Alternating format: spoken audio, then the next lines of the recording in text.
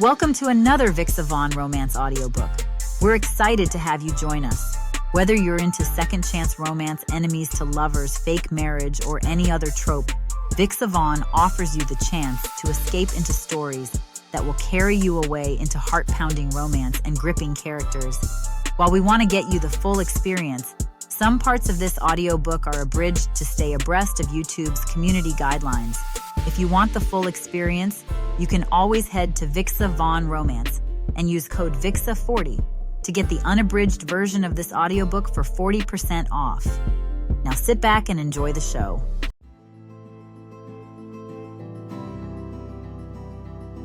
Chapter 1. Misty. I slouch on my plush leather couch, eyes glued to the massive flat-screen TV mounted on the wall of my Manhattan penthouse. The news anchor's voice grates on my nerves as she drones on about my latest scandal. Pop sensation Misty Avalon spotted leaving club with mystery man. Is the pop star diva off the market? I roll my eyes and grab the remote, cranking up the volume. The grainy footage shows me stumbling out of a nightclub, leaning on my friend for support. Great. Just great. Jesus Christ. Can they make this look any worse? I mutter, running a hand through my curls. The door to my apartment swings open, and Jada strides in, her heels clicking against the hardwood floor. She's got that look on her face, the one that says she's about to drop some serious truth bombs. All right, Misty, we need to talk strategy, Jada announces, plopping down next to me on the couch. She grabs the remote and mutes the TV, cutting off the gossip reporter mid-sentence. Hey, I was watching that. I protest, reaching for the remote, but Jada's quicker, holding it just out of my grasp. Jada fixes me with a stern glare, her green eyes narrowing. No, you weren't. You were torturing yourself. Now listen up, because this is important. I cross my arms and huff, sinking back into the plush cushions. Fine. Let's hear it. What's so damn urgent? We need to get you out of the spotlight. Like, yesterday. Jada's intense gaze bores into mine, her voice dead serious. This whole party girl image, it's killing your career. We need to rebrand and fast before you become nothing more than another washed-up pop star cautionary tale. So what, you want me to become a nun or something? I roll my eyes, my voice dripping with sarcasm. Should I start wearing turtlenecks and sensible shoes? Jada ignores my snark, pressing on.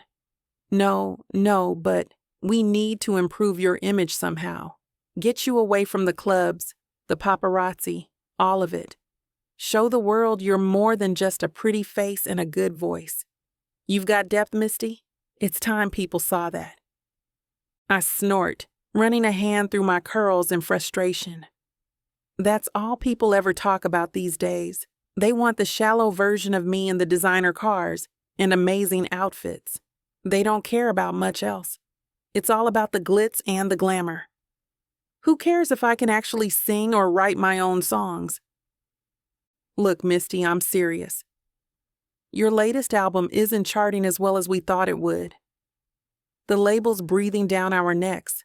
If we don't turn this ship around, you'll be yesterday's news faster than you can say one-hit wonder. Her words hit me like a slap to the face. I slump back into the couch, the fight draining out of me. It's that bad? Jada's words echo in my head, and suddenly the penthouse feels claustrophobic. I stand up, pacing the room, my bare feet sinking into the plush carpet. This isn't me, I mutter, gesturing at the TV still silently playing footage of my drunken escapades. When did I become like this? You know me, Jada. This isn't who I am. Jada watches me, her expression softening. It's not too late to change, Misty. We can fix this. But I'm barely listening. My mind races, memories flooding back of simpler times. College days, late-night study sessions, and genuine laughter with friends who didn't give a damn about my fame or fortune. I need a minute, I tell Jada, retreating to my bedroom. I flop onto my king-sized bed, staring at the ceiling. The silence is deafening after the constant noise of parties, interviews, and screaming fans. When was the last time I had a real conversation? One that didn't revolve around my career or my latest tabloid drama? My hand fumbles for the phone in my pocket. I scroll through my contacts, past managers, agents, and fake celebrity friends until I land on a name that makes my heart ache with nostalgia. Celine Johnson. My finger hovers over her number. It's been months since we last talked. What if she doesn't want to hear from me? What if she's seen the headlines and thinks I'm just another washed-up pop star? I hit call before I can talk myself out of it. The phone rings once, twice, 3 times. I'm about to hang up when... Misty? Is that you? Celine's voice, warm and familiar, fills me with relief. Hey, Celine. Yeah, it's me. I hope I'm not catching you at a bad time. For you? Never. What's up, girl? You okay? I open my mouth to say I'm fine, but the lie sticks in my throat. Not really, I admit, my voice cracking. I think I'm losing myself, Celine. Everything's such a mess. Oh, honey, Celine says, her tone full of concern. Talk to me. What's going on? And just like that, the dam breaks. Words pour out of me, all my fears and frustrations tumbling over each other. I tell her about the constant pressure, the fake smiles, the emptiness I feel after every performance. And to lose myself, I find refuge in parties and drinks. It's my way to forget. I don't know who I am anymore, I confess, wiping away tears I didn't realize were falling. Everyone wants a piece of me, but I don't have anything left to give.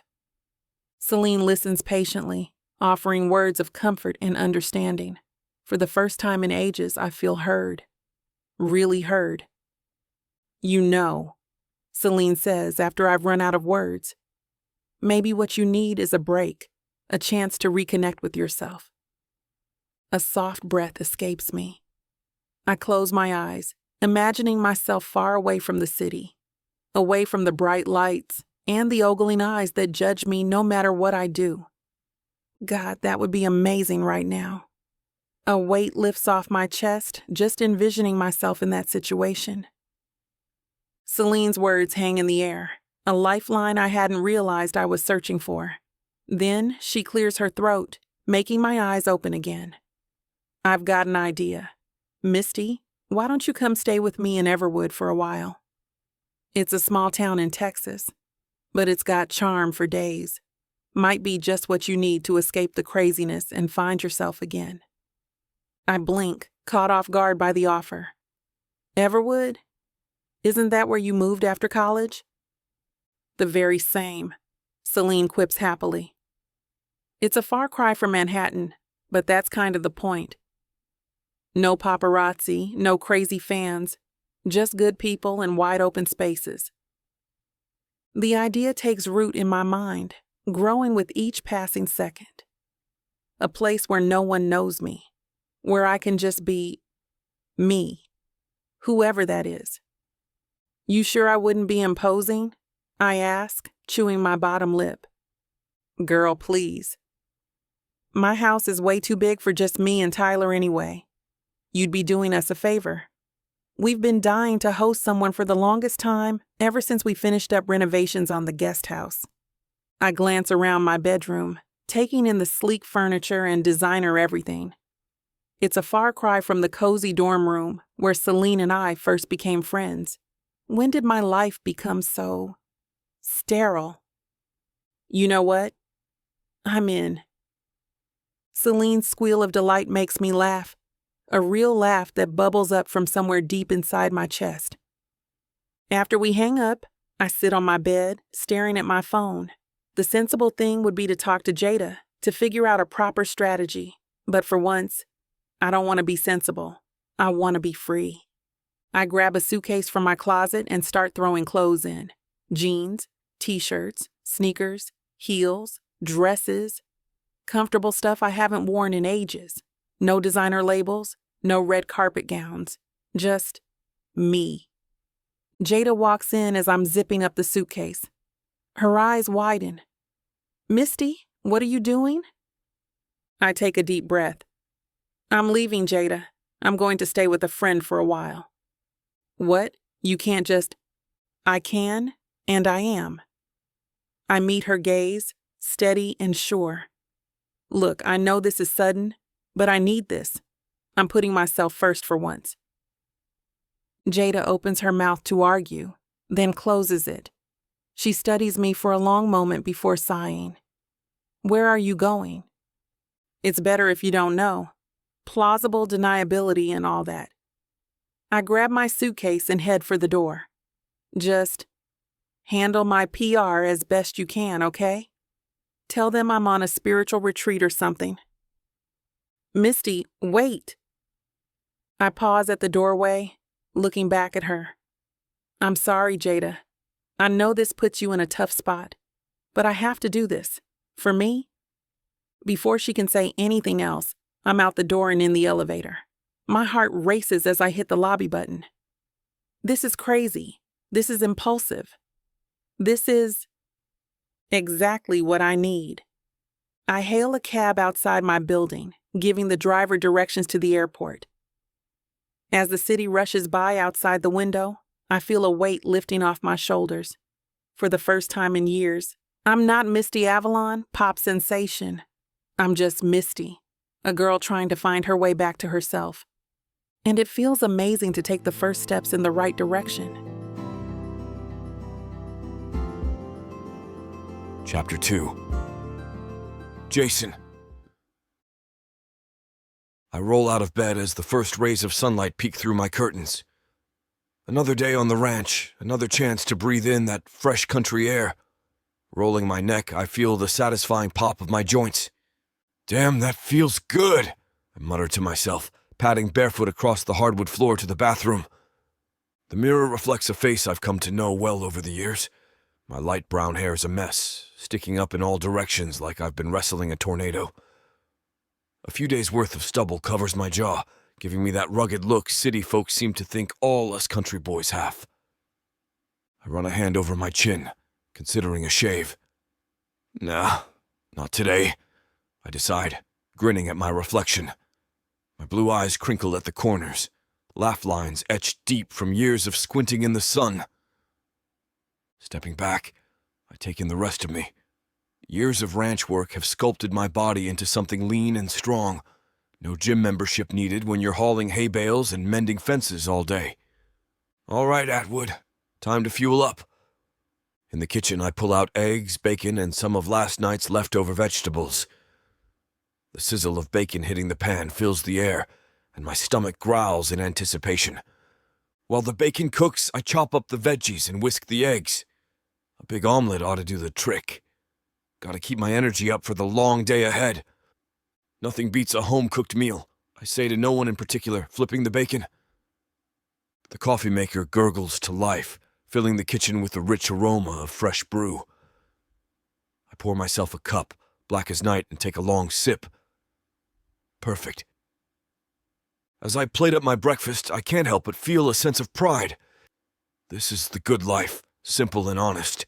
No fancy restaurants or overpriced health foods, just good, hearty fuel for an honest day's work. I settle down at the kitchen table, my plate piled high with a veggie-packed omelet and crispy bacon. The sun's climbing higher now, painting the fields outside my window in shades of gold. I take another sip of coffee, and my mind drifts back to that night a few weeks ago. The night everything fell apart with Jessica. We stood there, the silence stretching between us like a chasm. I wanted to bridge it, to make her understand that my life isn't easy. But the words wouldn't come. And she wasn't interested in hearing that anymore. I can't do this anymore, she finally said, her voice barely above a whisper. I need someone who puts me first. Someone who shows up. But she was already walking out the door, leaving nothing but the lingering scent of her perfume and a hollow ache in my chest. I shake my head, pulling myself back to the present. My coffee's gone cold, forgotten during my little trip down memory lane. Standing up, I move to the sink and dump out the remaining coffee. As I watch it swirl down the drain, I can't help but wonder if I made the right choice. Was the ranch worth losing her over? But deep down, I know the answer. The ranch isn't just a job, it's a part of me. And the right person, the one I truly need, would understand that. I lean against the counter, staring out at the field stretching to the horizon. What I need is someone grounded, someone who gets this life. A partner who can stand beside me, not constantly trying to pull me in another direction. I need honesty too. Someone who'll call me on my nonsense when I need it, but who also understands the value of hard work and sacrifice. A woman who can make me want to be better, not by demanding it, but by inspiring it. Time to stop dwelling on the past, I mutter to myself, straightening up. There's work to be done, and the ranch won't run itself. Throwing on a flannel and buckling my belt over my jeans, I put on some steel-toed boots and find my hat. Near the barn, I can see my employees tending to the animals and cleaning up the stables.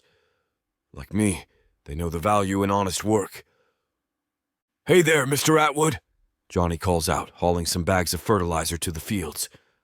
"How you doing, sir?" "Good, good. I'm headed out to town for some lumber. Do y'all need anything?" "No, I don't think so. But just so you know, our mare Ginny is about to give birth soon. Atta girl. You take good care of her now. She's a princess." "Sure is, sir. She's got good taste," Johnny quips, waving me off as I get into the driver's seat of the truck. Then I make the short drive into town where downtown Everwood is always bustling with life. I pull up to the hardware store in my beat-up pickup, the engine sputtering as I cut it off. Time to grab some hardwood for another fence repair I've been putting off. As I hop out, the gravel crunches under my boots, and I breathe in the familiar smell of sawdust and motor oil. "Well," I mutter, spotting a familiar figure through the store window. Jessica. What the hell is she doing in a hardware store anyway? I push through the door, the bell jingling overhead. Jessica's head snaps up and her eyes lock onto mine. For a moment, I'm thrown back to better times. Her smile, her laugh. But then reality crashes back in, and I remember why we're not together anymore. "Jason," she says, her voice dripping with honey. "What a surprise." "Jessica." I nod, trying to keep my tone neutral. I move past her, heading for the lumber aisle, but she's not letting me off that easily. I hear her heels clicking on the worn linoleum floor as she follows me. "You know, I've been thinking about us lately," she starts, and I can feel the hair on the back of my neck stand up. "Maybe we were too hasty." I turn to face her, cutting her off. "Jess, don't. We both know why it ended." She reaches out, her fingers brushing my arm. "People change, Jason. I've realized what's really important." I step back, putting some distance between us. "And what's that? Because the last I checked, the ranch was still a deal-breaker for you." Her eyes narrow slightly, that familiar flash of frustration I've seen so many times before. "I'm trying here, Jason. Can't you see that?" "I see someone who made their choice," I say, my voice firm. "You wanted out, remember? Said you couldn't handle my lifestyle." She opens her mouth to argue, but I hold up a hand. "Look, I've got work to do. Let's not drag up old history, all right? I don't have time for that right now." I turn away, grabbing the wood I came for. As I head to the counter, I can feel her eyes boring into my back. Part of me wants to turn around to see if there's any truth to her words. But I know better. We've been down this road before and it always ends the same way. I pull out of the hardware store parking lot, my knuckles white on the steering wheel. Damn Jessica and her games. I take a deep breath, letting the familiar sights of Main Street calm me down as I head back to the ranch. The gravel crunches under my tires as I pull up to the barn. I hop out, grabbing the lumber from the truck bed. "Hey, boss!" Johnny calls out, jogging over. "Need a hand with that?" Nah, I got it, I grunt, hefting the wood onto my shoulder. How's Ginny doing? Johnny falls into step beside me. She's restless. Might be tonight if I had to guess. I nod, setting the lumber down near the fence that needs fixing. Keep a close eye on her. I want updates every hour. You got it, Mr. Atwood. I survey the property, pride swelling in my chest.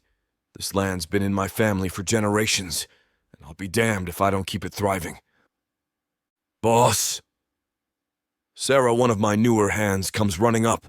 We've got a situation with the irrigation system in the East Field. Show me, I say, following her to the problem area with Johnny following close behind to help. As we walk, I notice the respect in Sarah's eyes. It's not just about being the owner. It's about being a leader who's not afraid to get his hands dirty. We reach the East Field, and I can see the issue immediately. The main line sprung a leak, water gushing out and turning the soil to mud. All right, let's shut off the main valve, I instruct. Sarah, grab the toolkit from the shed. Johnny, help me dig around this pipe. We need to expose more of it to assess the damage. They jump into action without hesitation. That's what I love about my team. They're quick, efficient, and they trust my judgment. As we work to fix the irrigation system, sweat dripping down our backs under the hot Texas sun, I feel a sense of camaraderie. This is what Jessica never understood. The ranch isn't just a job. It's a way of life, a community. Mr. Atwood, Johnny pipes up as we're finishing up. Some of us were thinking of grabbing a beer at O'Malley's tonight. Care to join us? I consider it for a moment. It's been a while since I've let loose a bit. You know what? Count me in. First round's on me. As we head back to the main house, I feel the weight of my responsibilities, but it's a good weight. One that grounds me, keeps me focused on what really matters. Chapter 3. Misty. I step out of the cab, my eyes widening as I take in the quaint charm of Everwood's downtown. The driver hefts my suitcase onto the sidewalk, and I fumble in my purse for a generous tip. Thanks so much for the help, I say, pressing the cash into his hand. It's the last of my cash, so I give him everything I have. He tips his hat. Welcome to Everwood, miss. Enjoy your stay. As the cab pulls away, I'm struck by the beauty of this small town, and I haven't even been here for that long. The air feels cleaner, fresher. I take a deep breath, savoring the scent of nearby wildflowers. People stroll by, their curious gazes lingering on my city chic outfit and rolling suitcase. I offer a shy smile, feeling suddenly out of place in my designer jeans and silk blouse. A group of older women whisper as they pass, their eyes darting between me and each other.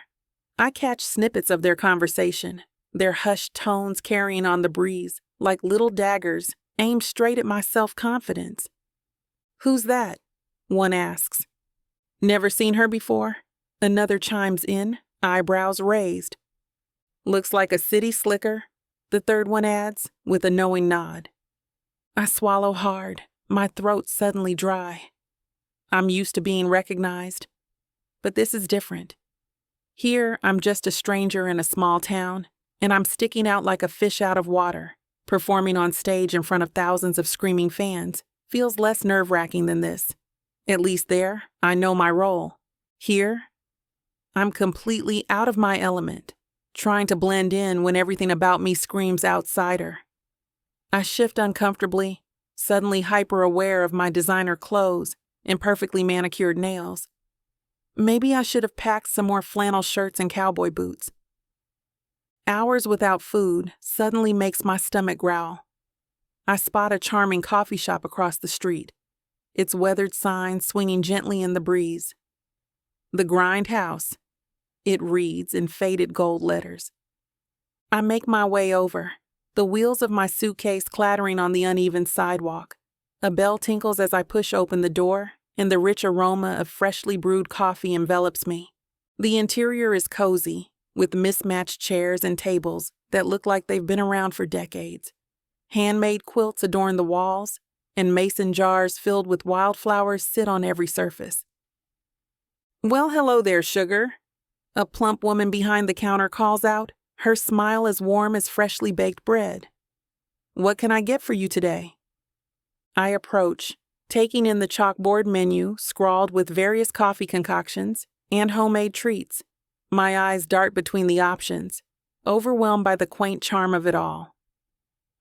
Just a latte, please," I say, then hesitate. "And, do you have any pastries? I'm absolutely famished." "Course we do, honey," the woman says with a bright smile, her eyes crinkling at the corners. "How about a slice of my famous apple pie? Just came out of the oven not 10 minutes ago. It's still warm and gooey if you're interested." My mouth waters at the thought, and my stomach gives an embarrassingly loud growl right at that moment. "That sounds perfect. Thank you," I say, offering her a grateful smile.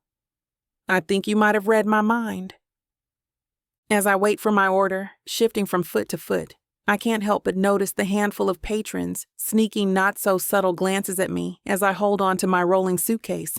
Some whisper behind their hands, while others openly stare. It's a far cry from the anonymity of New York, where everyone's too busy or jaded to care about a newcomer.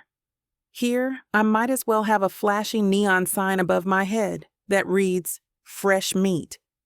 I take a deep breath, reminding myself that this is exactly the change I wanted, even if it's going to take some getting used to. I settle into a corner table with my latte and pie, hoping to blend in. But as I look around, I can't help but notice how everyone seems to know each other. The barista chats easily with customers, calling them by name and asking about their families. A group of men in plaid shirts and worn jeans laugh heartily at an inside joke. Two women at the next table lean in close, sharing secrets and giggles. The warmth of community surrounds me, but I feel like I'm on the outside looking in. In New York, I was always surrounded by people, but it was different, superficial. Here, the connections seem genuine, built on years of shared experiences and small-town life. I take a sip of my latte, savoring the rich flavor. It's good, really good. Better than some of the overpriced coffee shops back home. The pie is heavenly too. Flaky crust, perfectly spiced apples. I close my eyes, letting the flavors dance on my tongue. When I open them, I catch the barista watching me with a knowing smile. I give her a thumbs up, and she beams with pride. As I finish my treats, I make my way to the counter to pay. "That'll be $8.50 sugar," the barista says. I pull out my credit card, confident despite the earlier whispers and stares. But when I hand it over, the machine beeps angrily. The barista frowns and tries again. Another beep. "I'm so sorry," I stammer, fumbling for my purse. "Let me try another one." I rifle through my wallet, pulling out card after card. Each one is declined. My heart races as panic sets in. What the hell is going on? "It's all right, honey," the barista says softly. "These machines can be finicky sometimes." But I know it's not the machine. My hands shake as I pull out my phone, firing off frantic texts to Jada. "Jada, what's going on? All my cards are declining. Have they been locked? Please call me ASAP." I look up at the barista, mortification washing over me. "I am so sorry," I say, my voice trembling. "I don't know what's happening. I swear I'm good for it." She waves a hand dismissively. "Don't you worry about it, sugar. Why don't you take a seat and enjoy your meal? We can sort this out later." Her kindness only makes me feel worse. I nod, unable to speak past the lump in my throat, and retreat to my table. I'm staring at my phone, willing it to buzz with a response from Jada, when a man approaches the barista. I glance up, and my breath catches in my throat. Tall, broad-shouldered, with tousled light brown hair and a hint of stubble that screams rugged charm. He's wearing a fitted plaid shirt that hugs his muscular frame, paired with well-worn jeans and scuffed boots. His muscles flex as he reaches for his wallet. "Hey there, sugar," the barista greets with her usual warmth. "Need a regular coffee?" "Sure thing, Mindy." He perks a brow, meeting my gaze. With the knowing smile on his face, it seems like he knows what just went on at the counter with my failing credit cards. God, why is this happening to me? And why does he have to be so damn attractive while witnessing my humiliation? "Looks like you're having some trouble with paying, darling," he drawls, his voice deep and rich like honey. The way he says "darling" sends an unexpected shiver down my spine. I nearly choke on the piece of apple pie in my mouth. Coughing, I shake my head profusely. "Oh, it's nothing. Just a little technical difficulty." I try to sound nonchalant, but my voice comes out higher than usual. He raises an eyebrow, clearly not buying it. Those piercing eyes seem to see right through me. "Technical difficulty, huh? Well, how about I buy you that coffee and pie?" Seems like the neighborly thing to do. His offer is casual, but there's a hint of challenge in his tone. I straighten up, my pride kicking in. The last thing I need is charity from a gorgeous stranger. "That's very kind, but I couldn't possibly," I start, ready to politely decline, even as a part of me wonders what it would be like to accept his offer. "Sure you can," he interrupts, his eyes twinkling with amusement. "Consider it a welcome to Everwood. We don't let pretty ladies go hungry round here." I can't help but laugh at his forwardness. "Is that so? And do you make a habit of rescuing damsels in distress?" He grins, revealing perfect white teeth. "Only the ones worth rescuing." I shake my head, torn between embarrassment and intrigue. This guy's confidence is off the charts, and I'd be lying if I said I wasn't loving every second of it. I relax into my seat. "All right, cowboy," I concede, "but only if you join me. I'd hate to deprive the town of its resident knight in shining armor." He chuckles, extending his hand. "Jason Atwood." "Pleasure to meet you, miss." "Misty," I reply, taking his hand. His grip is firm, his skin warm and calloused. "Misty Avalon." What a nice name. I've never heard of anyone named Misty before. He doesn't recognize me. Holy cow. No one in this town knows about me. Now, why is that making me feel giddy? It should be a blow to the ego, but instead, it's amazing. As Jason settles into the chair across from me, I can't help but study him more closely. He's easily the most attractive man I've ever seen in person, and trust me, I've met my fair share of good-looking guys in New York. But there's something different about Jason. It's not just his rugged good looks, it's the way he carries himself, the quiet confidence that seems to radiate from him. I've never met anyone quite like him back in the city. The men I've known were always so polished, so carefully put together. Jason, with his sun-kissed skin and easy smile, feels refreshingly real, authentic. And damn if that isn't the sexiest thing I've seen in a long time. Chapter 4, Jason. I pull up to Celine's place, the milk crates rattling in the back of my pickup against the bags of ice I'm leaning them against. The morning sun's already beating down, and I'm glad to have an excuse to stop by. Celine's always good for a chat and a laugh. I hop out, grabbing a couple glass bottles. As I approach the porch, the screen door swings open. Jason Atwood. Perfect timing. Celine's smile is as warm as ever. The yellow sundress she's wearing complements her darker skin tone nicely. Come on in. I was just about to put on a fresh pot of coffee. Don't mind if I do. I follow her inside, the cool air a welcome relief. That's when I spot her. The pretty girl from the coffee shop, sitting at Celine's dining table, a half-eaten plate of scrambled eggs in front of her. She looks up, recognition flashing in those big brown eyes. Her curly hair falls down her shoulders.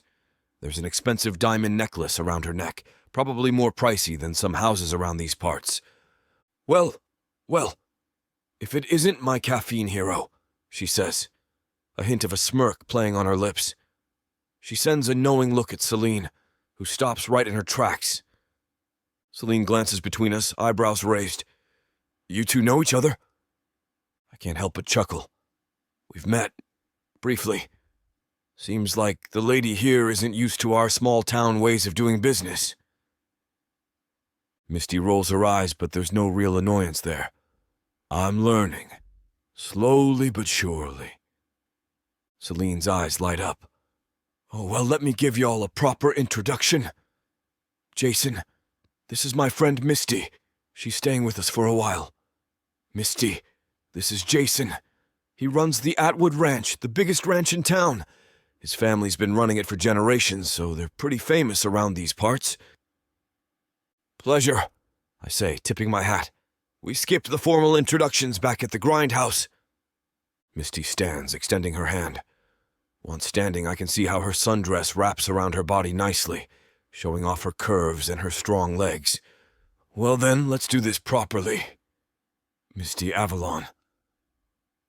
I take her hand, noting the softness of her skin against my calloused palm. Jason Atwood, welcome to Everwood.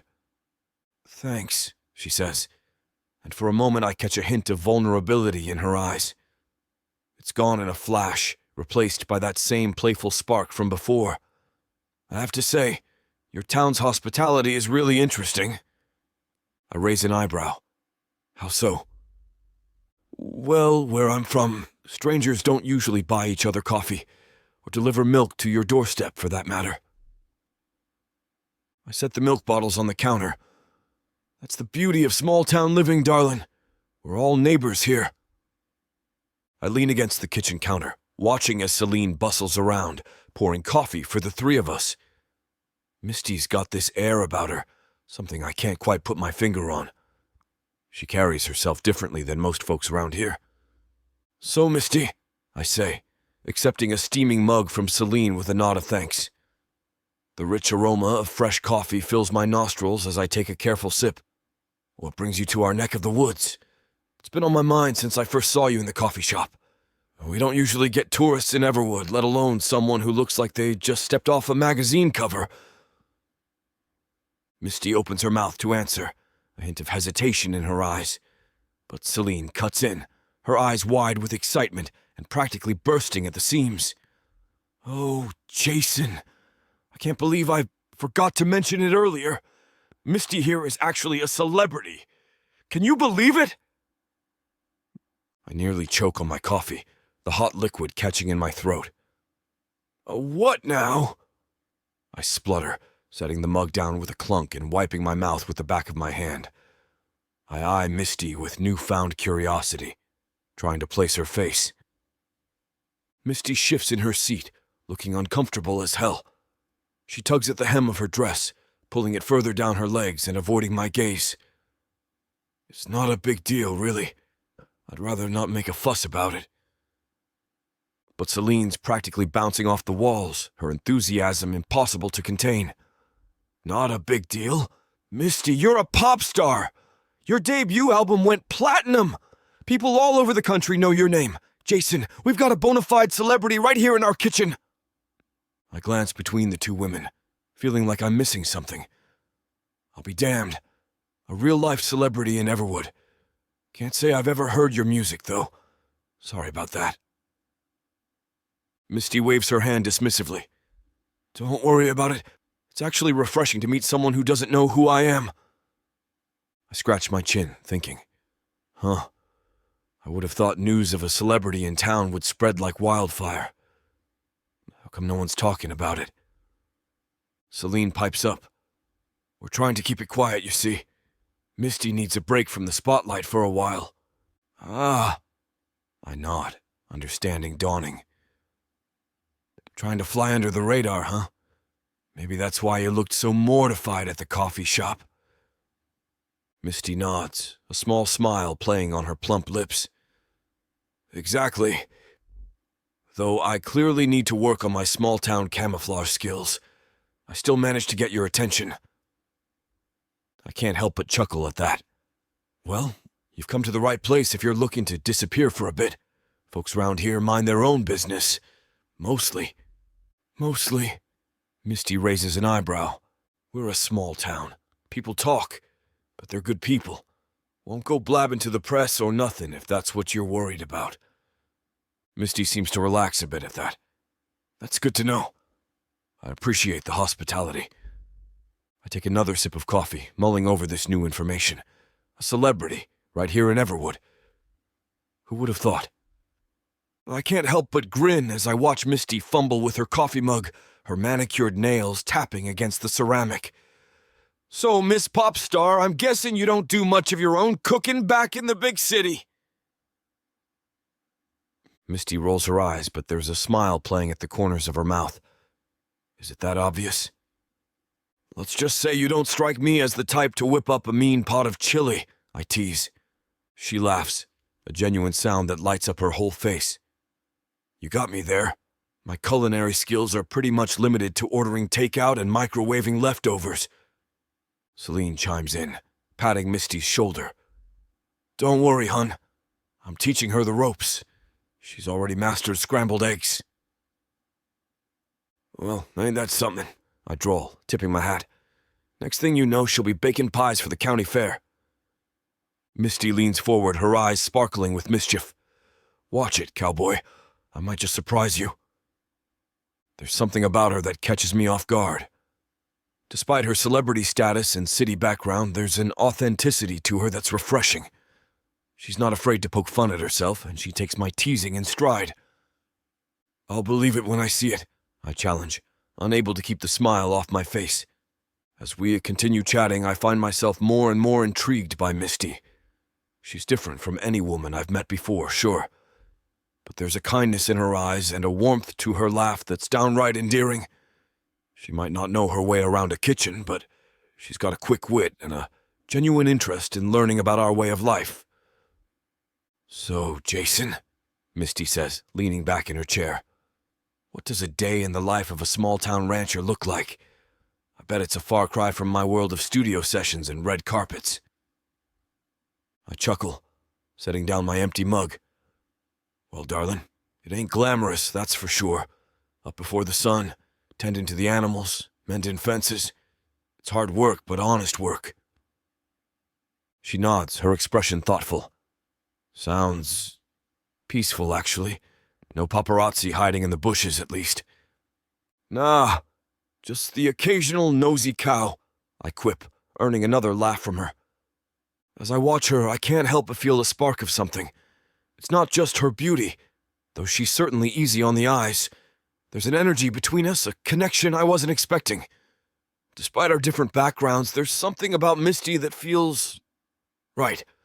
Celine raises her brows as she nurses her cup of coffee. My goodness, seems like you two are getting along splendidly.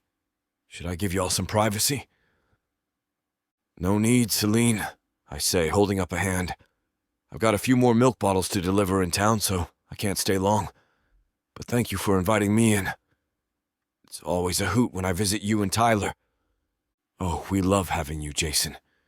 You know you're always welcome, Celine says, setting down her cup and resting her hands on Misty's shoulders. Isn't that right, Misty? Sure. Misty presses her lips into a thin line before nodding. Her brown eyes shine bright in the light. It was nice talking with you again, Jason. I could say the same to you, Miss Misty Avalon. I might have to listen to some of your pop songs in the car and see if they're up to snuff. She grimaces slightly. Man, I don't know if a country boy like you would like what I've been putting out. Hey! Celine shakes her head. Don't knock it till you try it, Jason. Misty's just got a humble soul, that's all. I laugh, making my way out. See y'all later. And Celine, make sure to give Tyler my regards, you hear? A satisfied hum rumbles through my chest as I head outside to return to my pickup. Misty Avalon. That name sounds nice rolling off my tongue. I wouldn't mind seeing her again sometime soon. Chapter 5. Misty. I step into the bustling farmer's market, my eyes widening at the colorful array of fruits, vegetables, and handmade goods spread out before me. The earthy scent of fresh produce mingles with the aroma of baked goods, creating a sensory overload I'm not used to. Here's your first real taste at life in Everwood. We have these farmers markets every week so you can get some homemade goods and fresh produce, Celine says, nudging me with her elbow. No fancy boutiques or overpriced juice bars here. I roll my eyes but can't help smiling. Hey, I can handle a little dirt and whatever that smell is. That, my dear city slicker, is the smell of actual food.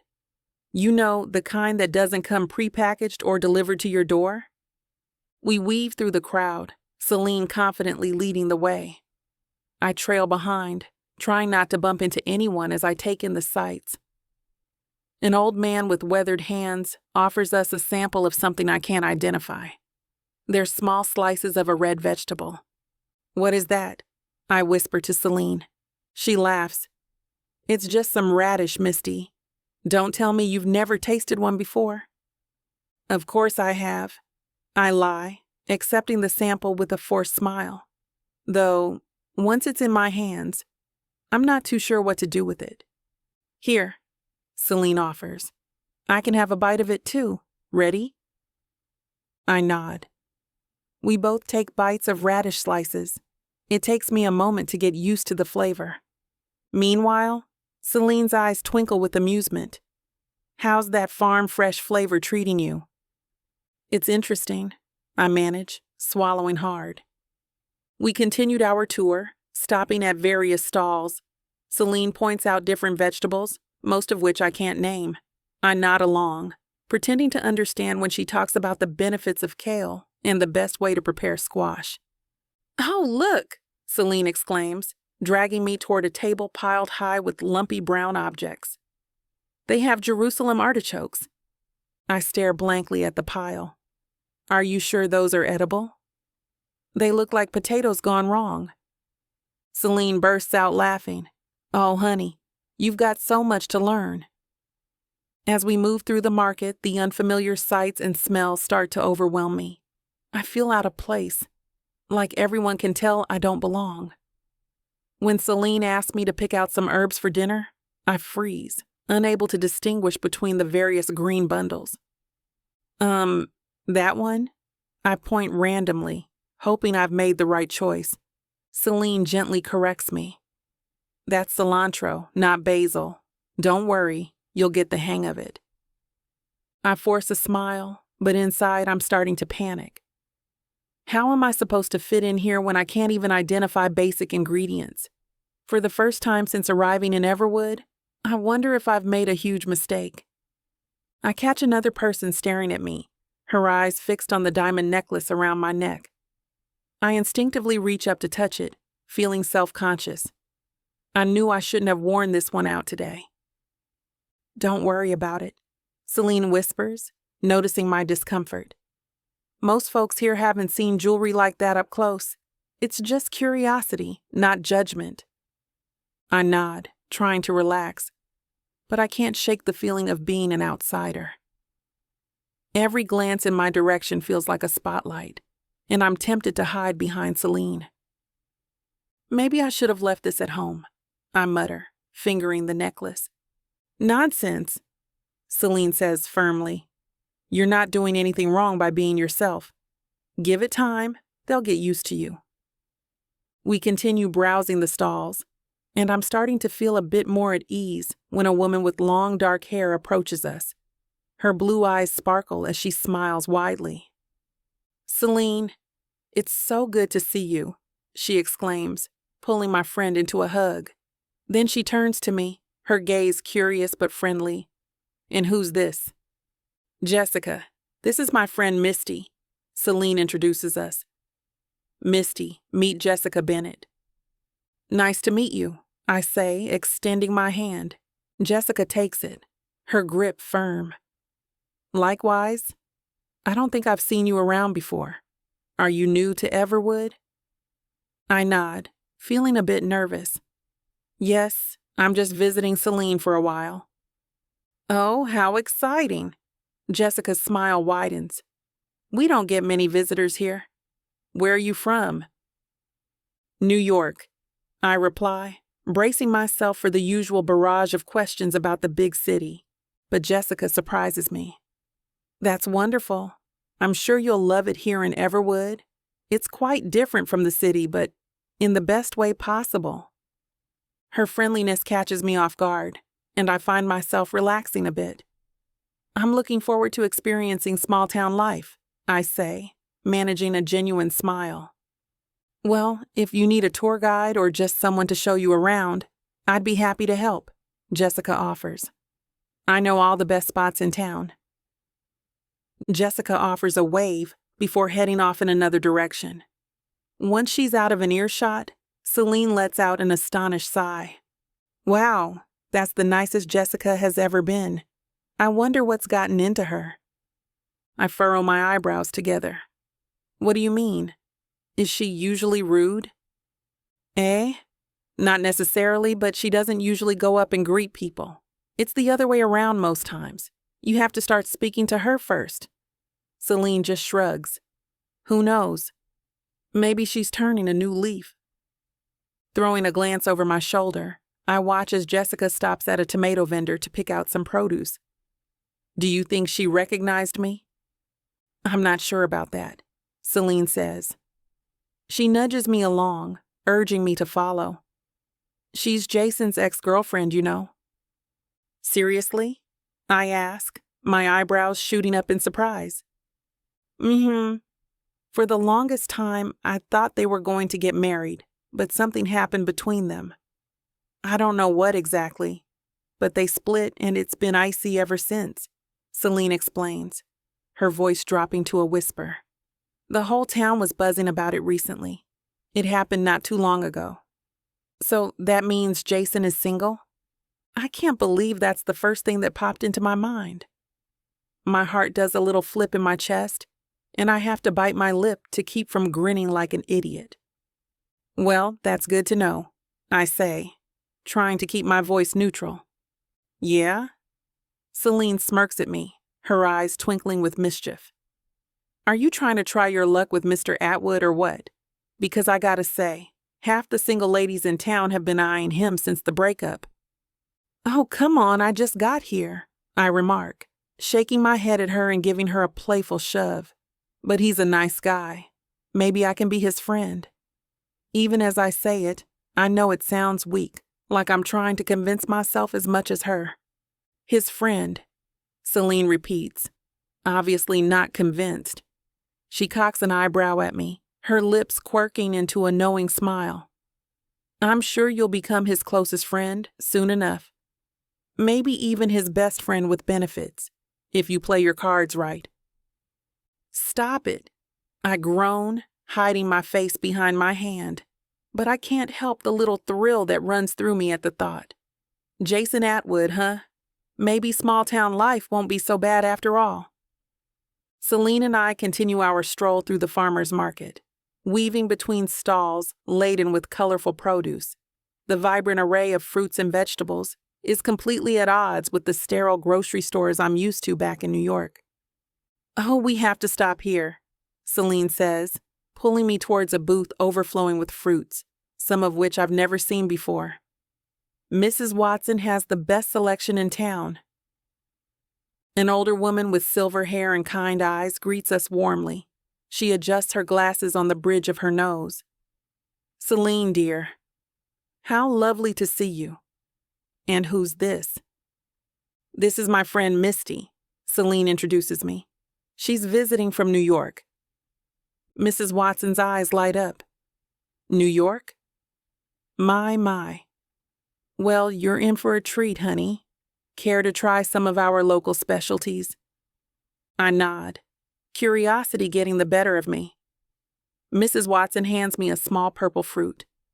This is a muscadine grape. They're native to the South. I pop it into my mouth, and my eyes widen at the burst of flavor. It's sweet and tangy, with a thick skin that gives way to juicy flesh. Wow, that's incredible. I told you. Celine grins proudly. Nothing beats fresh local produce. Mrs. Watson offers me another fruit, this one looking like a miniature apple. This is a mayhaw. We use them for jelly mostly, but they're delicious on their own too. I take a bite, savoring the tart flavor. It's nothing like the bland apples I usually grab from the corner store. I've never even heard of these before. That's not surprising, Mrs. Watson quips. We grow a lot of unique fruits around here. How about trying a loquat? She hands me a small oval-shaped fruit with a thin, fuzzy skin. I bite into it, and the sweet, slightly acidic flavor dances on my tongue. This is amazing. My God. I wouldn't even think to grab some of these if I even saw them back in New York. As I sample more fruits, each one more delicious than the last, I realize how limited my diet has been. Back home, I survive on takeout and the occasional overpriced restaurant meal. The idea of eating fresh, locally grown produce is foreign to me. I can't believe I've been missing out on all this, I admit to Celine. In the city, I'm lucky if I remember to grab a banana on my way to the studio. Celine laughs. Well, get ready for a food revolution, city girl. We'll have you eating like a local in no time. Chapter 6. Jason. I wipe the sweat from my brow, squinting against the harsh Texas sun. The fence isn't gonna fix itself, and these posts ain't light. I grunt, hefting another one into place. My phone buzzes. Again. For what feels like the 100th time today. I swear, it's been going off non-stop since sunrise, driving me up the wall. Christ's sake, I mutter, yanking it out of my pocket with more force than necessary. Jessica. Of course it's Jessica. Who else would be blowing up my phone like this? I ignore the message, shoving the phone back where it came from with a frustrated grunt. Not 30 seconds later, it's vibrating again, the insistent buzz against my thigh making me want to chuck the damn thing into the nearest water trough.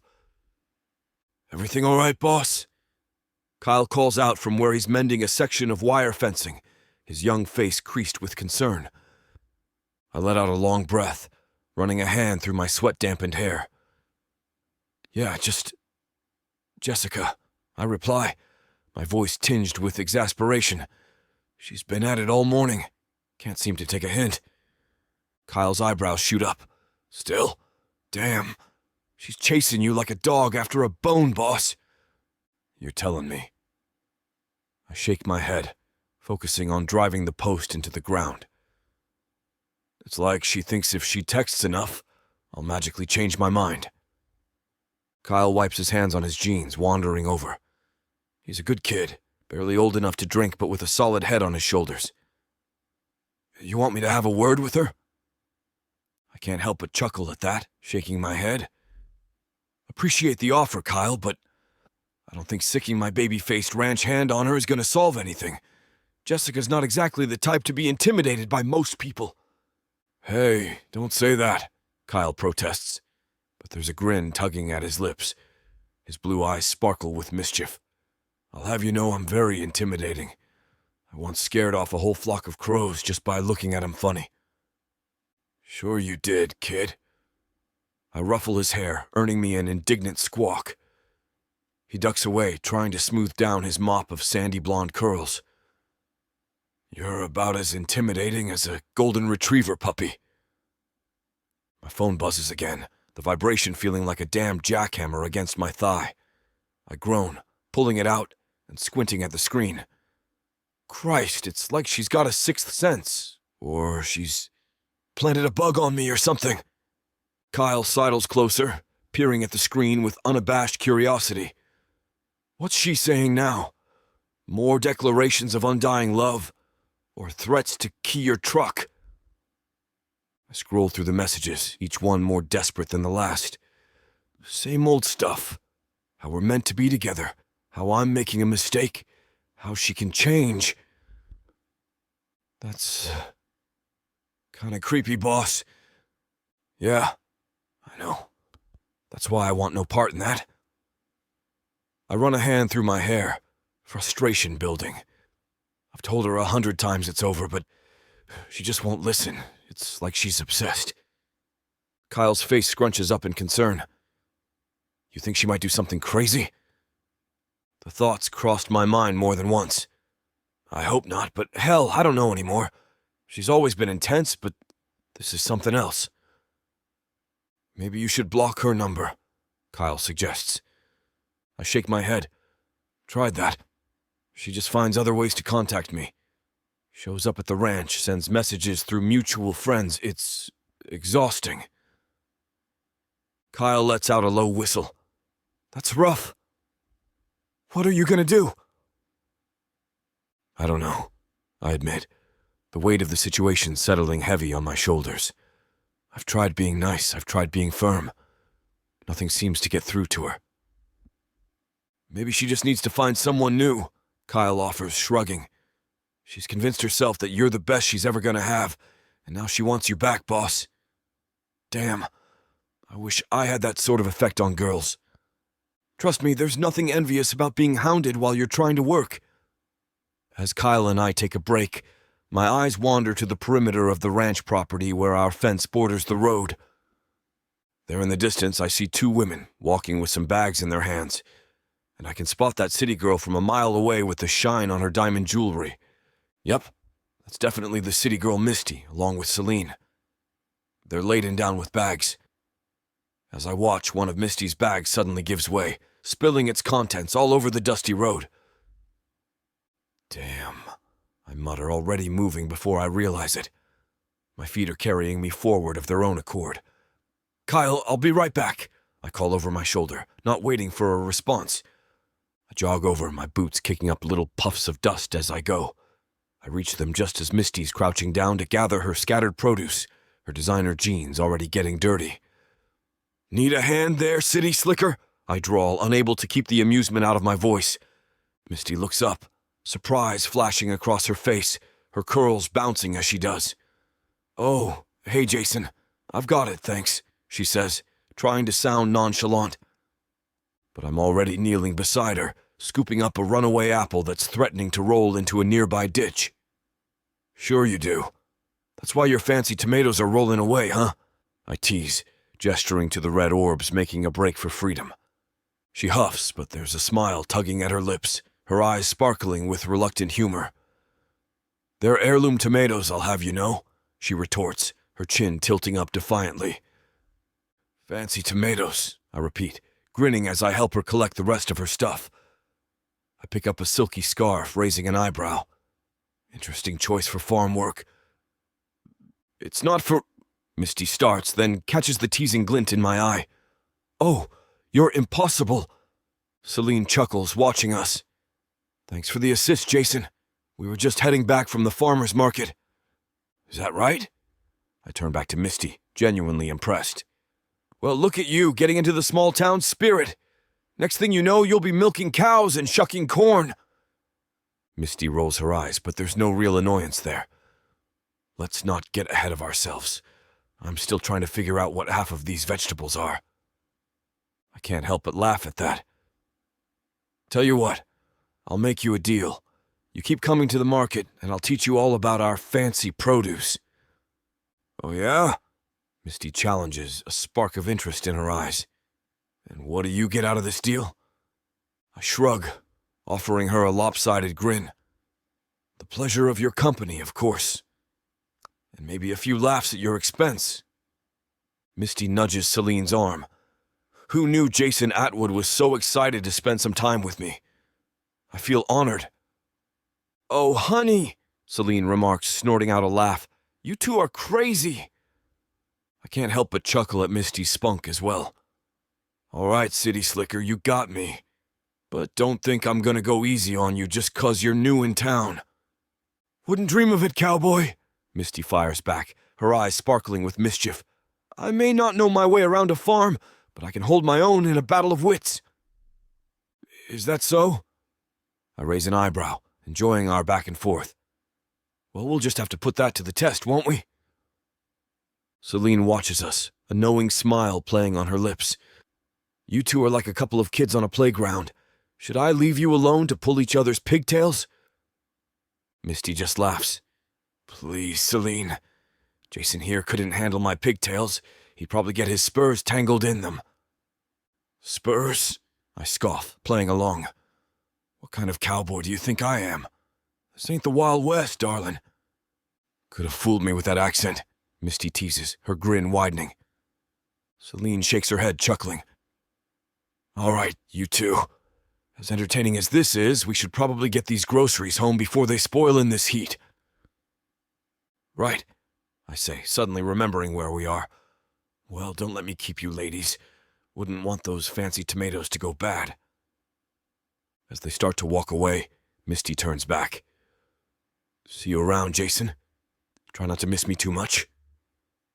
I watch them go, a smile still lingering on my face. There's something about that woman that gets under my skin, but in the best way possible. Boss! Kyle's voice snaps me out of my thoughts. I turn to see him jogging up, a curious look on his face. Everything okay? Yeah, just helping out some neighbors, I say, trying to sound casual. Kyle's eyes dart between me and the retreating figures of Misty and Celine. A slow grin spreads across his face. Neighbors, huh? That wouldn't happen to be the same city girl from the other day, would it? The same one you told me about? I shrug, adjusting my hat. Maybe. What's it to you? Nothing, Kyle says, but his grin only widens. Just seems like you're moving on pretty quick after Jessica, that's all. I feel my defenses rise. Now hold on a minute, that's ridiculous. I was just being neighborly. Sure, boss. Kyle nods, but his tone is far from convinced. Whatever you say. As we head back to the barn, I can't help but replay the conversation with Misty in my head. There's no denying the spark between us, but surely it's just friendly banter. Right? I don't feel like focusing on romance right now, that's for damn sure. I've got too much stuff going on.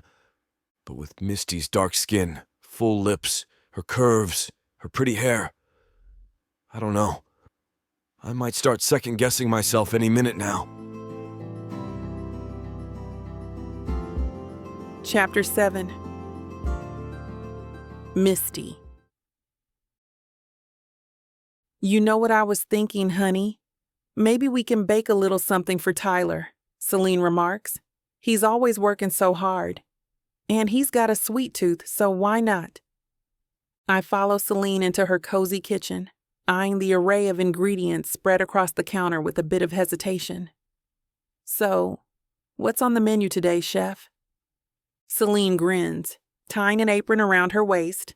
Then she grabs a spare and tosses it my way. We're gonna start simple. How about some good old-fashioned chocolate chip cookies? Sounds easy enough, I say, tying the apron around my waist and reaching for a bowl. I mean, how hard can it be to mix some stuff together and throw it in the oven, right? Oh, how wrong I am. Within minutes, flour covers half the counter, and there's a suspicious egg yolk sliding down the cabinet door. I stare at the mess, bewildered. Celine, I swear I was trying to crack it gently. She bursts out laughing, wiping a smudge of flour off my cheek. Girl, you look like you've been in a food fight. I can't help but join in her laughter. Hey, at least I'm consistent. My lack of culinary skills knows no bounds. As we attempt to salvage what's left of the ingredients, I reach for the vanilla extract. The tiny bottle slips from my fingers, clattering to the floor and rolling under the fridge. Oh, come on. Celine's doubled over now, tears streaming down her face. Misty, honey, I love you, but you're a disaster in the kitchen. I huff, trying to maintain some dignity as I fish for the vanilla. I'll have you know, I make a mean microwave popcorn. Ooh, impressive, Celine teases, retrieving the vanilla and setting it safely on the counter. Let's see if we can level up from there, shall we? We manage to get the dough mixed, though it looks a bit lumpier than I expected. As I scoop it onto the baking sheet, globs of dough stick to my hands, creating a sticky mess. Celine, I think the cookies are eating me instead of the other way around. She takes one look at my dough-covered hands and loses it again. Oh my God, Misty, how did you even… You know what? Never mind. Let's get you cleaned up. As we wait for the cookies to bake, the kitchen filled with the warm, sweet aroma of chocolate, I can't help but feel a sense of accomplishment, disaster aside. You know, this is kind of fun, messy, but fun. Celine bumps my shoulder affectionately. See? I knew you had it in you. First you're making chocolate chip cookies, and soon enough, you'll be making key lime pie. I blink slowly. What the hell is that? Oh my goodness, never mind. Celine waves me off, trying to avoid another laughing fit. You did good. That's all that matters. Just as we're about to settle in, furious knocks come at the front door. Celine furrows her brows together as she unties the apron and sets it on the counter. I wipe my hands on a dish towel, exchanging a worried glance with Celine as we make our way to the front door. The pounding continues, growing more insistent with each passing second. Celine opens the door and my stomach drops. Standing on the porch, looking like she just stepped off a fashion runway, is Mimi Callista. Her sleek blonde hair catches the sunlight, and those piercing green eyes lock onto me like a predator spotting its prey. Well, well, well. If it isn't the elusive Misty Avalon, Mimi purrs, her lips curling into a smirk. She's got her signature jewel-encrusted notepad clutched in one perfectly manicured hand. I force a smile, though it feels more like a grimace. Mimi. What a surprise. She doesn't wait for an invitation, shouldering past Celine and striding into the house like she owns the place. Her designer heels click against the hardwood floor as she turns to face me. Darling, you didn't think you could hide from me, did you? Mimi's voice drips with fake sweetness. I've been dying to get your side of the story. The public is just clamoring for answers about your little incident back in New York. I feel my jaw clench. I have nothing to say, Mimi. You know that? She tisks, shaking her head. Oh, come now. Don't be like that. This is your chance to set the record straight. Tell me what really happened that night at the club. Was it just a misunderstanding, or were you truly off the rails? I told you, I'm not interested in an interview, I say, my voice firmer this time. Mimi's eyes narrow, all pretense of friendliness vanishing. Listen, Misty, you can't run from this forever. The longer you stay silent, the worse it looks. Give me an exclusive and I can help shape the narrative. Don't you want to control your own story? I feel Celine's hand on my arm, a silent show of support. I think you should leave, she tells Mimi, her tone leaving no room for argument. But Mimi isn't backing down. She takes a step closer, and I can smell her intense perfume. You owe your fans an explanation, Misty. They deserve to know the truth, and trust me, if you don't give it to me, I'll find it elsewhere. Who knows what kind of story might end up in print then? Mimi's words hang in the air, a thinly veiled threat that makes my skin crawl. But I've had enough of people like her, vultures circling, waiting for me to fall apart so they can pick at the pieces. This is all a game to them. My life is nothing but a spectacle for them to profit from, and I refuse to give them another headline. No, I say, my voice firm. You don't get to come in here and threaten me, Mimi. I don't owe you or anyone else a damn thing. Her eyes widen slightly, clearly not expecting such resistance. But I'm not done. My life isn't some juicy story for you to exploit. I came here to get away from all that nonsense, and I'm not about to let you drag me back into it. I step forward, closing the distance between us. Mimi actually takes a step back, her perfectly manicured nails clutching her notepad a little tighter. Now get out, I growl, gesturing towards the door. And if I see one word about me in your trashy column, I'll have my lawyers on you so fast your head will spin. For a moment, Mimi looks like she might argue, but something in my expression must convince her I'm serious. She huffs, tossing her hair over her shoulder. "You're making a mistake, Misty," she says, her voice dripping with disdain. "This little small-town act won't last forever. You'll be begging for my help when it all falls apart." I don't bother responding. Instead, I grab her arm, not roughly, but firmly enough to make my point, and escort her to the door.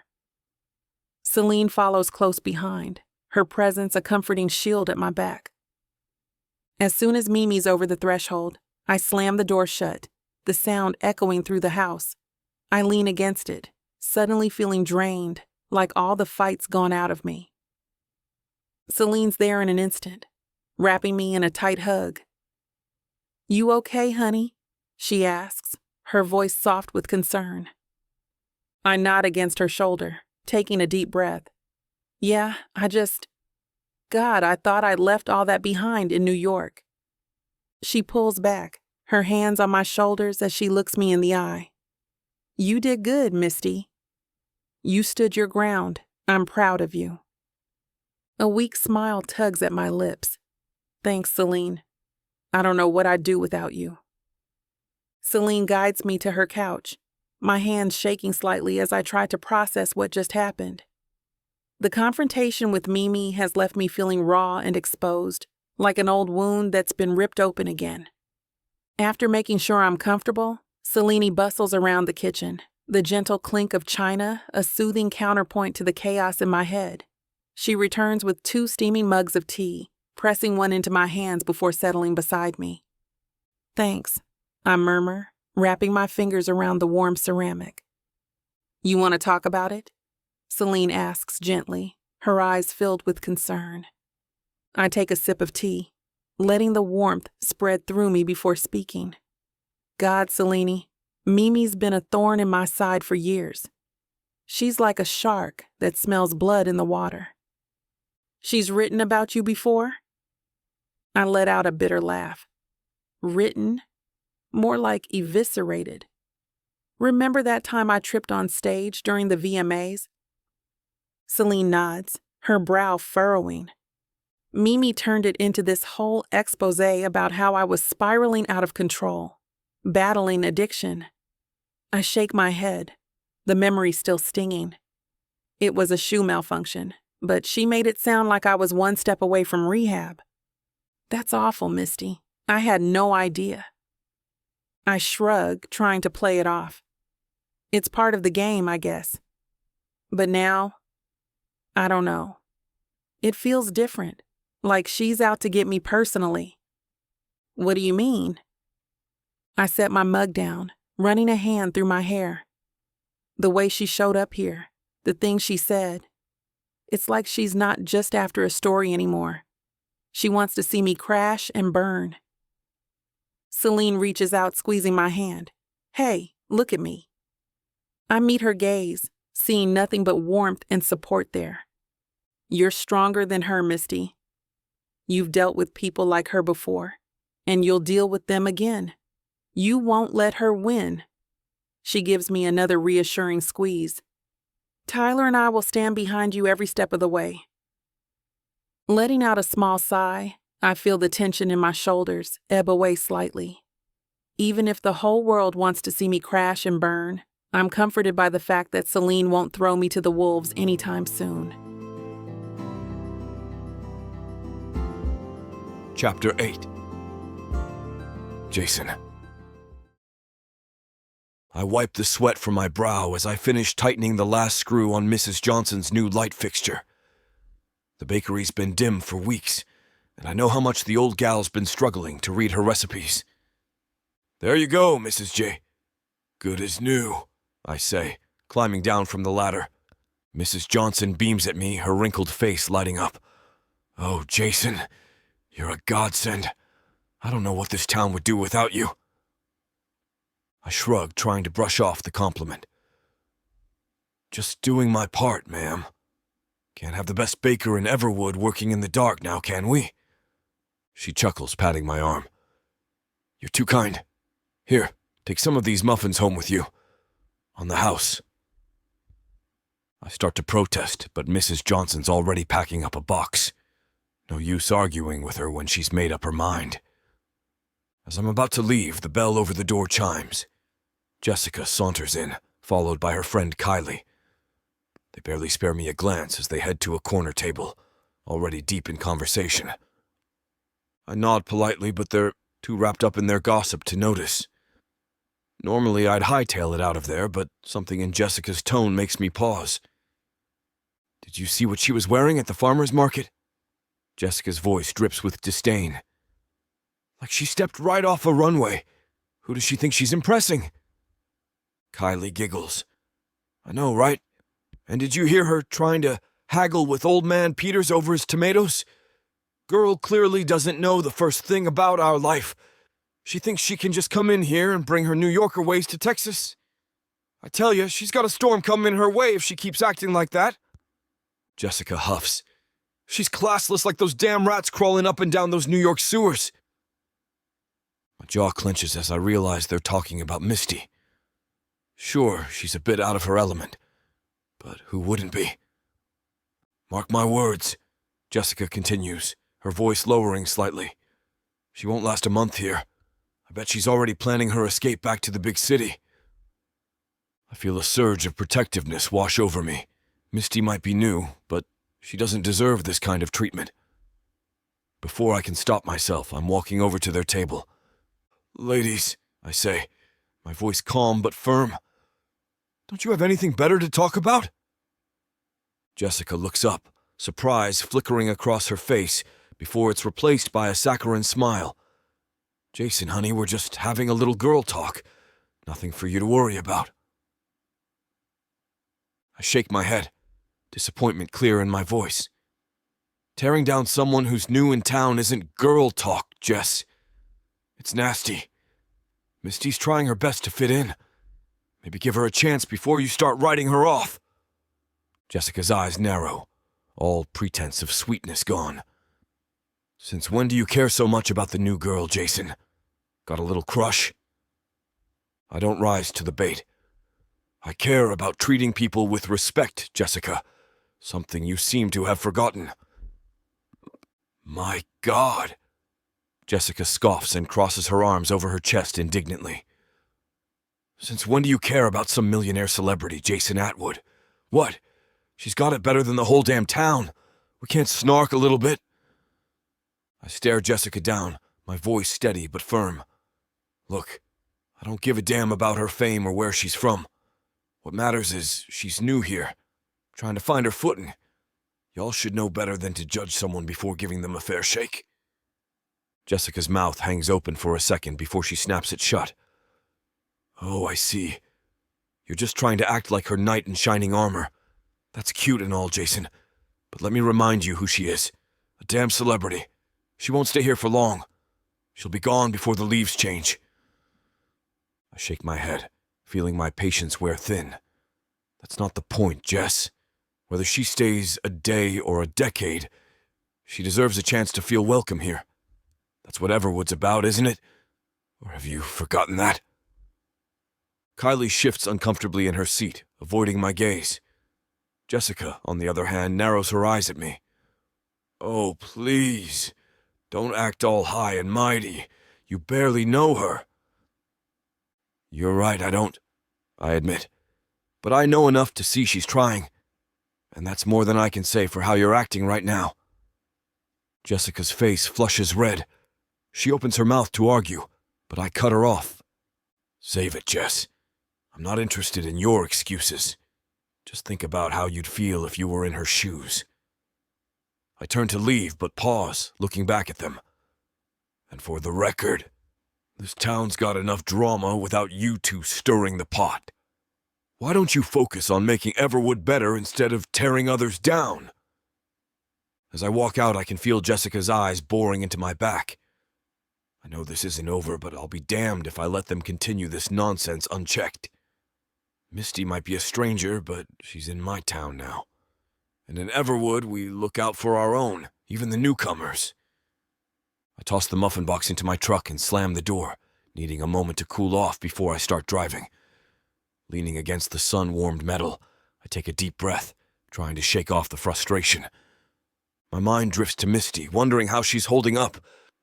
It can't be easy being thrust into a small town like this, especially coming from her world.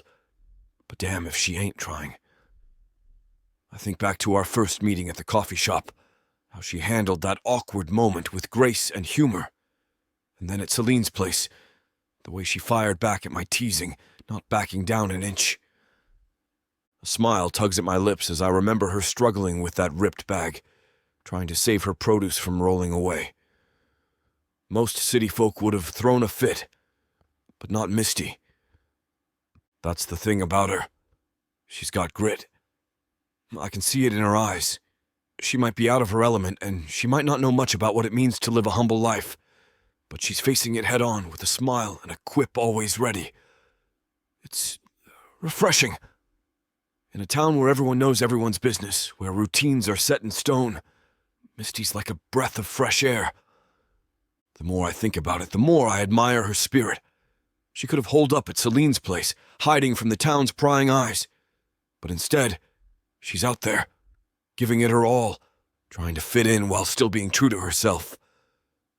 I'm still leaning against my truck, lost in thought, when I hear a familiar voice. Jason Atwood, is that you? My, you look like you've got the weight of the world on those broad shoulders of yours. I look up to see Nellie Johnson, owner of Nellie's Nook, the little boutique on Main Street. She's decked out in her usual colorful ensemble, a bright scarf draped around her neck despite the Texas heat. Afternoon, Miss Nellie, I say, tipping my hat, just taking a breather before heading back to the ranch. Nellie's eyes twinkle as she adjusts her oversized sunglasses. Well, I hope whatever's troubling you isn't too serious. Lord knows we need your disposition around here. I can't help but chuckle. Nothing I can't handle, ma'am. How's business at the Nook? Oh, it's booming, dear. Nellie claps her hands together. And you know who I have to thank for that. That darling Misty Avalon. My ears perk up at the mention of Misty's name. Is that right? Nellie nods enthusiastically. Oh, yes. She came by the other day, sweet as can be. Did you know she's a big pop star? I couldn't believe it when she walked into my little shop. I'd heard something about that, I say, trying to keep my tone neutral. Well, let me tell you, she's just a delight, Nellie continues, her eyes shining. I asked her if she'd sing a little something for me, and bless her heart, she did. That voice of hers, it's like listening to angels, Jason. I've never heard anything so beautiful in all my years. I feel a smile tugging at my lips, imagining Misty singing in Nellie's tiny boutique. That was mighty kind of her. Kind doesn't begin to cover it, Nellie says, fanning herself dramatically. She's got a heart of gold, that one, and fashion sense to match. She picked out the loveliest sundress, said it reminded her of Texas sunsets. I can't help but feel a swell of pride for Misty. Here she is, making connections, brightening people's days. It's a far cry from the gossip Jessica was spreading. Sounds like she's settling in well, I say, unable to keep the warmth out of my voice. Nellie gives me a knowing look. Oh, I'd say so. And between you and me, Jason, I think she's just what this town needs. A little bit of glamour, a whole lot of kindness. I agree, Miss Nellie. I tip my hat in her direction. Well, I'll be off. You keep yourself safe now. I hope to see you at one of the spring festivals coming up, Mr. Atwood. You always find some excuse to miss 'em. Don't worry, for you, I'll come to them all. With a wink, I hop into my truck and rev the engine, intending to head back to the ranch. As I go, my mind's filled with thoughts of Misty. Misty Avalon. Who knew I'd be so fascinated by a celebrity and her antics? Chapter 9. Misty. I stare at the grocery list Celine's given me, squinting at her loopy handwriting. What the hell is a rutabaga? And why does she need 3 of them? I've been standing in the produce section for what feels like hours, surrounded by fruits and vegetables I've never seen before. Okay, Misty, I mutter to myself. You can do this. It's just groceries. How hard can it be? I spot something that looks vaguely familiar and reach for it. Aha, onions, I declare triumphantly, holding up the white bulb. A nearby shopper chuckles. That's garlic, honey. Oh? I grimace slightly. I should have searched up images of these ingredients online. Right, of course. I put the garlic back and grab an actual onion. Got it. Onion. Check. I move on to the next item on the list. Shallots? What are shallots? An elderly woman pushing a cart stops beside me. You look a little lost, dear. Can I help you? I turn to her, relief washing over me. Oh, thank God. Yes, please. I'm Misty, and I have no idea what I'm doing. She smiles warmly. I'm Henrietta. Let's see that list of yours. I hand it over, watching as she scans it with practiced ease. Ah, shallots. They're right over here, sweetie. They're like tiny onions. Tiny onions, I repeat, following her. Got it. Why can't they just call them that? Henrietta laughs, a warm, comforting sound. Oh, honey, you're not from around here, are you? Is it that obvious? I ask, grinning sheepishly. Just a tad. She winks. Her long white hair is tied neatly into a bun at the nape of her neck, and she's wearing the most adorable sweater. Now, let's tackle this list together. What else do you need? I peer at the paper. Rutabagas? Oh, those are easy, Henrietta says, leading me to another section. They're right here next to the turnips. I stare at the vegetables, completely lost. Which ones are the rutabagas? Henrietta points to some large round things that look like mutant potatoes. These here? Huh? I say, picking one up. They're heavier than I thought. And what exactly do you do with a rutabaga? Well, you can roast them, mash them, put them in stews, Henrietta explains patiently. They're quite versatile. I nod, pretending I understand. Right. Versatile. Got it. As we continue through the store, I can't help but feel grateful for Henrietta's kindness. She explains each unfamiliar item, shows me where to find them, and even gives me tips on how to cook them. You know, I say as we near the end of the list, I never thought grocery shopping could be so educational. Henrietta pats my arm.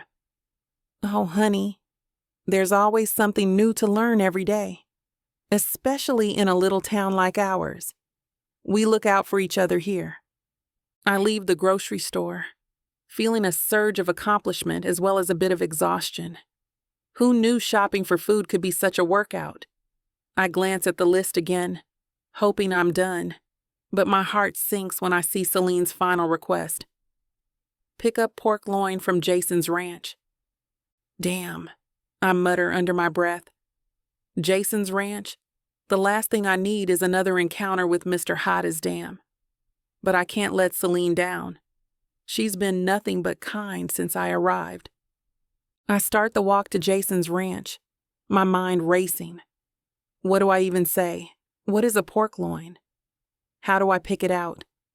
Am I supposed to know these things in advance? The ranch comes into view and my stomach does a little flip.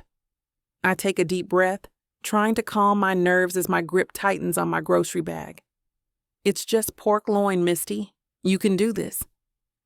I knock on the door to his home, shifting my weight from one foot to the other. The door swings open, and there he is. Jason, looking unfairly good in a worn flannel shirt and jeans that hug him in all the right places. Well, he drawls, leaning against the doorframe. If it isn't the city slicker. Come to learn how to milk a cow? I roll my eyes, trying to ignore the way my pulse quickens. Very funny, cowboy. I'm here on official business. He raises an eyebrow. Official business, huh? This I gotta hear. I take a deep breath. Celine needs. She sent me to get. Why are words so hard right now? Pork loin, I finally blurt out. Do you have any?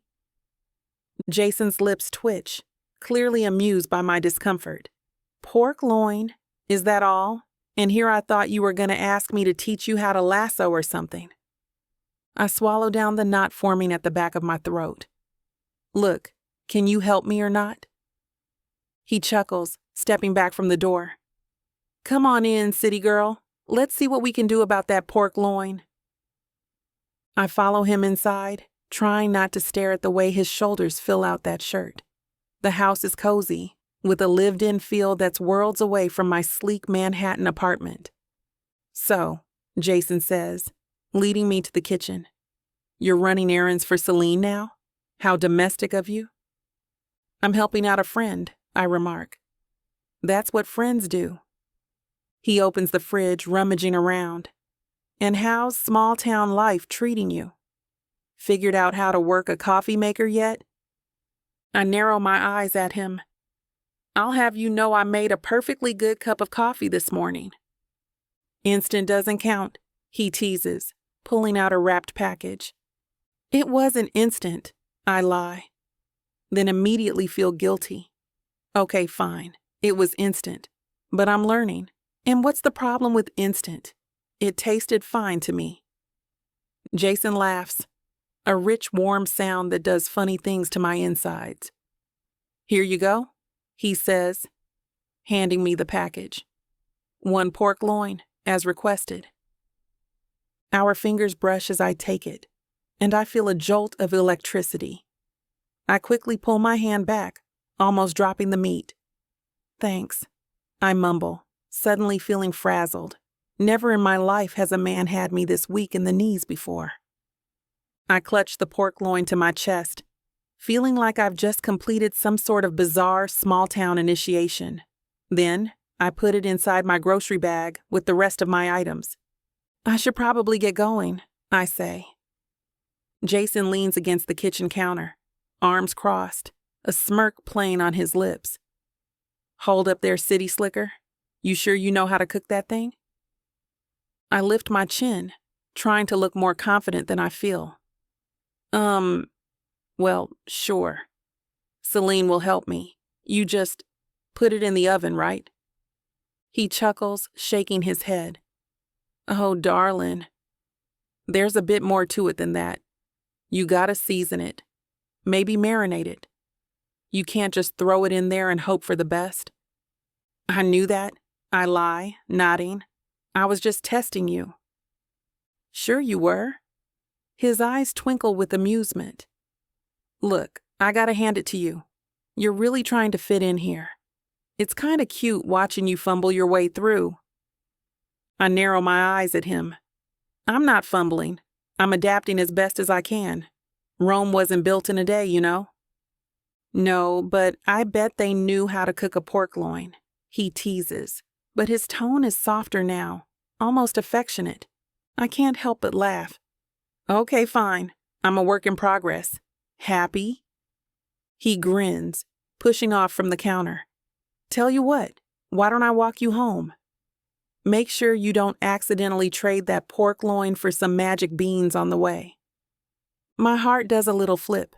You don't have to do that. I'm sure I can manage. I insist, he says, reaching for a cowboy hat hanging by the door. Besides, I could use the fresh air. Been cooped up in that kitchen all day. I hesitate for a moment, then nod, unable to resist his charm. All right, cowboy, lead the way. Just don't expect me to keep up with those long legs of yours. As we step outside, Jason settles his hat on his head, and I have to admit he looks good. Really good. The kind of good that makes my heart skip a beat. The sun is starting to set, casting a warm glow over everything, painting the sky in shades of orange and pink that would make any artist swoon. So, he says as we start walking, his boots crunching on the gravel path, how are you really finding Everwood? And don't give me that adapting line again. I want the honest truth, city girl. I consider his question, realizing I feel more relaxed than I have in ages. The fresh air, the quiet streets, the lack of paparazzi following my every move. It's all so refreshing. Honestly, it's very nice. Different, but nice.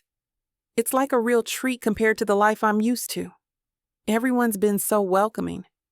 Well, almost everyone. I can't help but throw a teasing glance his way. He nods, understanding, a small smile playing on his lips. Small towns can be tricky. We're not used to newcomers, especially famous ones. But give it time, they'll come around. Everwood has a way of growing on people. Even you, I ask, glancing at him sideways, curiosity getting the better of me. Am I growing on you, Jason Atwood? He grins. I'm already warming up to you, city slicker. But don't push your luck now. You might not be ready for that. Wanna bet? I challenge, smiling wide. He just huffs and shakes his head, unable to stop himself from smiling. I like that I have that effect on him. Chapter 10. Jason. I can't help but smirk as I watch Misty totter along the gravel path in her fancy city shoes while she carries her grocery bag. I've offered to take it from her 3 times now, but she keeps insisting that she's able to carry it. The heels sink into the soft earth with each step, and I wonder how long it'll take before she face plants. You know, if you're gonna stick around, you might want to invest in some proper footwear, I tease, gesturing to her impractical shoes. We don't exactly have red carpets out here in the sticks. Misty rolls her eyes, but I catch the hint of a smile playing at her lips. I'll have you know these are designer. They cost more than your truck. Bet they're real comfy too, I drawl, chuckling as she wobbles again. I'm managing just fine, thank you very much, she huffs, lifting her chin defiantly. As if on cue, her heel catches on a loose stone. She pitches forward with a yelp, arms flailing. Without thinking, I reach out and grab her waist, steadying her against my chest. Time seems to slow as I look down at her, my hands still gripping her sides. Her eyes are wide, lips parted in surprise. I catch a whiff of her perfume, something flowery and expensive, no doubt. You were saying? I murmur, unable to keep the amusement from my voice. And you know what? Give me that bag. I snatch the grocery bag from her, and thankfully, she lets me. Misty averts her gaze and she pushes away from me, smoothing down her shirt. Lucky catch, she mutters. But I don't miss the way her eyes linger on my arms or how her breath catches when our gazes meet. There's a spark there, something electric. Maybe I should carry you the rest of the way, I suggest, only half joking. Wouldn't want you breaking an ankle on my watch. She scoffs, but there's no real heat behind it. I think I can manage, cowboy. But thanks for the offer. As we continue our walk, I can't help but notice how out of place Misty looks in this rural setting. It's kinda endearing, if I'm being honest. So what's life like in the big city? I don't remember ever asking you about that before, I ask, genuinely curious. In my mind, I imagine roads full of beeping cars, people bustling to and fro, and having to depend on damn store-bought everything to live your life in an apartment. Must be a hell of a change coming to a place like Everwood. Misty sighs, her eyes distant. It's intense. Everything moves at breakneck speed. You're always rushing from one thing to the next, barely time to breathe. Sounds exhausting, I comment, adjusting the grocery bag in my hand. She nods. It is, but it's also exhilarating. There's always something happening, always a new opportunity around the corner. There's some nightlife in the city too, you know? Bars and clubs, places where you can let loose with strangers all around you. And here? I prod, gesturing to the open fields around us. The setting sun casts a golden glow over the landscape, highlighting the gentle sway of the grass in the breeze. A small smile plays on her lips, and I can't help but notice how it lights up her entire face. It's peaceful. I didn't realize how much noise was in my life until I came here. It's like I can finally hear myself think. She takes a deep breath, as if savoring the clean country air. We walk in companionable silence for a moment, our footsteps crunching softly on the gravel path. The quiet between us feels comfortable, not awkward like I'd expected. After a while, she speaks again, her voice softer, almost vulnerable. I want to fit in here, you know, but I don't know how. Everything's so different. She bites her lip, her eyes scanning the horizon as if searching for answers. I glance at her, surprised by the vulnerability in her tone. It's a far cry from the polished pop star image I'd seen when I put her name into a search engine. You're trying. That counts for something, I say, my voice gruff but sincere. Hell, most folks around here appreciate effort more than anything else. Misty lets out a bitter laugh, trying and failing spectacularly. I had such a rough time at the grocery store. I had Miss Henrietta help me figure out what the hell rutabagas were, and I couldn't even tell garlic from onions. Hey, we all start somewhere, I say, trying to reassure her. Besides, it's a little amusing watching you fumble around, trying to figure out this lifestyle. She swats at my arm playfully. Gee, thanks. No, really, I insist. It's refreshing. Most folks around here have known each other their whole lives. It's nice to see someone experience it all for the first time. Misty's quiet for a moment, then asks, But what about my past, the scandal, the fame? How do I fit that into small-town life? It's like a cloud that hangs over me sometimes.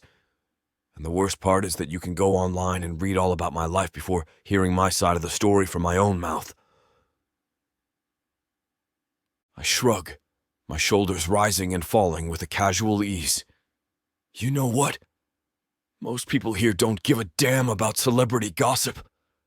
Hell, half the town probably couldn't name a single pop star if their lives depended on it. Sure, there might be some initial curiosity, but if you're genuine and kind, that's what folks will remember. Trust me on this one. She looks at me, hope flickering in those big brown eyes of hers. It's a sight that tugs at something deep in my chest. It evokes a strong urge in me to protect this girl. You really think so? She asks, her voice barely above a whisper. I know so, I say firmly, meeting her gaze.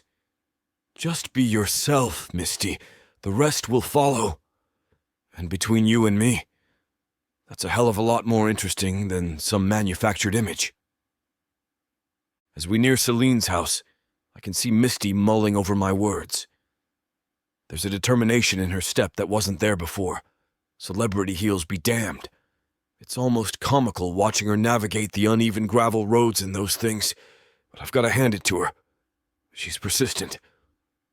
Now I've got to warn you, city girl, fitting in here, it ain't gonna happen overnight, I tell her, my voice softening despite myself. Takes time and effort, but you're already putting in the work, and that counts for a lot. More than you probably realize. Yeah? She asks, a hint of a smile playing at the corners of her mouth. Damn straight. I nod. And for what it's worth, I think you're doing just fine so far. Tell you what, if you're serious about learning the ropes around here, I could teach you a thing or two. Her eyebrows shoot up, and her whole face lights up with excitement. Seriously? This isn't a joke, right? You actually mean what you say?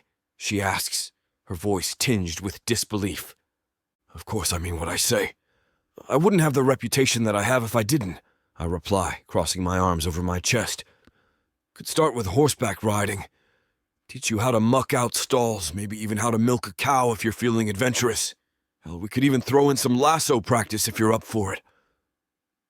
Misty's eyes widen, and for a second I think I've scared her off. But then she lets out a soft laugh that sends an unexpected jolt through my chest. Horseback riding sounds wild, but I like it. I've never done it before, she admits, twirling a hair curl around her finger. But the rest, I'm not so sure about it. Mucking stalls and milking cows? That sounds messy. I can't help but chuckle at her hesitation. Baby steps, city girl.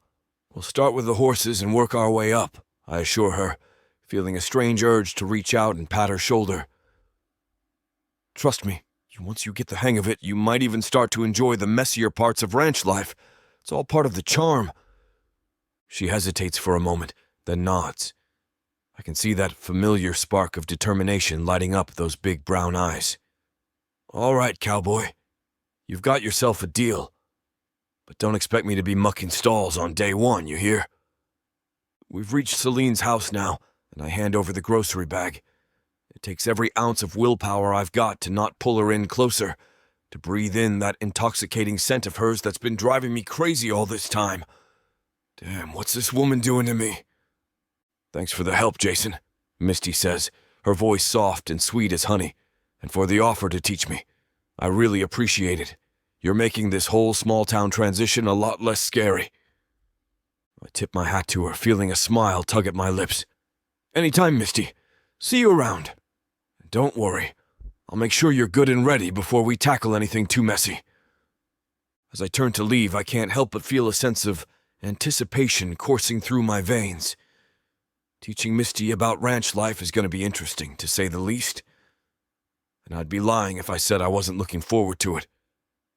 Hell, I'm already counting down the hours until I get to see her again. Watch her face light up with each new experience. The city girl's got no idea what she's in for, but something tells me she's gonna love every minute of it. Chapter 11. Misty. Just as Jason is making his way back down the road, I gasp. Holy cow. I took some pork loin away from the man and I forgot to pay him. Wait, Jason, I call out, flagging him down. I set the grocery bag near the front door of Celine's home and start meeting him halfway. I hurry over, patting my jeans for where I keep my spare cash. Hold on, I forgot to pay you for the pork loin. Payment? Jason remarks, raising his brow at me. Misty, if I wanted payment for it, I would have asked you for it already. No, that's not right. You gave me a pretty expensive product, didn't you? It's only right I pay for it. Meat doesn't come cheap around here, I'm sure. Well, you'd be right, but seriously. Jason shakes his head, even as I offer him $20 in cash. I don't need the money. Consider it a gift from me to you. Really? My arm drops to my side, still holding the cash in my hand. That doesn't feel right. It feels like I took advantage of your kindness. You didn't, he reassures, meeting my gaze. Honestly, you did me a favor. You gave me some good company, and that's more than enough. I stare into Jason's eyes, my heart suddenly racing. The world around us seems to fade away, leaving just the two of us in this moment. His gaze is intense, filled with something I can't quite name. My breath catches in my throat as I realize how close we're standing. He looms over me, so I have to lift my chin up quite a bit to maintain eye contact. Jason's eyes flick down to my lips, and I find myself leaning in almost involuntarily. The air between us crackles with electricity. I can smell his cologne, as well as the faint smell of wood that always seems to cling on him. My lips part slightly as our faces inch closer. But that moment doesn't last for long, because, of course it doesn't. Misty Avalon, do you have a minute? I'd love to talk to you, if you don't mind. I jerk away from Jason, my heart hammering against my ribcage for an entirely different reason now. The clicking of heels on pavement alerts me to an unwelcome presence, and I turn to see Mimi Callista striding towards us, her green eyes glinting with predatory interest. Well, looks like I'm interrupting a special little moment here, Mimi drawls, pulling out her jewel-encrusted notepad. You're looking quite cozy with a local, Misty. Care to comment on your sudden departure from the limelight? I feel Jason stiffen beside me, confusion evident in his posture. He doesn't know who this woman is, but I can tell he senses the tension radiating off me. Mimi, I say, my voice tight. I've told you this already. I have nothing to say to you. But Mimi's already scribbling in her notepad, her pen moving at lightning speed. Sources say you're hiding out after your latest scandal. Is that true? And who's this strapping gentleman? A new love interest, perhaps? That's none of your damn business. I snap, clenching my fists. I'm not giving any interviews. Jason steps forward, his presence suddenly protective. Ma'am, you heard her, didn't you? I think you should leave. Mimi's eyes light up at this, and she turns her attention to Jason. Oh? And you are? How long have you known Miss Avalon? What's your relationship to her? I don't owe you any answers. Jason abruptly snaps, causing Mimi to flinch for a moment. But the woman has always been rabid for a good story, and she won't back down even in the face of a challenge. She keeps firing questions at us, jotting down notes even when we don't respond. I can see the wheels turning in her head, probably concocting some salacious story out of thin air. Misty, darling, your fans are worried. They want to know what's going on. Just a quick comment? For old time's sake? Mimi offers a tight smile. Haven't you seen the news? People are wondering where you went. I sigh, shaking my head. None of that matters to me right now, Mimi. So it's true? You've given up on your fans? Those are the people who pay your bills, you know. I think that's quite enough from you, ma'am, Jason says, standing in between Mimi and I. He gently nudges me to stand fully behind him. You're not welcome here. I didn't get your name, good sir, Mimi fires back, scribbling paused. Then she juts the end of her pen in my direction. Do you know her history, sir? How she's a pop star with a crazy past? Listen here, ma'am, Jason growls. I don't give a damn who you are or what you think you're entitled to. This is private property, and you're trespassing. You need to back off and respect our privacy, or I'll have no choice but to call the sheriff. Mimi's eyes narrow, but I can see a hint of fear in them. She's not used to people standing up to her like this. People usually fall into line after she starts throwing her threats around. I'm just doing my job, she snaps, but her voice wavers slightly. Your job doesn't include harassing people, Jason retorts. Now, I suggest you leave before things get ugly. I peek around Jason's broad shoulders, watching Mimi's face contort with anger and frustration. She glances between us, her grip tightening on her notepad. Fine, she hisses, taking a step back. But don't think this is over, Misty. You can't hide forever. As she turns to leave, Mimi pauses, a wicked grin spreading across her face. Oh, and just so you know, I'm starting to get some good details for my upcoming article. You're not in the clear. Your little moment here, it's going to make quite the headline. Pop star Misty Avalon finds love with a small-town cowboy. Has a nice ring to it, don't you think? My heart drops to my stomach. Mimi, don't.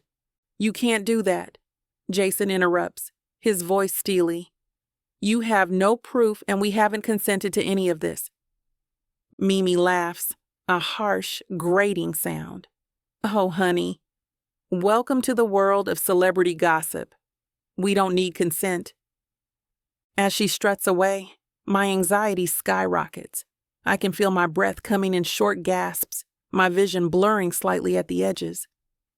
This is exactly what I came here to escape, and now it's all crashing down around me. Hey. Jason's voice cuts through my panic. He turns to face me, his blue eyes filled with concern. You okay? I shake my head, unable to form words. The thought of my face plastered across tabloids again, of wild speculation about my love life, of losing this small slice of peace I've found. It's all too much. I'm so sorry, Jason.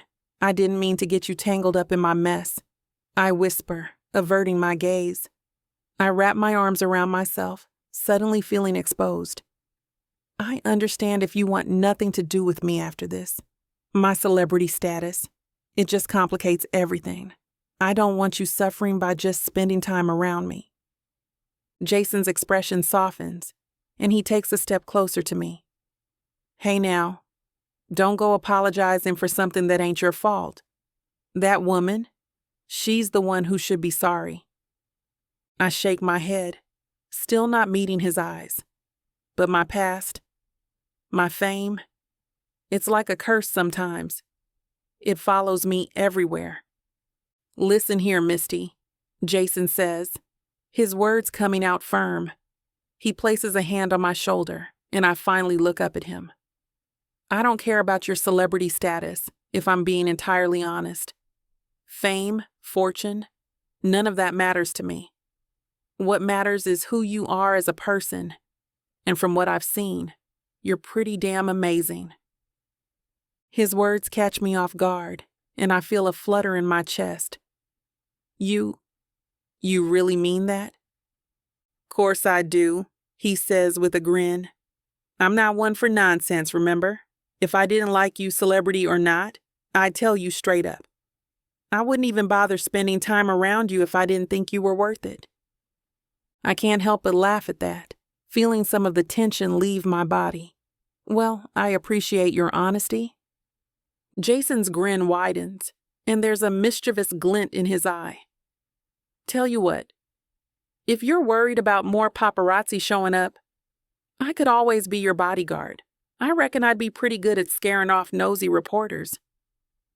The image of Jason in a suit and sunglasses, trying to look intimidating, makes me burst into laughter. Oh, really? And what would your bodyguard duties entail exactly? Well, I'd stand around looking mean, crack my knuckles a lot, and say things like, "Move along, nothing to see here," in a real gruff voice. It would be gruffer than my usual tone, I promise you that. No wild reporter is going to get past me. I'm giggling now, all my earlier anxiety melting away. Sounds like you've got it all figured out. Jason's face softens, and he looks at me with a warmth that makes my heart skip a beat. But seriously, Misty, if you ever need someone to have your back, I'm here. Celebrity drama or small-town troubles, doesn't matter. You've got a friend in me. Thank you, Jason. You have no idea how much it means to me. Just as I'm about to lean into his touch, I catch sight of Celine in the front window of her home, smiling at me. She makes a gesture, pointing to the front steps where I've left the bag of groceries. Right. We've got some meat to cook. I'll see you around, okay? I say, patting his arm as I pass him. And thank you again. As I hurry away, I don't have the heart to toss a glance over my shoulder. I just don't. He's too handsome. He has it all figured out. And me? I'm just trying to survive each day, wondering if I'll ever achieve a semblance of normalcy again. Chapter 12. Jason. I wake up before dawn as usual and start my morning routine. The ranch doesn't run itself, and there's always work to be done. As I step outside to check on the animals, I spot a figure approaching in the distance. It's Misty, right on time for her cow milking lesson. "Morning, city girl," I call out as she gets closer. "Ready to get your hands dirty?" She gives me a nervous smile. As ready as I'll ever be, I guess. I can't help but chuckle at her apprehension. Don't worry, the cows don't bite. Much. We walk towards the barn, and I introduce her to some of my ranch hands along the way. "This here's Johnny," I say, nodding to a burly man tossing hay. "And that's Kyle over there, fixing the fence." They both wave, and I catch Kyle eyeing Misty with curiosity. Can't blame him. She does stand out around here. As we enter the barn, the smell of hay and livestock hits us. Misty wrinkles her nose, and I grin. "Welcome to the life of a rancher, I promise you. It's just like your glamorous life back in New York City," I tease. She rolls her eyes. "Oh, I'm sure it's all champagne and caviar once you get used to it." I lead her to Bessie, our gentlest cow. "All right, time to meet your new friend." This here is Bessie, and she's been here for quite a while. So careful with her. She's one of my favorites. Misty approaches cautiously, her eyes wide. Hi there. Bessie? I position the milk bucket and stool. Okay, have a seat. I'll walk you through it. She sits down gingerly, looking up at me with a bit of hesitation. I can't help but find it endearing. Now grab the teats like this, I demonstrate, trying to keep a straight face as Misty giggles nervously. Sorry, she says, biting her lip. I just never thought I'd hear a guy say teats with such a serious expression. I raise an eyebrow, fighting back a grin. Well, darling, there's a first time for everything. Now, your turn. I gesture towards Bessie, who's standing there patient as ever, probably wondering what all the fuss is about. Misty reaches out hesitantly, her hands shaking slightly as she touches Bessie's udder. I can see the apprehension on her face, and it's oddly endearing. For a moment, I'm struck by how out of place she looks here on the farm, and yet how natural it feels to have her here. That's it, I encourage, my voice softer than I intended. Now, gentle but firm pressure. Pull down and squeeze. I demonstrate the motion in the air, trying not to chuckle at her intense focus. She tries, her tongue poking out slightly as she concentrates, but nothing comes out. Her face scrunches up in concentration, determination etched in every line, and I have to stifle the laugh. Here, let me show you, I say, moving behind her. I place my hands over hers, guiding her movements. Like this. A stream of milk hits the bucket, and Misty lets out a surprised squeal. I did it! Yes, you did. Now keep going until you've gotten the hang of it. You're not going to learn by doing nothing, I say, suddenly very aware of how close we are. I can smell her perfume, something flowery and definitely not from around here. I can't help but grin as Misty squeals with laughter, her hands still on Bessie's udder. She's making a mess, milk splattering everywhere but the bucket, but her enthusiasm is infectious. Easy there, Rockstar. You're supposed to aim for the bucket, not give Bessie a shower. Misty turns to me, her eyes sparkling with mirth. Hey, I'm trying my best here. It's harder than it looks. That's what they all say, I tease, moving closer to adjust her grip. Here, like this. Our hands touch again, and I feel that same spark from before. Misty's laughter softens to a nervous chuckle, and I clear my throat, trying to keep things light. There you go. Now you're getting it. Smooth. She manages to get a steady stream going, her face lighting up with pride. Look at me. I'm a regular farm girl now. I snort. Don't get ahead of yourself, darling. There's still plenty more to learn. We continue for a while, Misty alternating between frustrated grunts and victorious whoops. By the time we're done, she's covered in milk splatters, hay stuck in her curly dark hair, but she's beaming like she just won an award. Well, look at you, I say, handing her a towel. You survived your first milking session. How does it feel? Misty wipes her face, leaving a smudge of dirt on her cheek. Honestly, I feel disgusting and sore, but also kinda accomplished. It's a strange feeling, but I like it. I laugh, reaching out to brush some hay from her curls before I can stop myself. That's the ranch life for you. It ain't luxury in the slightest, but it's satisfying. She looks up at me, a soft smile on her face. Yeah, I can see that. We stand there for a moment, just looking at each other. I clear my throat again. Hey, you want to grab some brunch in town? Celebrate your newfound milking skills? Misty's eyes widen in surprise, but her smile grows. Really? I mean, yes, I'd love to. Should I change? She gestures down to her ruined outfit, marred with dirt splotches and milk stains. Should I really be walking into a restaurant like this? What? Do you think everyone walks in with ball gowns and suits? You'll fit right in looking like that. Come on, I say, nodding towards my pickup parked right outside my house. You must be hungry. Did you eat breakfast before coming over? No, I didn't, she admits quietly. I couldn't. Well, maybe I shouldn't say. I'm interested. What happened? Misty hesitates, but then she sighs and gives in. I burnt the toast and the eggs. I snort out a laugh. Sounds like you're a natural in the kitchen. Yeah, laugh it up, she says, waving me off. One day I'll get it all right. Just, you wait. I believe her. She'll get it right.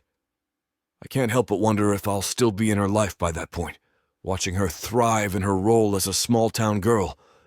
But is she willing to give it all up for a more humble existence? I don't know. I can't say quite yet. I slide into the driver's seat of my pickup, watching Misty struggle with her seatbelt. She's all covered in hay and milk splatters, but somehow she makes it look charming. Need some help there, city slicker? I tease, reaching over to click her belt into place. She rolls her eyes, but there's a smile playing at the corners of her mouth. I can manage a seatbelt. Thank you very much. It's just different from what I'm used to. Different how? I ask, starting the engine. Don't tell me you've never been in a pickup before.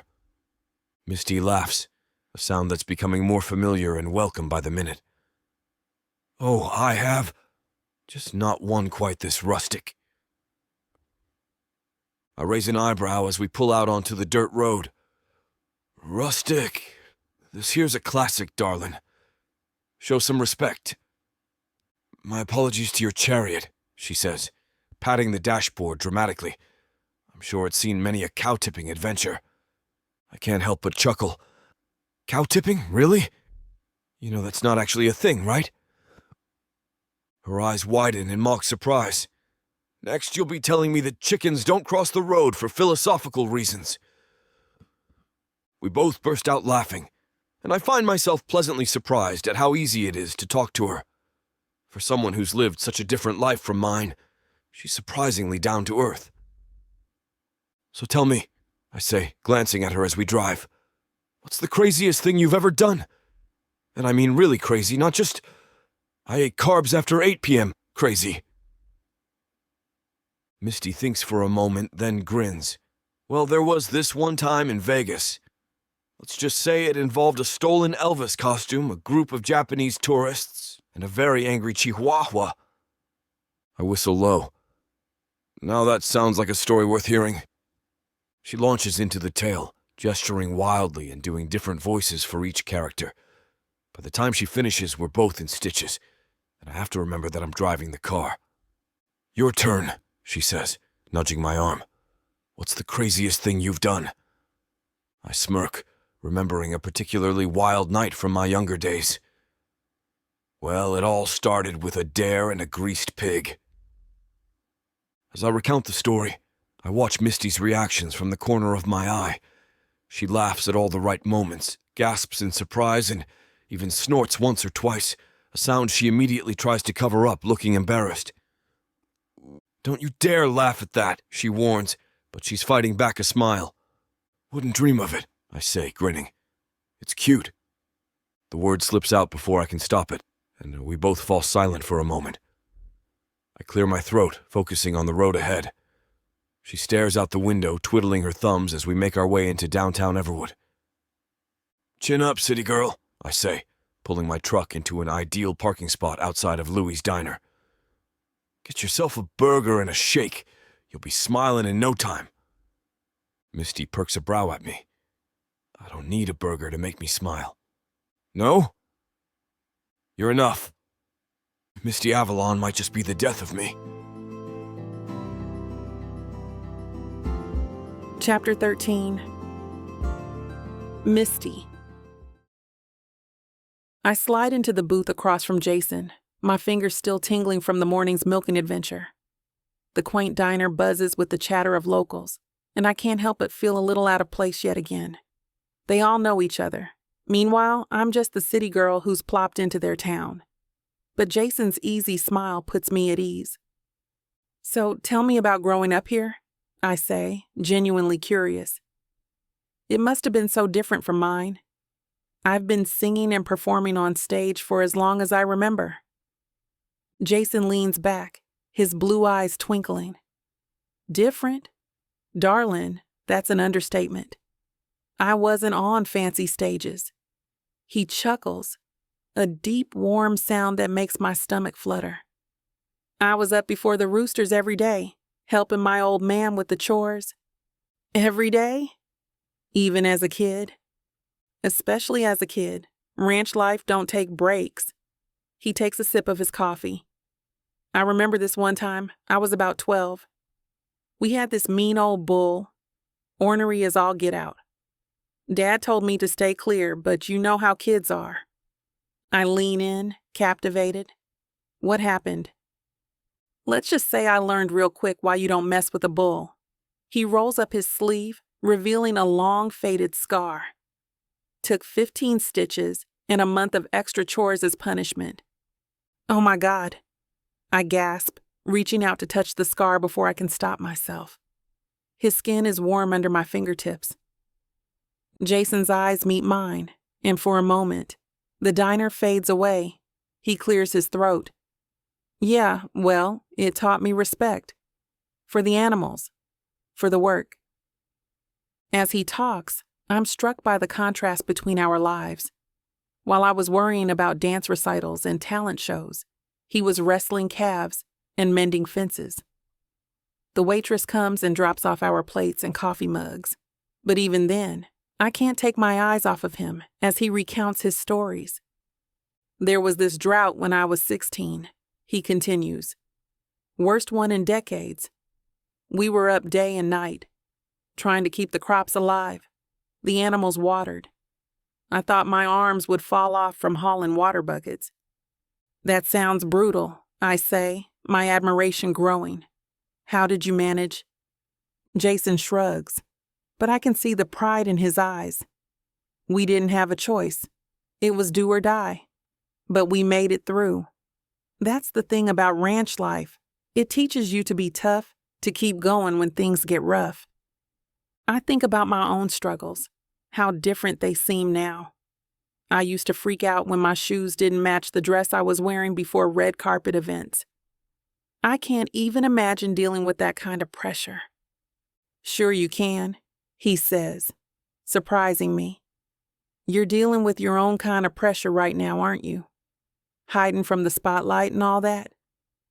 Plus, you've got people you don't even know gossiping about your damn life. That sounds worse than torture. Inadvertently, I laugh aloud. You've got a point. You know, hearing all this makes me realize how sheltered my life has been in comparison, I admit, stirring my coffee absently. Don't get me wrong. It wasn't easy becoming a pop star, but I had an army of people making sure I succeeded. Jason raises an eyebrow. An army, huh? I nod, feeling a bit sheepish. Yeah, I had vocal coaches, choreographers, stylists, makeup artists. Hell, I even had an assistant whose sole job was to make sure I always had the right kind of sparkling water. He lets out a low whistle. Damn, that's something else. I know, it sounds ridiculous now, I say, laughing at myself. But at the time, it just seemed normal. I had a whole PR team dedicated to managing my image, making sure I said the right things, wore the right clothes. Everything was carefully controlled.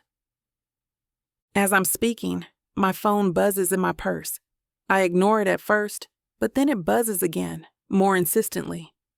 Sorry, let me just check that real quick, I mutter, fishing out my phone. My stomach drops as I see a text from Jada, my PR specialist. Misty, call me ASAP. Mimi Callista is posting stuff online, stirring up some drama. You know how she is. Just like that, the anxiety I've been trying to escape comes crashing back. My hands start to shake, and I can feel my heart racing. Hey, you okay? Jason's voice cuts through my panic. You look like you're about to pass out. I look up at him, torn between the urge to run and hide, and the desire to confide in someone who seems to genuinely care. Oh, it's nothing, I promise. Nothing to worry about. You sure about that? He asks, perking a brow. He rolls up his sleeves. Do I need to fight that crazy reporter that was after you the other day? No, please no, I say, grimacing at the mere thought. She'd post a hit piece on you within the day. Like I give a damn about those online articles and tabloids, Jason remarks, digging his fork into his scrambled eggs. As Jason and I continue our conversation, I feel myself relaxing more. There's something about his presence that puts me at ease, making me forget about the drama swirling around my life. So, what made you decide to stay on the ranch? I ask, genuinely curious. Didn't you ever want to leave, see the world? Jason leans back, a thoughtful expression on his face. Sure, I thought about it. But this land, it's in my blood. My great-grandpa built this place from nothing. Feels like I'd be letting him down if I just up and left. I nod, understanding the weight of family legacy. That's really admirable. I can't imagine having roots like that. What about you? He asks, his blue eyes fixed on mine. You've probably seen more of the world than I could ever imagine. Was it worth it? I'm about to answer when a sharp voice cuts through our conversation. Well, isn't this cozy? I look up to see Jessica standing by our table, her arms crossed and her eyes narrowed. The hostility radiating off her is palpable. Jessica, Jason says, his voice tight. What are you doing here? I could ask you the same thing, she snaps, her gaze flicking between us. Didn't take you long to move on, did it? I shift uncomfortably in my seat, feeling like I've been caught doing something wrong, even though I know I haven't. It's not what you think, I start to say, but Jason cuts me off. That's enough, Jessica, he says firmly. He stands up, towering over her. You need to back off. What I do and who I spend time with is none of your business anymore. Jessica's face flushes red. Oh, so you're defending her now? The city girl who's just playing small-town dress-up? I said that's enough. He growls. Misty's a guest in our town, and she deserves respect. Our relationship is over, Jessica. You need to accept that and move on. The diner has gone quiet. All eyes on our little drama. Jessica looks around, realizing she's lost this battle. With a huff, she turns on her heel and storms out, the bell above the door jingling angrily as she leaves. Jason turns back to me, his face softening. I'm sorry about that. You okay? I nod, still a bit shaken. Yeah, I'm fine. Thanks for standing up for me. He slides back into his seat, reaching across the table to give my hand a reassuring squeeze. Don't mention it. That's what friends are for, right? As I look into his eyes, I feel a warmth spreading through my chest. Maybe, just maybe, I found more than just a hideout in this small town. We finish up our meals, continuing our talk about our childhood experiences. It's fascinating to hear about the things that shaped Jason into the man he is today. Soon enough, he's paying the bill, saying he's saving me from suffering another credit card fiasco. What a gentleman. As Jason and I step out of the diner, the warm Texas sun beats down on us. I'm still reeling from our encounter with Jessica, but Jason's calm presence keeps me grounded. We're chatting about his plans for the ranch when he suddenly stops dead in his tracks. What the hell? He mutters, his eyes fixed on his truck. I follow his gaze and gasp. All 4 tires are completely flat, angry gashes visible in the rubber. Oh my God, I exclaim. Jason, I'm so sorry. This is all my fault. He shakes his head, his jaw clenched. No, it ain't. This has Jessica written all over it. I watch as he walks around the truck, assessing the damage. His face is a mask of controlled anger, but I can see the frustration in his eyes. Damn it, he growls. All 4 tires. That's going to cost a pretty penny. I'll pay for it, I say quickly. It's the least I can do. Jason looks at me, his expression softening. That's kind of you. But this ain't your mess to clean up. I'll handle it. Without another word, he heads to the back of the truck and starts unloading tools. I stand there, feeling useless and guilty as he jacks up the truck and begins removing the first ruined tire. Is there anything I can do to help? I ask, desperate to be useful. He glances up at me, a bead of sweat already forming on his brow. You know how to change a tire? I shake my head, embarrassed. No, but I can learn. Jason chuckles, despite the situation. All right, city girl, come on over here and I'll teach you. For the next hour, I watch and assist as Jason methodically changes each tire. He explains each step patiently, his strong hands working with practiced ease. I'm in awe of his skill and composure in the face of such blatant sabotage. As he tightens the last lug nut on the fourth tire, I can't help but admire more than just his practical skills. His dedication, his calm in the face of adversity, his willingness to teach me, it all speaks to a depth of character I've rarely encountered. There, he says, standing up and wiping his hands on a rag. That should do it for now. I'll need to get new tires soon, but these spares will get us home. Jason, that was incredible, I say, genuinely impressed. I can't believe you handled that so calmly. He shrugs, but I can see a hint of pride in his eyes. It's just part of my life. You learn to deal with whatever comes your way. My breath hitches in my throat.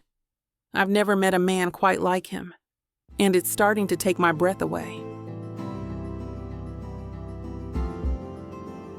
Chapter 14. Jason. I wake up early, the sun barely peeking over the horizon. Today's the day I'm teaching Misty how to ride. Can't help but grin, thinking about how she'll react to being on a horse for the first time. I head out to the stables, giving Daisy a pat on the nose. She's the gentlest mare I've got, perfect for a beginner like Misty. I hear the crunch of gravel and turn to see Misty walking up, looking like she's ready to bolt at any second. She's wearing some overalls over a plaid shirt, along with some cowgirl boots. I hold back a chuckle. Morning, city slicker. Ready to become a real cowgirl? Misty rolls her eyes, but I catch the smile she's trying to hide. As ready as I'll ever be, I guess. That's the spirit. Now come meet Daisy. I lead her over to the horse, and Misty hesitates. She's bigger than I thought. Don't worry, she's a sweetheart. Here, let her get to know you. I take Misty's hand, guiding it to Daisy's nose. Misty's fingers are soft against my fingers. She gasps as Daisy nuzzles her hand, then breaks into a genuine smile. See? Nothing to be scared of. Easy for you to say, cowboy. You've probably been riding since before you could walk. I chuckle. Something like that. Now, let's get you up there. I show her how to mount, then offer my hand for support. Misty takes it, gripping tight as she puts her foot in the stirrup. She swings her leg over, a bit clumsily, and settles into the saddle. Damn, she breathes, looking down at me with wide eyes. I'm actually on a horse. And you haven't fallen off yet. I'd call that a win. Misty shoots me a glare, but I can see the excitement in her eyes, mixed with a healthy dose of fear. All right, now just relax. Daisy can sense if you're tense. Relax? I'm sitting on a giant animal that could throw me off at any second. I place a hand on her leg, rubbing my thumb against her pants. Trust yourself, Misty. And trust Daisy. She's not gonna let you fall. Misty takes a deep breath, her shoulders dropping slightly. Okay, I trust you. Those words hit me harder than I expected. I clear my throat, stepping back. Good. Now, let's teach you how to actually ride this horse. I swing myself onto Shadow, my trusty black stallion, and guide him alongside Daisy. Misty's knuckles are strained as she grips the reins, but her posture's not half bad for a beginner. All right, City Slicker. We're gonna take it nice and slow. Like I said before, just relax and let Daisy do the work. Misty nods, her jaw clenched tight. I click my tongue and Shadow starts forward at an easy walk.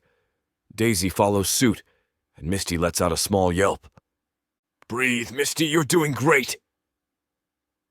We make our way down the trail, the morning sun filtering through the trees. Misty's grip on the reins gradually loosens, and I can see her shoulders start to relax. How you feeling over there? I ask, keeping a watchful eye on her. I can't help but admire how she's holding herself in the saddle. Like I might actually survive this, she says with a nervous laugh that makes me chuckle. Her curls bounce with each step Daisy takes, and I find myself oddly mesmerized by the sight. You're a natural, I tell her, and I mean it. For someone who's never been on a horse before, she's got good instincts. Hell, she's doing better than some locals I've taken out. Want to try a little trot? Misty's eyes widen, and I swear I can see a flicker of panic cross her face. What now? She asks, her voice rising an octave. I can't help but grin at her reaction. Just a bit faster than this. Nothing crazy, I promise. Don't worry, I'll be right beside you the whole time. Won't let anything happen to you, City Slicker. She takes a deep breath, then nods, squaring her shoulders like she's preparing for battle. Okay, let's do it, she says, determination clear in her voice. I gotta admit, I'm impressed by her willingness to push herself. I show her how to signal Daisy, and soon we're moving at a steady trot. Misty bounces a bit at first, but she quickly finds her rhythm. I can't help but feel a surge of pride, watching this city girl figure out how to maneuver this situation. Look at you go, I call out. You sure you've never done this before? Misty grins, her earlier fear replaced by exhilaration. Maybe I was a cowgirl in a past life. We ride for a while longer, the silence comfortable between us. I steal glances at Misty, admiring how she's taken to riding. There's something about seeing her on horseback, her dark curls bouncing with each step, that makes my heart skip a beat. As we reach a clearing, I pull Shadow to a stop. Misty follows suit, looking more relaxed than I've ever seen her. This view's something else, isn't it? I say, gesturing to the rolling hills before us. Misty nods, her eyes wide as she takes it all in. It's beautiful. I've never seen anything like it. Welcome to Texas, darling. She turns to me, a soft smile on her face. Thank you for this, Jason. I never thought I'd enjoy something like this so much. My pleasure, I reply, feeling a warmth spread through my chest. You're a quick learner. Might make a ranch hand out of you yet. Misty laughs, the sound carrying across the open field. Don't get ahead of yourself, cowboy. I've still got a lot to learn. Well, I'd be happy to teach you, I say, surprised by how much I mean it. We sit there for a moment, just enjoying the view and each other's company. I can't help but feel like something's shifted between us, a new understanding forming. As I watch Misty on horseback looking so at home despite her initial fears, I feel my admiration for her growing stronger by the minute. As we start heading back to the stables, I can't help but notice how natural Misty looks on horseback now. She's sitting tall in the saddle, her posture relaxed and confident. It's a far cry from the nervous city girl who showed up this morning. I hand her my cowboy hat and she wears it with pride, the way it sits on her head, framing her face in those wild curls. Damn. She looks stunning. Well, well, I call out, unable to keep the grin off my face. Look who's gone full cowgirl on me. Misty turns, a mischievous glint in her eye. What, this old thing? Just trying to fit in with the locals. It suits you, I say, my voice coming out a bit rougher than I intended. You look beautiful. Her mouth parts slightly, and then she ducks her head. Thanks, cowboy. Guess your lessons are paying off. We reach the stables, and I help her dismount. As her feet touch the ground, she stumbles slightly, and I catch her. My hands settle on her waist, steadying her. Whoa there, I murmur, suddenly very aware of how close we are. I got you. Misty looks up at me, her eyes wide and searching. "You always do, don't you?" The air between us feels charged, electric. All the teasing, the banter, the growing chemistry. It's all led to this moment. I lean in, drawn to her like a magnet, my heart pounding so hard I swear she can hear it. Our lips meet, and it's like a spark ignites, setting every nerve ending on fire. The kiss is soft at first, tentative, as if we're both afraid to break the spell. But then, as if by mutual agreement, it quickly deepens, becoming more urgent, more passionate. Misty's hands come up to my chest, gripping my shirt tightly, her fingers pressing into my skin through the fabric. I pull her closer, one hand at the small of her back, the other tangled in her hair. The world around us fades away, and all I can focus on is the feel of her lips against mine, the warmth of her body pressed to me. She moans slightly against my lips, and that awakens something primal within me. All the passion, the lust that's been lying dormant within me is finally making its way into the light. That's not something I can hold back. Not in front of a beautiful woman like Misty. When we part, Misty stares up at me while breathing hard. My hand trails her chin gently. I don't want to stop. I need more of that. "Why don't we take this inside, cowgirl?" I whisper against her skin, unable to pull myself away from her just yet. Misty bites her bottom lip before she nods eagerly. My hand snakes along her neck, reaching the back of her nape before pulling her in for another kiss. Her body melts against me, clutching at my shirt. I never want to let her go, and right now I think she feels the same. Chapter 15. Misty. With a strong kick, he knocks open the door to his bedroom and nudges me inside. Once at the foot of the bed, he's on me again. His hands, his lips. He's all over my skin in an instant, kissing me desperately. Jason lays me down on the bed, his eyes locked onto mine. With a sure movement, he helps me out of my overalls, his fingers deftly sliding the straps off my shoulders. My shirt follows, then my pants, each piece hitting the floor in a whispered promise. His touch is confident, yet gentle, sending shivers of anticipation through me. If you want to know where this naughty scene is headed, you'll have to get it from BWWM. This platform has rules and guidelines that we have to follow in order to keep these free stories coming. Find any Vixa audiobook on her website and use code VIXA40 for a 40% discount to make up for these interruptions. Let's return to the story. I hope you're enjoying this audiobook by Vixa. If you want to keep hearing more audiobooks, then please hit that subscribe button and like the video.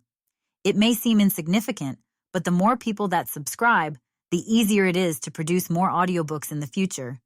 So please help us out and subscribe to our channel. Thank you for listening, and now back to your book.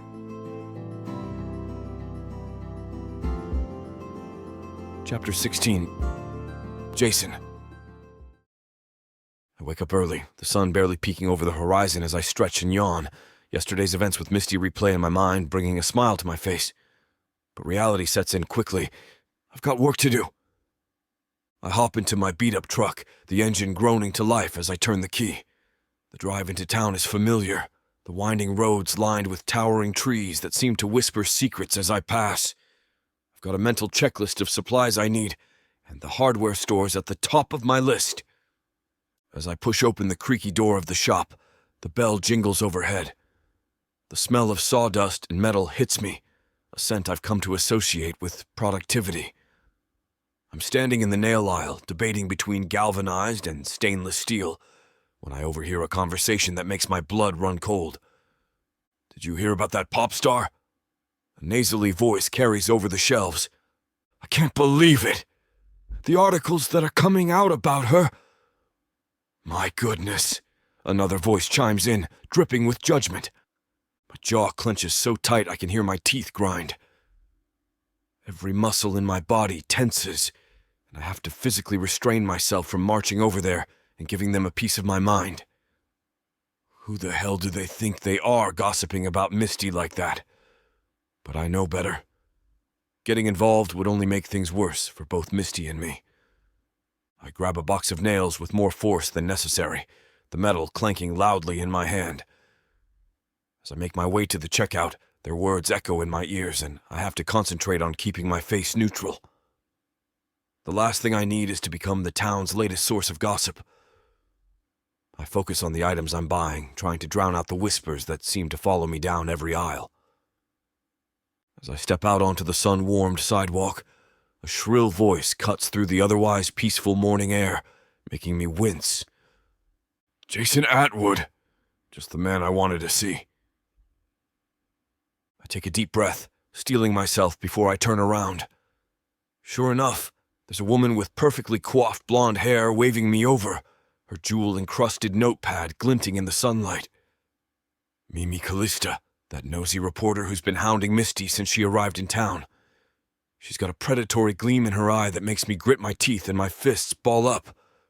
What can I do for you, ma'am? I keep my tone neutral, but my grip on the hardware store bag tightens until my knuckles turn white. I can feel the outline of the box of nails digging into my palm.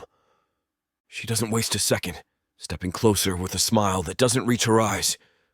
Oh, you could do so much for me. I just have a few questions to ask you, Jason. What's the deal with you and Misty Avalon? Sources say you two have been getting pretty cozy.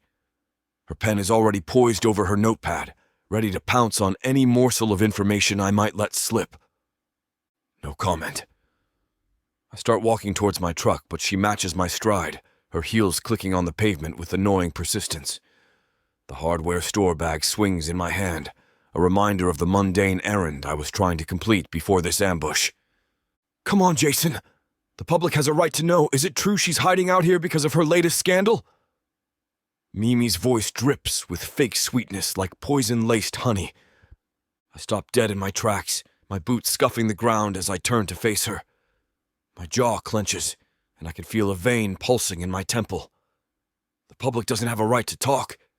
Misty's personal life is her own damn business. Why don't you vultures find something actually newsworthy to report on? Mimi's perfectly plucked eyebrows shoot up, and she scribbles furiously in her notepad, her manicured nails a blur of motion. Interesting. So you're confirming there is something going on between you two? Your defensive attitude speaks volumes, Mr. Atwood. I'm not confirming anything, I growl, taking a step closer to her. My voice drops low, a warning rumble in my chest. Back off, Mimi. This town doesn't need your brand of journalism. We take care of our own here, and Misty's one of us now. You do well to remember that. She smirks, undeterred, her perfectly glossed lips curling up at the corners. Oh, but it does. This is the biggest story Everwood's seen in years. A pop star in hiding, a rugged rancher. It's got all the makings of a juicy expose. I can see the headlines now. You print one word about Misty without her consent and you'll be hearing from my lawyer. It's a bluff. I don't have a lawyer on speed dial or anything, but it seems to give her pause. I can see the wheels turning behind those calculating green eyes of hers. Is that a threat, Mr. Atwood? Mimi's voice has an edge to it now, sharp as a knife. It's a promise. I unlock my truck and toss the supplies inside, the familiar scent of leather and hay hitting my nostrils. Now, if you'll excuse me, I've got actual work to do. You know, the kind that doesn't involve harassing people. Look, Jason, she says, her voice suddenly dripping with fake sympathy as she leans against my truck, her manicured nails tapping on the sun-warmed metal. I'm just trying to do my job here. Don't you think people deserve to know the truth about Misty? Her past is complicated, to say the least. Like most celebrities, she's done and said things that she's certainly not proud of. I cross my arms, leaning against my truck. Is that so? Mimi's eyes light up like a kid on Christmas morning, thinking she's finally hooked me with her bait. Oh, absolutely. Did you know about the incident in Vegas? Or the lawsuit from her former manager? Not to mention the rumors about her family. Yeah.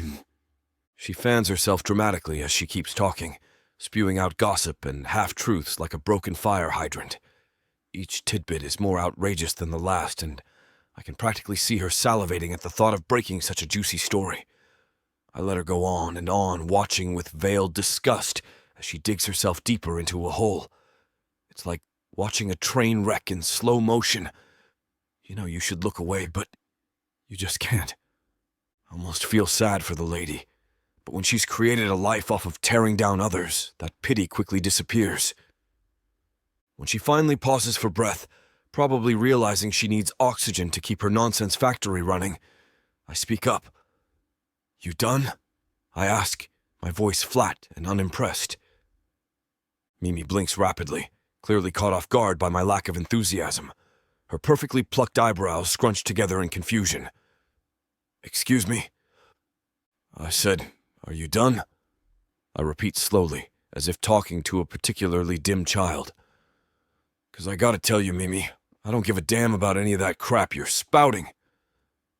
I cross my arms, fixing her with a hard stare that I hope conveys just how little I think of her and her so-called journalism. She scoffs, clearly not believing me. "Come on, Jason. You can't tell me you're not even a little curious about her past. Everyone has skeletons in their closet, and Misty's got a whole graveyard. Is that the type of woman you want to nuzzle up against at night?" I push off the truck, standing tall. "You know what? You're right. Everyone's got a past. But here's the thing, Mimi. I'm not interested in Misty's past. I'm interested in her present, and if she wants me to be, her future." Mimi's jaw drops, her pen hovering over her notepad. For once, she's speechless. "Now, if you'll excuse me," I say, "I've got to get going, and Mimi? Next time you want to talk about Misty, talk to her. Not me, not the gossips in town. Her. Show some respect." I climb into my truck, leaving Mimi standing there, stunned. As I drive away, I can't help but feel a surge of protectiveness coursing through me. Misty deserves better than this damn circus. I grip the steering wheel tightly as I drive away from downtown Everwood, my encounter with Mimi still burning in my mind. The nerve of that woman, trying to dig up dirt on Misty like that. It's got my blood boiling. As I hit the open road leading back to the ranch, I can't help but think about Misty. She came here to escape all that nonsense, and now it's following her. It ain't right. I pull over to the side of the road, needing a moment to clear my head. Leaning back in my seat, I run a hand through my hair, letting out a long breath. Misty doesn't deserve this crap. She's been nothing but genuine since she got here, trying her best to fit in and learn our ways. My phone buzzes in my pocket. It's a text from Misty. "Hey, cowboy, still on for our riding lesson later?" A smile tugs at my lips despite my sour mood. I type back, "Wouldn't miss it for the world, city girl." As I put my phone away, I make a decision. I'm gonna do whatever it takes to keep Misty safe from vultures like Mimi. She deserves a chance to just be herself, without all the pressure and scrutiny. I start the truck back up, my resolve strengthened. Misty might be a pop star, but here in Everwood, she's just Misty, and I aim to keep it that way. Chapter 17. Misty. I stand in Celine's kitchen, my hands covered in ground beef and breadcrumbs. The smell of garlic and herbs fills the air as I attempt to shape another meatball. It's lopsided, more of a meat blob than a ball, but I'm determined to get it right. "How's this one look?" I ask, holding up my latest creation.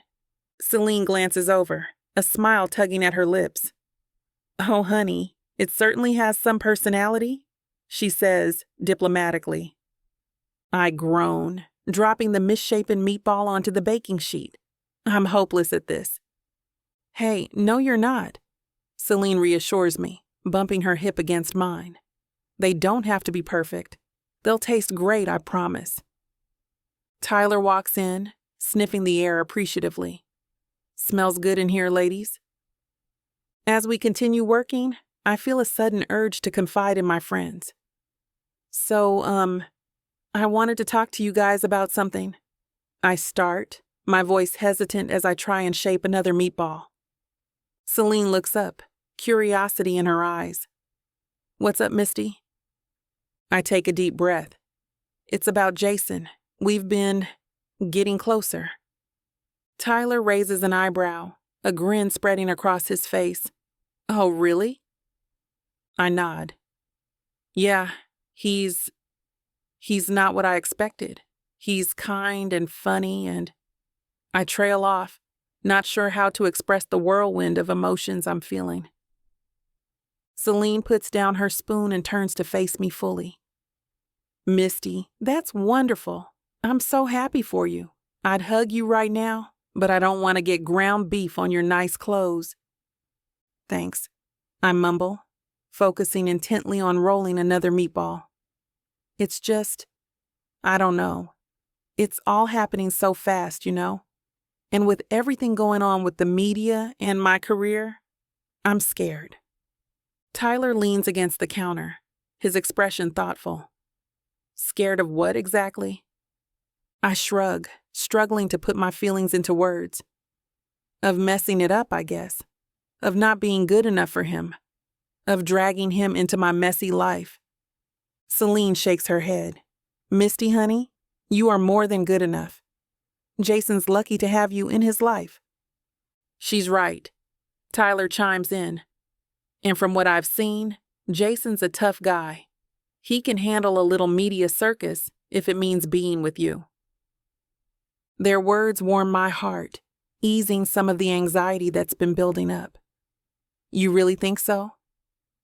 Absolutely, Celine says firmly. You deserve happiness, Misty. And if Jason makes you happy, then go for it. We've got your back, no matter what. I feel tears prick at the corners of my eyes, overwhelmed by their support.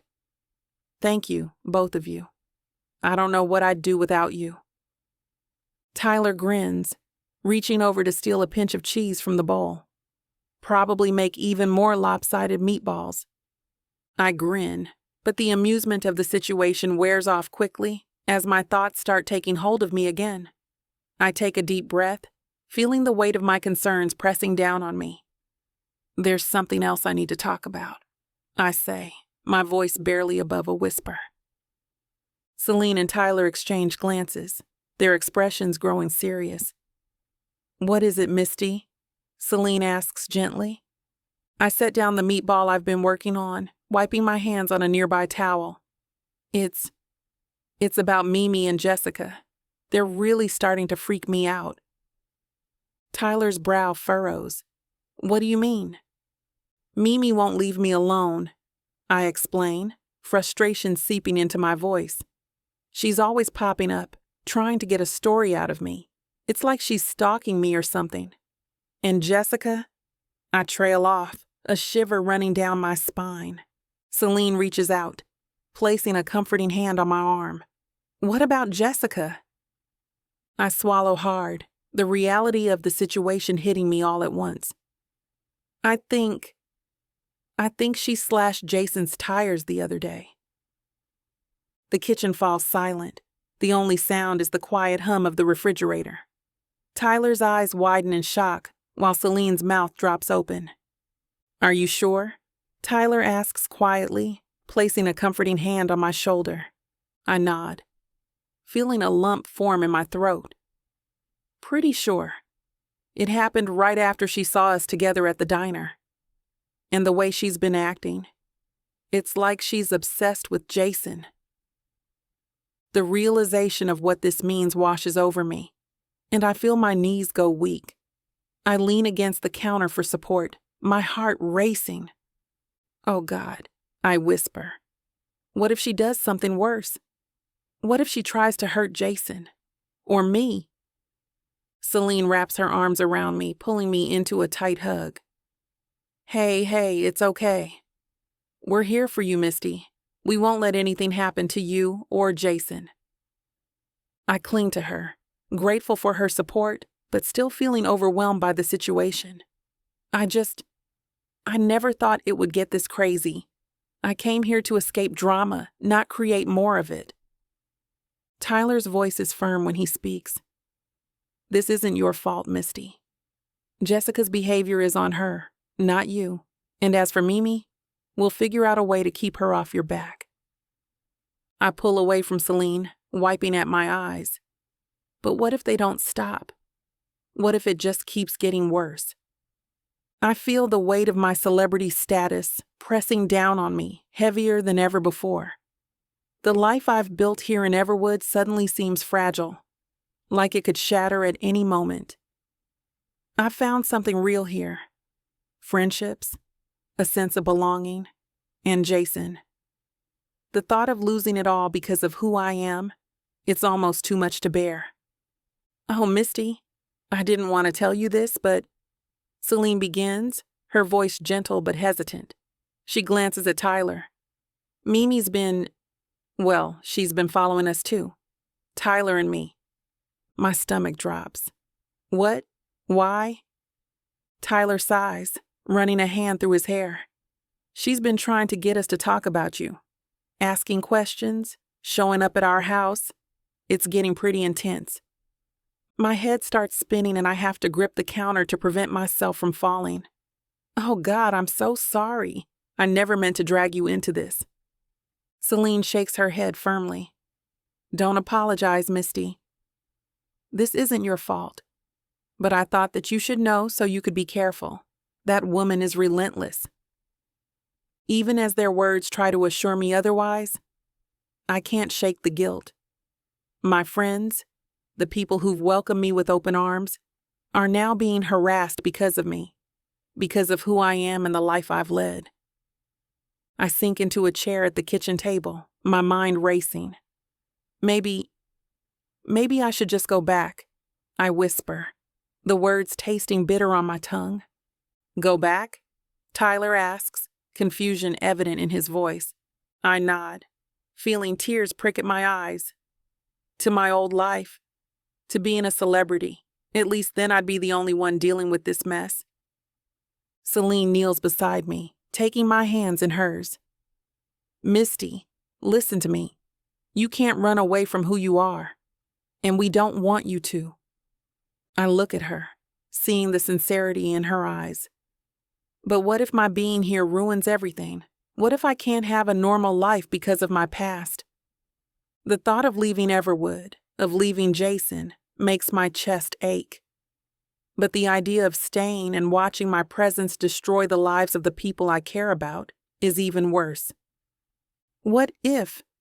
I pause, hardly believing what I'm about to say. What if I just quit? Give up being a celebrity altogether? Honey, that's a big decision to make on the fly, Celine remarks, standing beside Tyler. Please don't do something rash. Misty, we love having you here. You know that, Tyler adds on. Mimi is just a thorn in the side, that's all. She's nothing we can't handle. You shouldn't rush back to the city if you're not feeling ready. I look up at Celine and Tyler, their faces filled with concern and love. My heart swells with gratitude for these amazing friends who've become like family to me.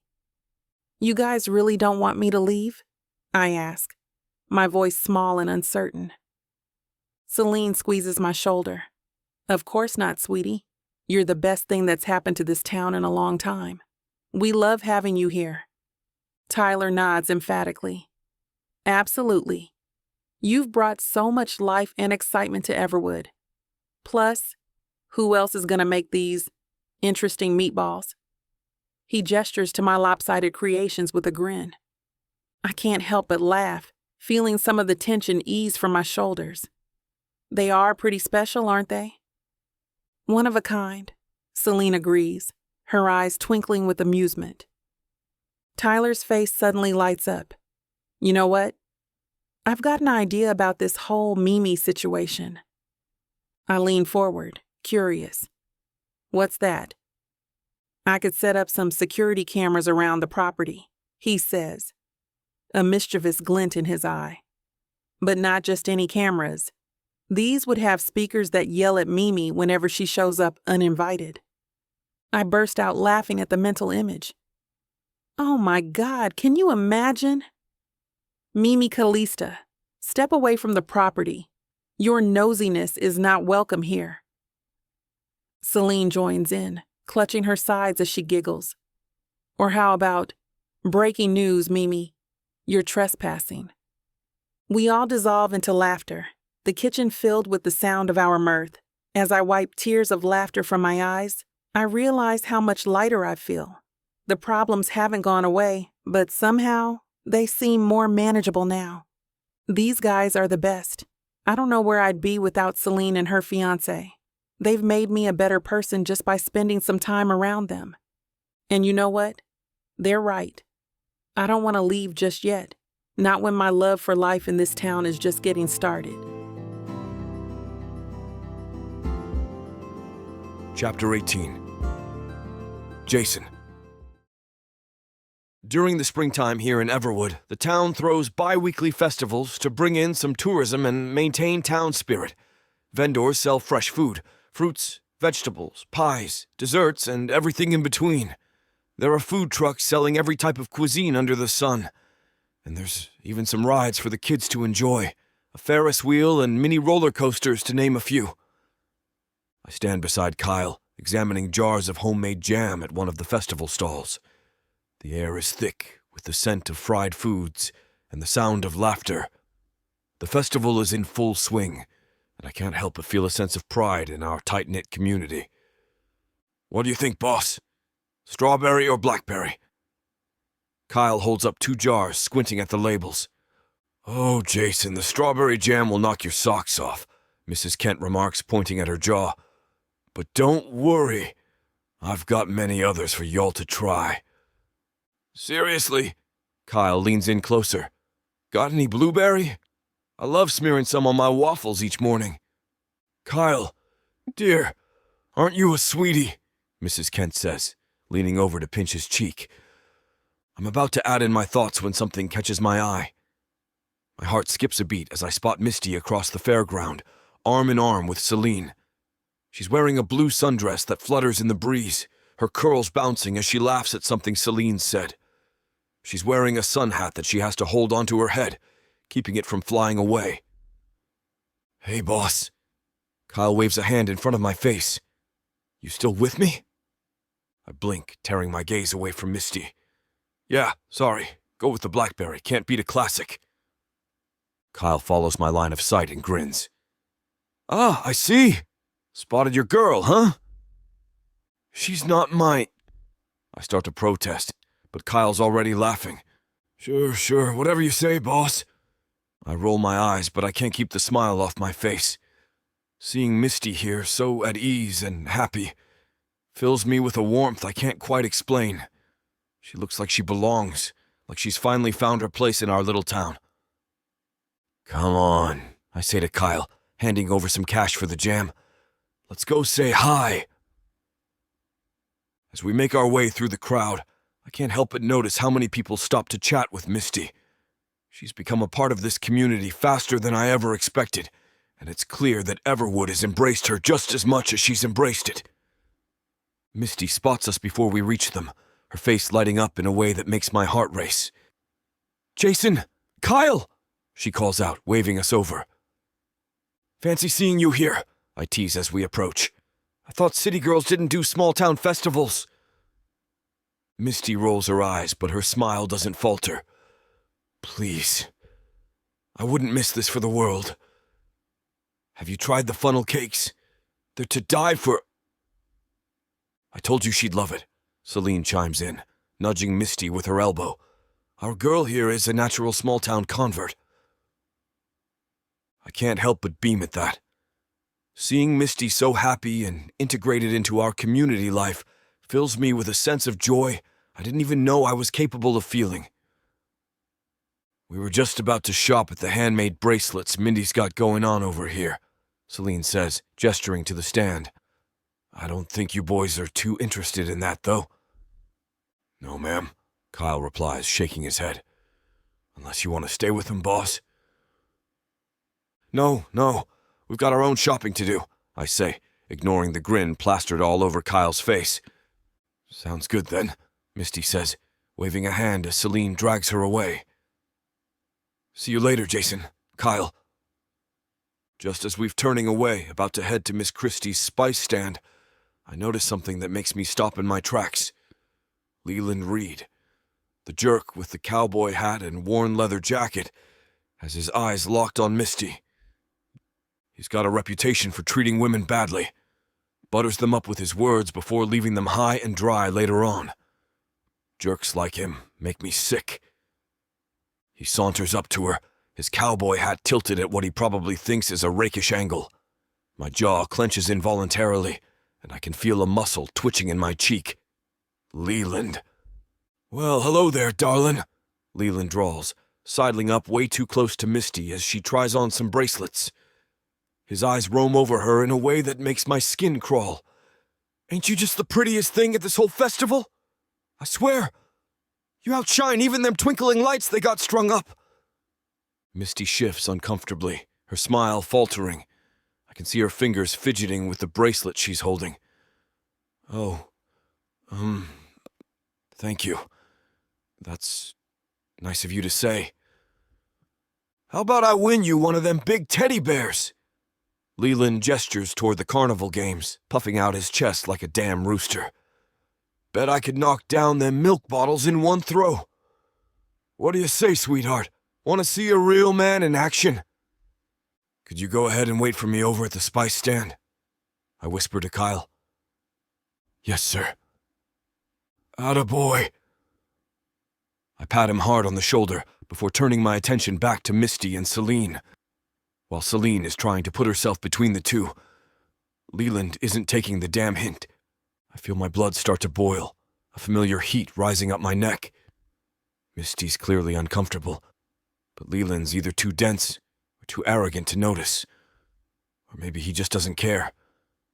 Either way, I've had about enough of this nonsense. That's real nice of you, Leland, I interject, stepping forward and positioning myself in front of Misty and Celine. My voice comes out gruff, barely masking my irritation. But Misty's already got plans. Leland's head snaps toward me, his eyes narrowing. This ain't got nothing to do with you, Atwood. Actually, it does, I say. I move to stand beside Misty, my hand resting lightly on her lower back. Misty and I were just about to grab some of those funnel cakes she was raving about. Weren't we, darling? Misty's eyes meet mine, relief flooding her face. Yes, absolutely, she says, leaning into me slightly.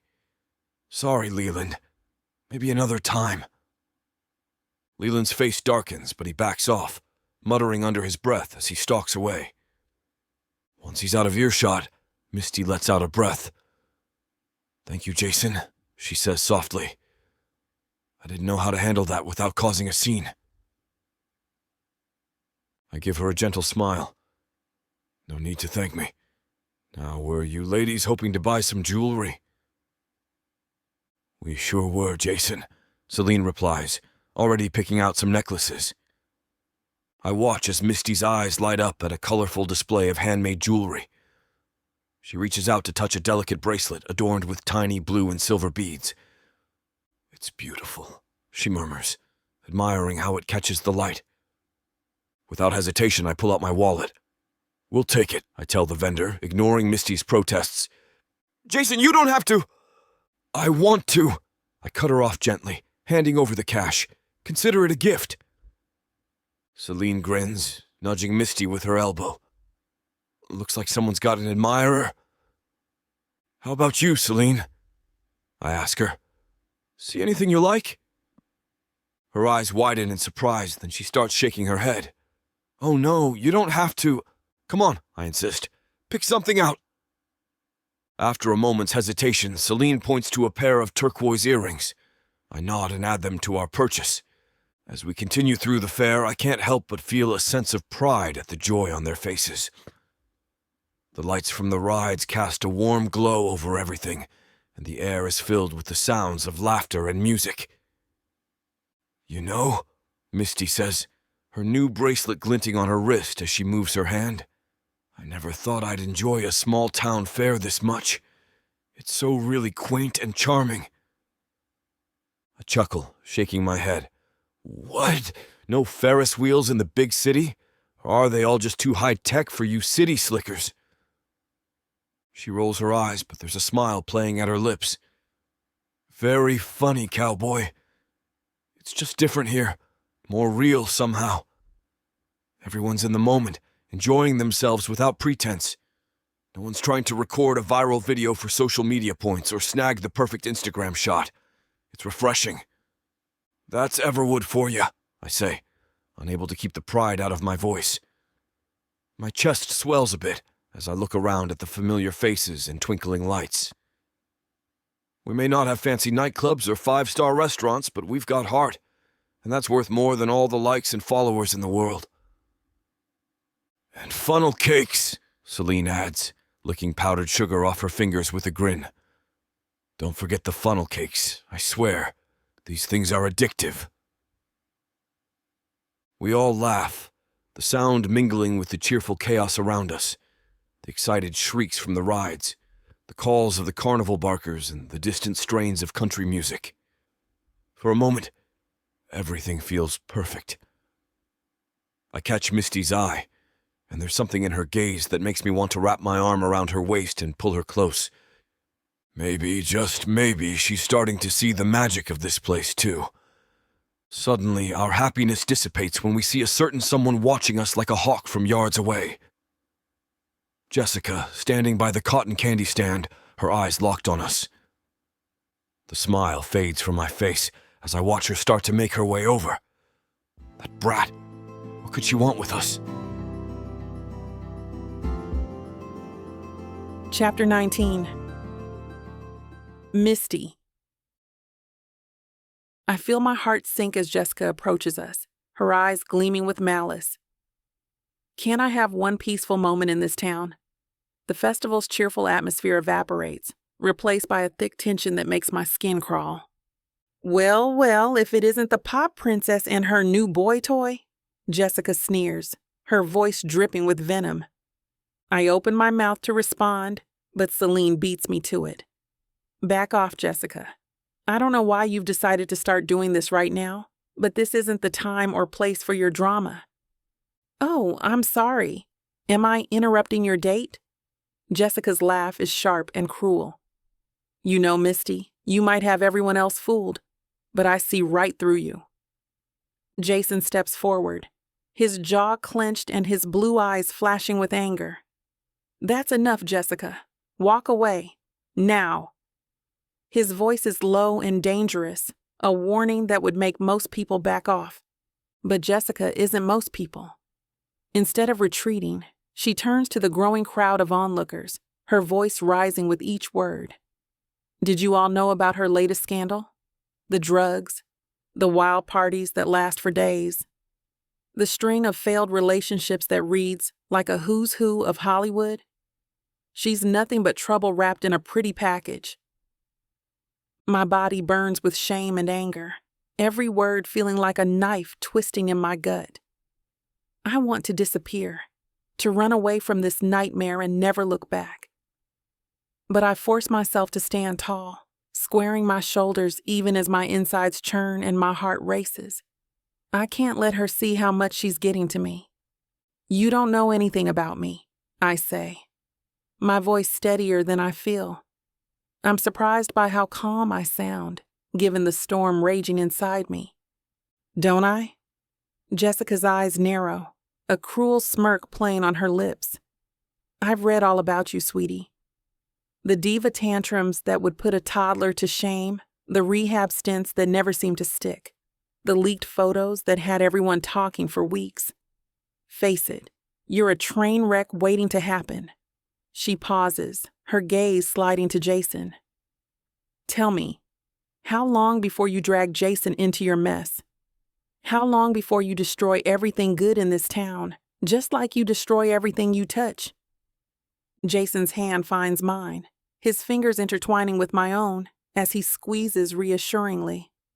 The warmth of his touch sends a flutter through my chest, grounding me in the moment. My relationship with Misty is none of your business, he growls. But Jessica isn't done. Her eyes glitter with malice as she turns to address the crowd again, her voice dripping with venom. Y'all think she's here for a quaint small-town experience? Please. She's hiding from her own failures, using our town as a prop for her next comeback story. Can't you see through her act? Each word is like a dagger, piercing through the walls I've carefully built around myself. I feel exposed, raw, as if my past is being laid bare for everyone to see and judge. My breath catches in my throat, and I fight the urge to run, to hide from the accusing stares of the townspeople I've come to care about. Celine steps between us, her voice sharp as a whip crack. That's enough. You're just jealous and bitter, Jessica. Leave Misty alone. She's done nothing to deserve this kind of treatment. Jealous? Jessica scoffs, tossing her hair over her shoulder with a dramatic flair. Of what? A washed-up celebrity who can't even handle her own life? Don't make me laugh. Her words drip with disdain, and I can feel the weight of everyone's eyes on me, waiting to see how I'll react. Tears prick at my eyes, but I blink them back furiously, determined not to let them fall. I won't give Jessica the satisfaction of seeing me cry. Not here. Not now. You don't know me, I repeat, my voice barely above a whisper, but filled with a conviction I didn't know I possessed. You don't know anything about who I really am or what I've been through. The tension in the air is palpable, and I can feel the eyes of the entire town on us. It's suffocating, reminding me of the spotlight I thought I'd left behind. But this is worse. Oh, stop it, Jessica! A woman calls out from the crowd, her voice tinged with exasperation. She reaches out, trying to drag Jessica away from the center of attention.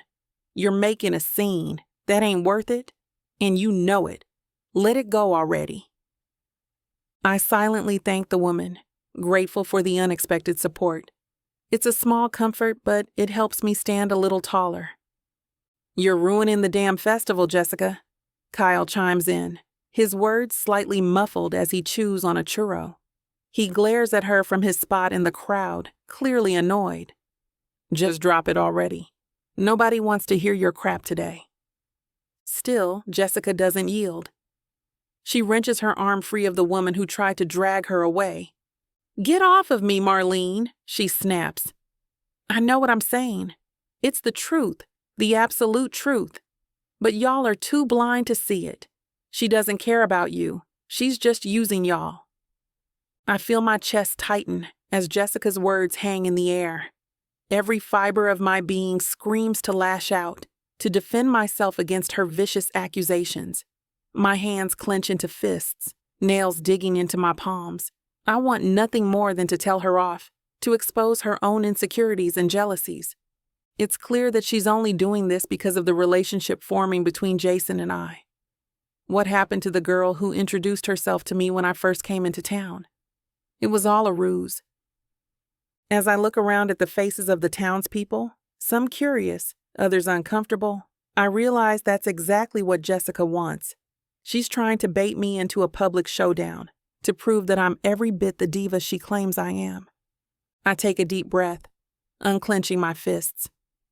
I'm not going to stoop to your level, Jessica, I say calmly, even as a white-hot fire burns in my soul. This festival is for everyone to enjoy. I won't let you ruin it.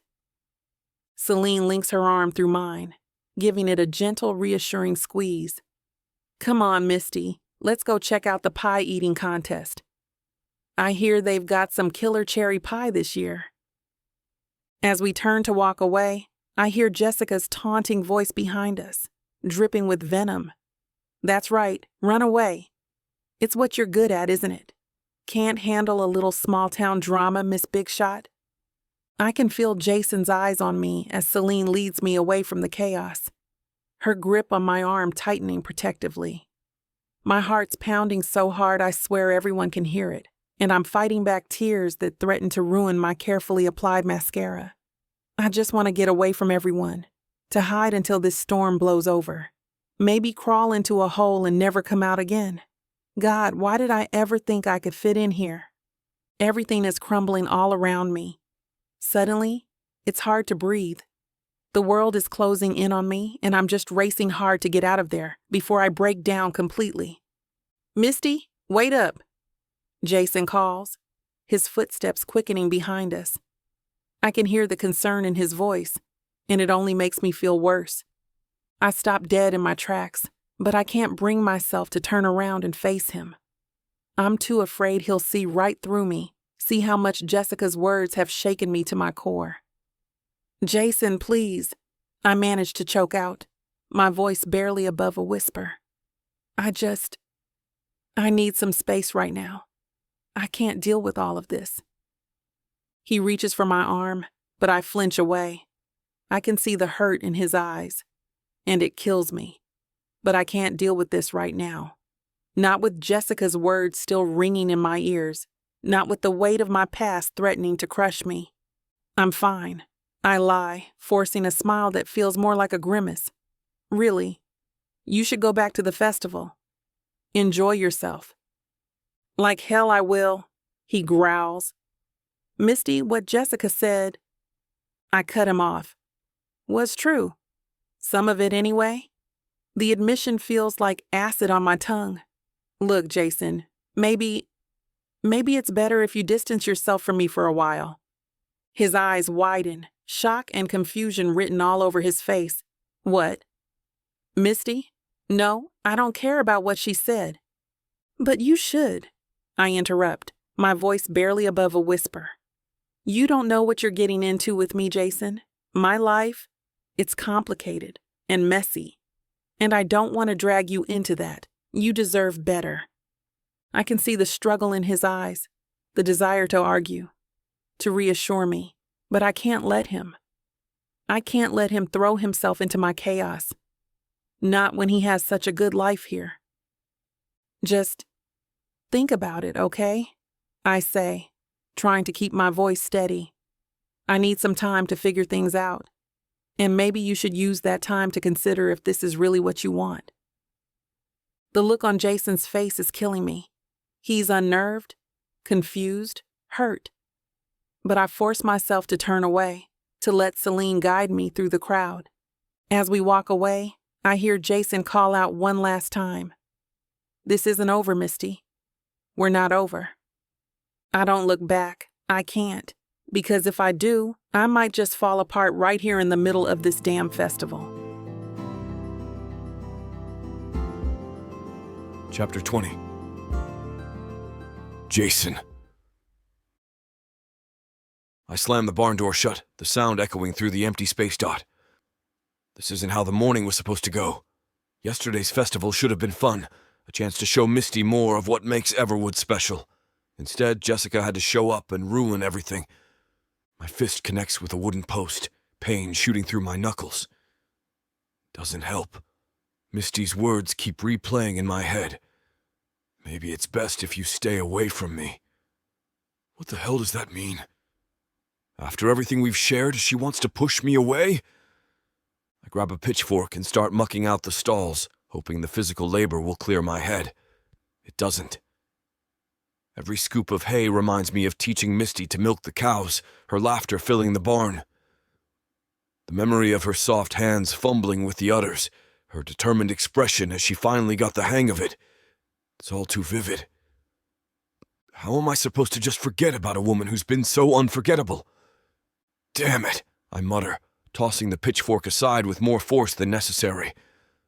This isn't working. The clatter of metal against wood echoes through the barn, matching the turmoil in my chest. I can't stop thinking about her. The way her eyes light up when she smiles, like the sun breaking through storm clouds. How she's not afraid to tease me right back, matching me quip for quip. The feel of her lips against mine, soft yet insistent, tasting of strawberries and promises. No. I can't go down that road. Not when she's made it clear she wants space. I run a hand through my hair, frustration coursing through me. But why? Is it because of Jessica's threats? That brat has always known how to stir up trouble. Or is Misty having second thoughts about us? About small-town life? Does she want to return to the big city and forget about what happened between us? The thought of her walking away, of losing the connection we've built, feels like a punch to the gut. I pace the length of the barn, my boots kicking up dust. Part of me wants to drive over to Celine's place right now, demand answers from Misty. But that's not who I am. I don't chase after women, especially ones who tell me to back off. Still, the urge to protect her is overwhelming. From Jessica's petty jealousy, from Mimi's intrusive questions, from the weight of her own celebrity. I lean against the barn wall, closing my eyes. How did things get so complicated? A few weeks ago, my biggest worry was making sure the ranch turned a profit. Now I'm caught up in some soap opera drama with a pop star. But Misty's not just some celebrity, she's real. Genuine. Someone who makes me laugh and challenges me in ways I never expected. I can't just let her go without a fight. But I also can't push if she truly wants space. A few more attempts at working off the tension pass, and I just can't do it anymore. Slamming my fist into the wall, I let out my frustration, which only ends up disturbing my animals. I can't take this uncertainty anymore. I need to talk to Misty, clear the air between us. Before I can second-guess myself, I'm in my truck, driving towards Celine's place. The gravel crunches under my tires as I pull up. My heart's pounding furiously as I walk to the front door. What if Misty refuses to see me? What if she's already made up her mind? I knock, harder than I mean to. The sound echoes through the quiet clearing. Celine opens the door, surprise flashing across her face. She's wearing an apron, flour dusting across her clothes, and the warm scent of baking wafts out from behind her. "Jason, what are you doing here?" she asks, her brow furrowing in confusion. "I need to talk to Misty," I say, trying to keep my voice steady. "Is she home?" Celine's expression shifts, sympathy flashing in her eyes. She bites her lip, hesitating for a moment before responding. "I'm sorry, Jason. She's not here right now." Anger bubbles up inside me, threatening to spill over. I clench my fists, willing myself to stay calm. "Where is she? When will she be back?" I press, unable to keep the urgency out of my voice. "I'm not sure," Celine says, crossing her arms. She looks uncomfortable, like she's caught between loyalty to her friend and sympathy for me. "She needed some time to think. You know how it is. Sometimes you just need to clear your head." "Think about what?" I demand, unable to keep the edge out of my voice. "Look, I know things got complicated at the festival, but I don't understand why she's pushing me away. Did I do something wrong?" Celine sighs, glancing over her shoulder before stepping outside and closing the door behind her. "It's not you, Jason. Misty's dealing with a lot right now. The pressure from Mimi, Jessica's threats. She's worried about how all of this might affect you." "Affect me?" I scoff. "I can handle myself. I don't care about any of that gossip nonsense." "I know that," Celine says gently. "But Misty's used to her personal life being splashed across tabloids. She doesn't want to drag you into that world. It's not fun, trust me. Misty's got stories of how it destroys people. Chews them up and spits them out, leaving them as a shell of themselves." I run a hand through my hair, frustrated. "So what? She's just going to cut me out without even talking to me about it?" Celine shakes her head. "I don't think that's what she wants. But she's scared, Jason. She's never had something real like this before. It's new territory for her, and she doesn't want to blow it." I lean against the porch railing, trying to process everything. I need to talk to her. Make her understand that I'm not going anywhere, no matter what drama comes our way. "Jason, honey, I get where you're coming from. I really do," Celine says. "But Misty thinks she's doing right by you. And the girl is stubborn. You probably know this, too. Once she has an idea in her head, she's going to see it through." I take a deep breath, trying to calm myself. My hands clench and unclench at my sides, betraying the tension I'm feeling. "Celine, please. I just need to talk to her. Can't you at least tell me where she went? I'm going out of my mind here." Celine's eyes soften, and for a moment I think she might cave. but she shakes her head firmly, her resolve as strong as ever. I'm sorry, Jason. I promised Misty I wouldn't say anything. She needs this time to herself. You've got to understand that. Frustration bubbles up inside me again, threatening to spill over. But I push it down, gritting my teeth. I can't be mad at Celine for being a good friend. Hell, her loyalty to Misty is one of the reasons I respect her so damn much. It's just driving me crazy being on the outside, not knowing what's going on in Misty's head. I get it, I say, my voice gruff with suppressed emotion. I run a hand through my hair, probably messing it up even more. Just, can you tell her I stopped by? That I want to talk? That I'm not giving up on us no matter what? Of course. Celine nods, a hint of sympathy in her eyes. I'll let her know as soon as she gets back. And Jason, don't lose hope, okay? Misty cares about you more than you know. I turn to leave, but pause at the top of the porch steps. Thanks for telling me that. Can you tell her I'm not going anywhere? No matter what gets stirred up. Celine gives me a small smile. I'll pass that along too. As I drive back to the ranch, I can't shake this feeling of helplessness. My fingers itch to grab my phone, to call or text Misty, but I know that'll just push her away more. Back home, I try to distract myself with work yet again. Anything to keep me away from checking the damn phone. I mend fences until my hands are raw, check on the livestock twice over, even start tackling that mountain of paperwork I've been avoiding like the plague. But every few minutes, like clockwork, I find myself pulling out my phone, checking for any messages from Misty. My heart races each time, hoping for just a single word from her. Nothing. Not a goddamn thing. The screen remains stubbornly blank, no matter how many times I refresh it or swipe through my apps. I know I'm being pathetic, acting like some lovesick teenager, but I can't help it. This radio silence is driving me up the wall, making me question every interaction we've had. I toss my phone onto the kitchen counter with more force than necessary, determined to ignore it for at least an hour. Maybe I'll actually get something productive done without that constant temptation. But barely 5 minutes pass before I'm snatching it up again, eager to see what made that notification sound. My pulse quickens, hoping against hope it's her name on the screen. It's just Kyle asking if I want to grab a beer later. I type out a quick, "no thanks," before setting the phone down again, disappointment settling heavy in my chest. What is going on with me? I ask, running my hand through my hair. I shouldn't be going crazy over her. I shouldn't. But that doesn't matter. Misty Avalon has snaked herself into my life and she's not leaving. Ever since I had sex with her, she's been stuck in my mind. A woman like that you don't give up easily. And I don't intend to lose out on a woman who's mine. Chapter 21. Misty. All right, Misty, I say, wrapping my curly hair into a low ponytail. Then I put on a headband to keep any stray curls out of my face. You can do this. I walk into Betsy's diner, my heart pounding with determination. The bell above the door chimes, announcing my arrival.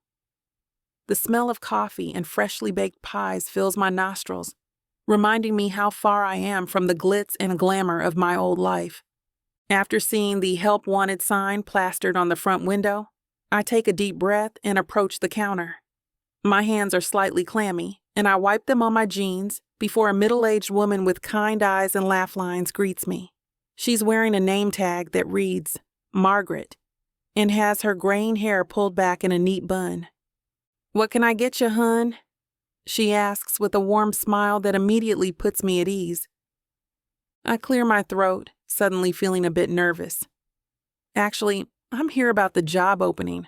I saw the sign out front. Her eyebrows shoot up, surprise evident on her face.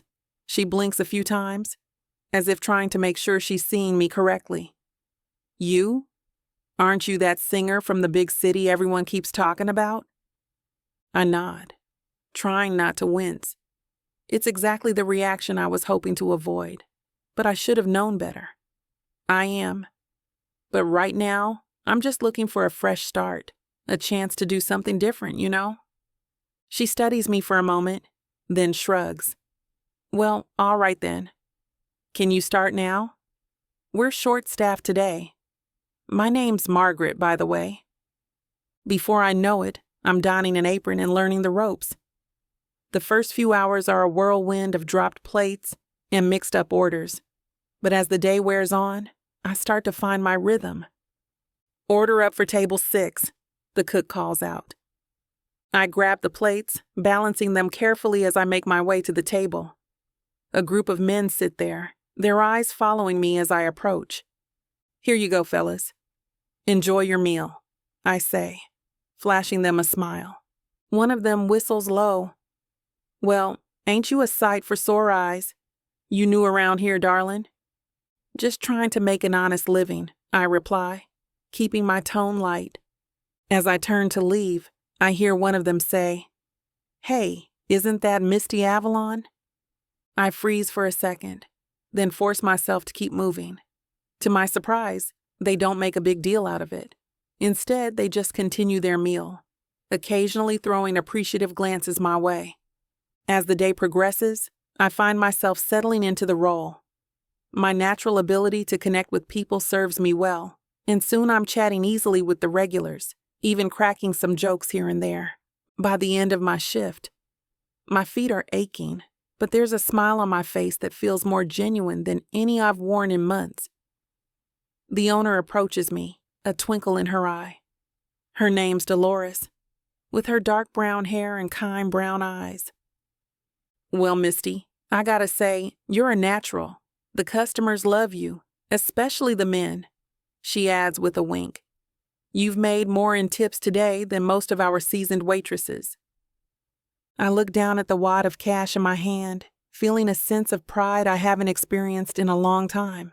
It's not much compared to what I used to make, but somehow, it feels more valuable. I worked hard for this money. Thank you, I say, meaning it. I really appreciate the opportunity. As I hang up my apron, I realize that for the first time since arriving in Everwood, I feel like I belong. It's not glamorous, it's not what I'm used to, but it's real. And right now, that's exactly what I need. The next day, I'm back at it again. I'm there bright and early, helping Margaret clean up the tables and organizing things behind the counter. Then, once opening comes, customers start shuffling in with their orders of breakfast plates and coffee. Seems like you've been doing all your life, Misty, Margaret says. Ready for another day? You bet, I reply, tying my apron with a flourish. Let's do this. As I weave between tables, I find myself falling into an easy rhythm. The locals are warm and welcoming, eager to chat about everything from the weather to town gossip. It feels good to be part of something so normal. Hey there, sweetheart. A deep voice catches my attention. I turn to see a rugged-looking man in his mid-30s giving me a once-over. How about you take my order? I approach his table, pen poised over my notepad. What can I get for you? He leans in, a glint in his eye. How about your number to start? I feel a twinge of discomfort, thinking of Jason. We haven't defined what's going on between us, but it still feels wrong to entertain this guy's advances. Sorry, sugar, I say, keeping my tone light. I'm just here to serve food. Speaking of which, what'll it be? He chuckles, seemingly undeterred. All right. I'll have the house special. And a coffee, black. As I jot down his order, he continues. You know, you're awful pretty for a waitress.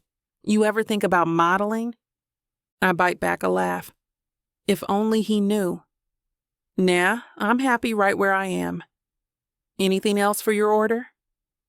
I move on quickly, feeling a hint of unease. It's flattering, sure, but it doesn't sit right with me. My mind keeps drifting to Jason, wondering what he'd think if he saw me here. Throughout the day, I chat easily with other customers, enjoying the simple pleasure of making connections without the weight of my celebrity status. An elderly couple regales me with stories of Everwood's history, while a group of high school kids excitedly discuss their upcoming prom. As I'm refilling a customer's coffee, the bell above the door chimes. I glance up, my heart skipping a beat when I see Jason walk in. He looks serious, his jaw set in a hard line. Our eyes meet, and I quickly look away, pretending to be absorbed in my task. I've been avoiding him since the festival, trying to sort out my feelings and protect him from the chaos of my life. But here he is, looking like a man on a mission. "Misty," he calls out, his deep voice cutting through the diner's chatter. I take a deep breath, plastering on a smile as I turn to face him. "Hey, Jason, what can I get you?" He doesn't return my smile. Instead, he jerks his head towards the back of the diner. "Got a minute?" "I'm kinda in the middle of my shift," I say, gesturing to the busy tables. "It's all right, hun," Margaret calls from behind the counter. "Take 5. I've got this covered." Damn, no escape now. I follow Jason to a quiet corner, my stomach doing somersaults. He leans against the wall, arms crossed over his chest. "So, this is where you've been hiding," he says, his eyes searching my face. I shrug, trying to keep my tone light, not hiding, just working. "Misty," he says, his voice softening. "What's going on?" "You've been avoiding me." I fidget with my apron, avoiding his gaze. I needed some space to think. "About what?" He takes a step closer, and I can smell his familiar scent that's driven me wild. It takes everything in me not to lean into him. "About us. About this whole situation," I say, gesturing vaguely. "Jason, my life is complicated. You saw what happened at the festival. That's just a taste of what being with me would mean." He reaches out, gently tilting my chin up to meet his eyes. "And you think I can't handle that?" My breath catches in my throat. It would be so easy to give in, to let myself. His hand on my chin sends sparks through my body, making it hard to think straight. But I have to be strong. For both of us. "Jason, you don't understand," I say, gently pulling away from his touch. "My life isn't just complicated, it's a damn circus. What Jessica did is just the start. I deal with heckling all the time. You don't deserve to go through that just by being associated with me. I just can't let it happen." He shakes his head, a determined look in his eyes. "I don't care about any of that, Misty. I care about you, about us. What we have is real." "Is it?" I challenge, my voice barely above a whisper. "We've known each other for what? A few weeks? You don't know what you're signing up for." Jason steps closer, his presence overwhelming in the small corner of the diner. "Then help me understand. I want to protect you, Misty, from Mimi, from Jessica, from anyone who tries to hurt you." His words make my heart ache with longing, but I force myself to stay strong. "That's just it, Jason. You can't protect me from my own life. The scandals, the paparazzi, the constant scrutiny, it never stops. And it won't just affect me. It'll affect you too." "I can handle it," he insists, his jaw set stubbornly. I laugh, but it's a hollow sound. "You say that now? But what about when your face is plastered all over the tabloids? When reporters are camped outside your ranch? When every move you make is analyzed and judged by millions of strangers?" Jason's expression softens, and he reaches for my hand. I let him take it, savoring the warmth of his touch. "Misty, I'm not afraid of any of that. What we have, it's worth fighting for." Chapter 22. Jason. I settle into a booth near the back of the diner, my eyes following Misty as she glides between tables. There's something captivating about the way she moves, all grace and charm despite being so out of her element. It's like watching a swan navigate a barnyard, beautiful and unexpected. She wants to talk to me after her shift ends. That's fine and dandy, but I'm not leaving this place without her. What if she sneaks away while I'm not looking? I'm not giving her that chance. Coffee black, I tell the waitress when she swings by, and throw in a BLT while you're at it. My food arrives, but I barely taste it. I'm too busy watching Misty work her magic on the locals. She's got old Mr. Watson smiling, a feat I thought impossible after his wife passed last year. And there she is, coaxing a laugh out of little Susie Peterson, who's usually shy as a field mouse. Damn, she's good. It's not just her looks, though God knows she's stunning. It's the way she genuinely connects with people. Makes them feel seen, important. A pang of guilt hits me. Here I am, admiring her from afar when I should be giving her space. But damn, how can I stay away when she lights up a room like this? I catch her eye as she's refilling someone's coffee. She gives me a small smile, which reaffirms that connection we share. It's ridiculous how she affects me. I'm not some lovesick teenager, for Christ's sake. I'm a grown man who runs a successful ranch. But one look from her and I'm wrapped around her finger instantly. That's not how I am, but Misty has changed me from the inside out. Suddenly I'm seeing a sight that makes me grip my coffee mug tightly. Some schmuck at the counter leans in close to Misty.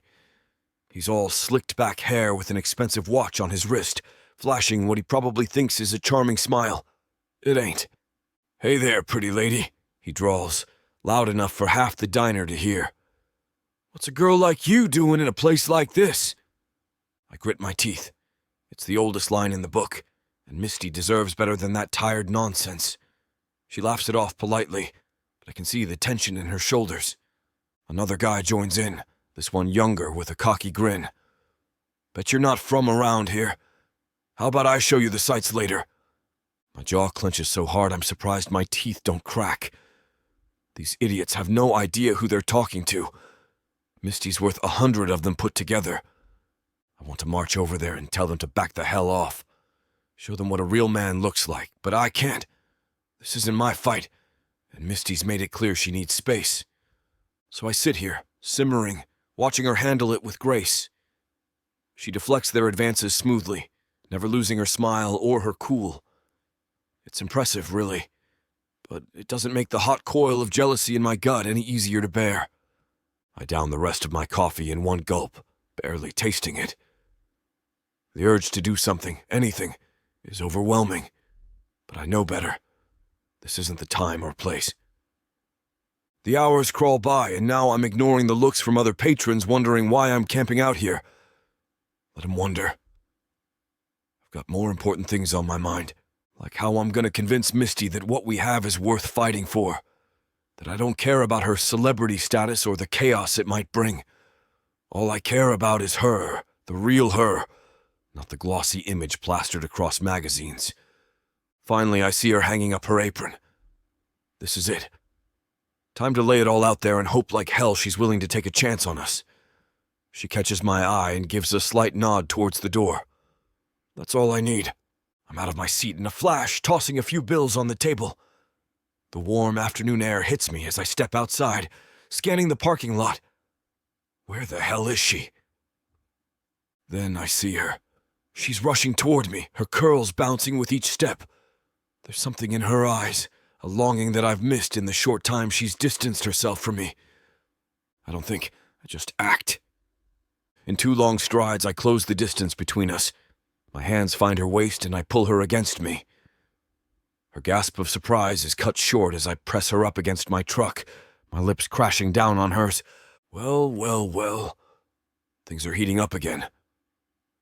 You know what to do. Go to vixavonromance.com to get the dirty details that this platform won't put on the air. I know it sucks, but at least you can get a 40% discount with code VIXA40 to make up for it. Use it while it lasts, and apply it to every digital product in your cart. Back to the story. My body's on fire. Every nerve ending is alive, screaming for more. More of her touch, her taste, her everything. But as much as I want to keep going, to lose myself in her right here in this truck, I know we can't. Reluctantly, I pull back. My breath comes in short pants as I rest my forehead against hers. "Misty!" I growl, my voice rough with need. "We gotta get to the ranch, now." She nods, her eyes glazed with lust. "Drive fast," she whispers. I don't need to be told twice. I start the engine, my hands shaking slightly as I grip the steering wheel. The tension between us is thick, electric. It's taking every ounce of self-control I have not to pull over and finish what we started right here on the side of the road. But I want to do this right. Misty deserves more than a quick tumble in my truck. Hell, she deserves the world. I'm damn well going to give it to her. So I press down on the gas, willing the miles to disappear faster, my heart pounding in my chest like a wild Mustang. The drive to my ranch feels endless, like time stretched out just to torture us. The air between us is thick with tension, crackling with unspoken promises and desires that threaten to consume us both. Misty's hand finds mine on the gear shift, her touch sending sparks up my arm and setting my whole body on fire. I can barely focus on the road with her so close, her scent driving me crazy. "You're a wild girl, you know that?" I ask, my voice rough with lust. It's one last chance for her to back out, though God knows I hope she doesn't take it. I've never wanted anyone the way I want her. She turns to me, small smile playing on those full, tempting lips. Her eyes are dark with desire, matching my own. "I know," she says, all sultry. "You've helped me realize that, Jason." Those words are all I need to hear. They're like gasoline on the fire burning inside me. I press down hard on the accelerator, eager to get us home and show her exactly how I feel about her. My ranch can't come into view fast enough, and I silently curse every mile that keeps us from being alone. I hope you're enjoying this audiobook by Vic Savon. If you want to keep hearing more audiobooks, then please hit that subscribe button and like the video. It may seem insignificant, but the more people that subscribe, the easier it is to produce more audiobooks in the future. So please help us out and subscribe to our channel. Thank you for listening, and now back to your book.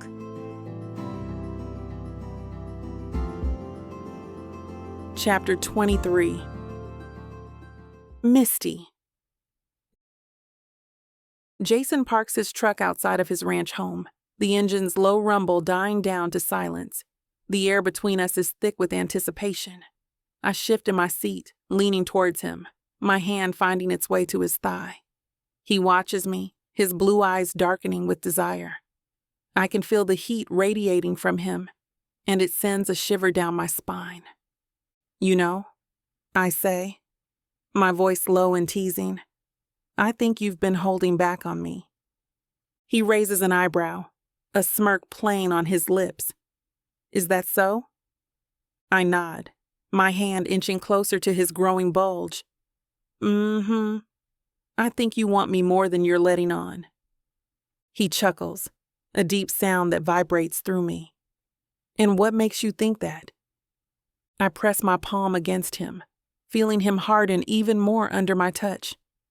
"This," I whisper, leaning in so my breath hits his skin. "All this. It's for me." "Damn, Misty." He leans in, capturing my lips with his in a way that knocks the breath out of me. His hands are on me immediately, tugging at the buttons on my shirt and fiddling with my jeans. But I pull away, resting my thumb on his bottom lip. "Come on, we can't do this out here." "What if someone sees us?" I say, trying to feign innocence. Jason speeds out of the car, slamming the door on his way out. He's at my side quickly, tugging open the door and pulling me out. Again, he's kissing me like his life depends on it, pushing my back against his truck. "Jason, please," I whisper. "Take me inside." Without another word, he's guiding me inside his home by the hand, nearly knocking over furniture in his haste to get me to the bedroom.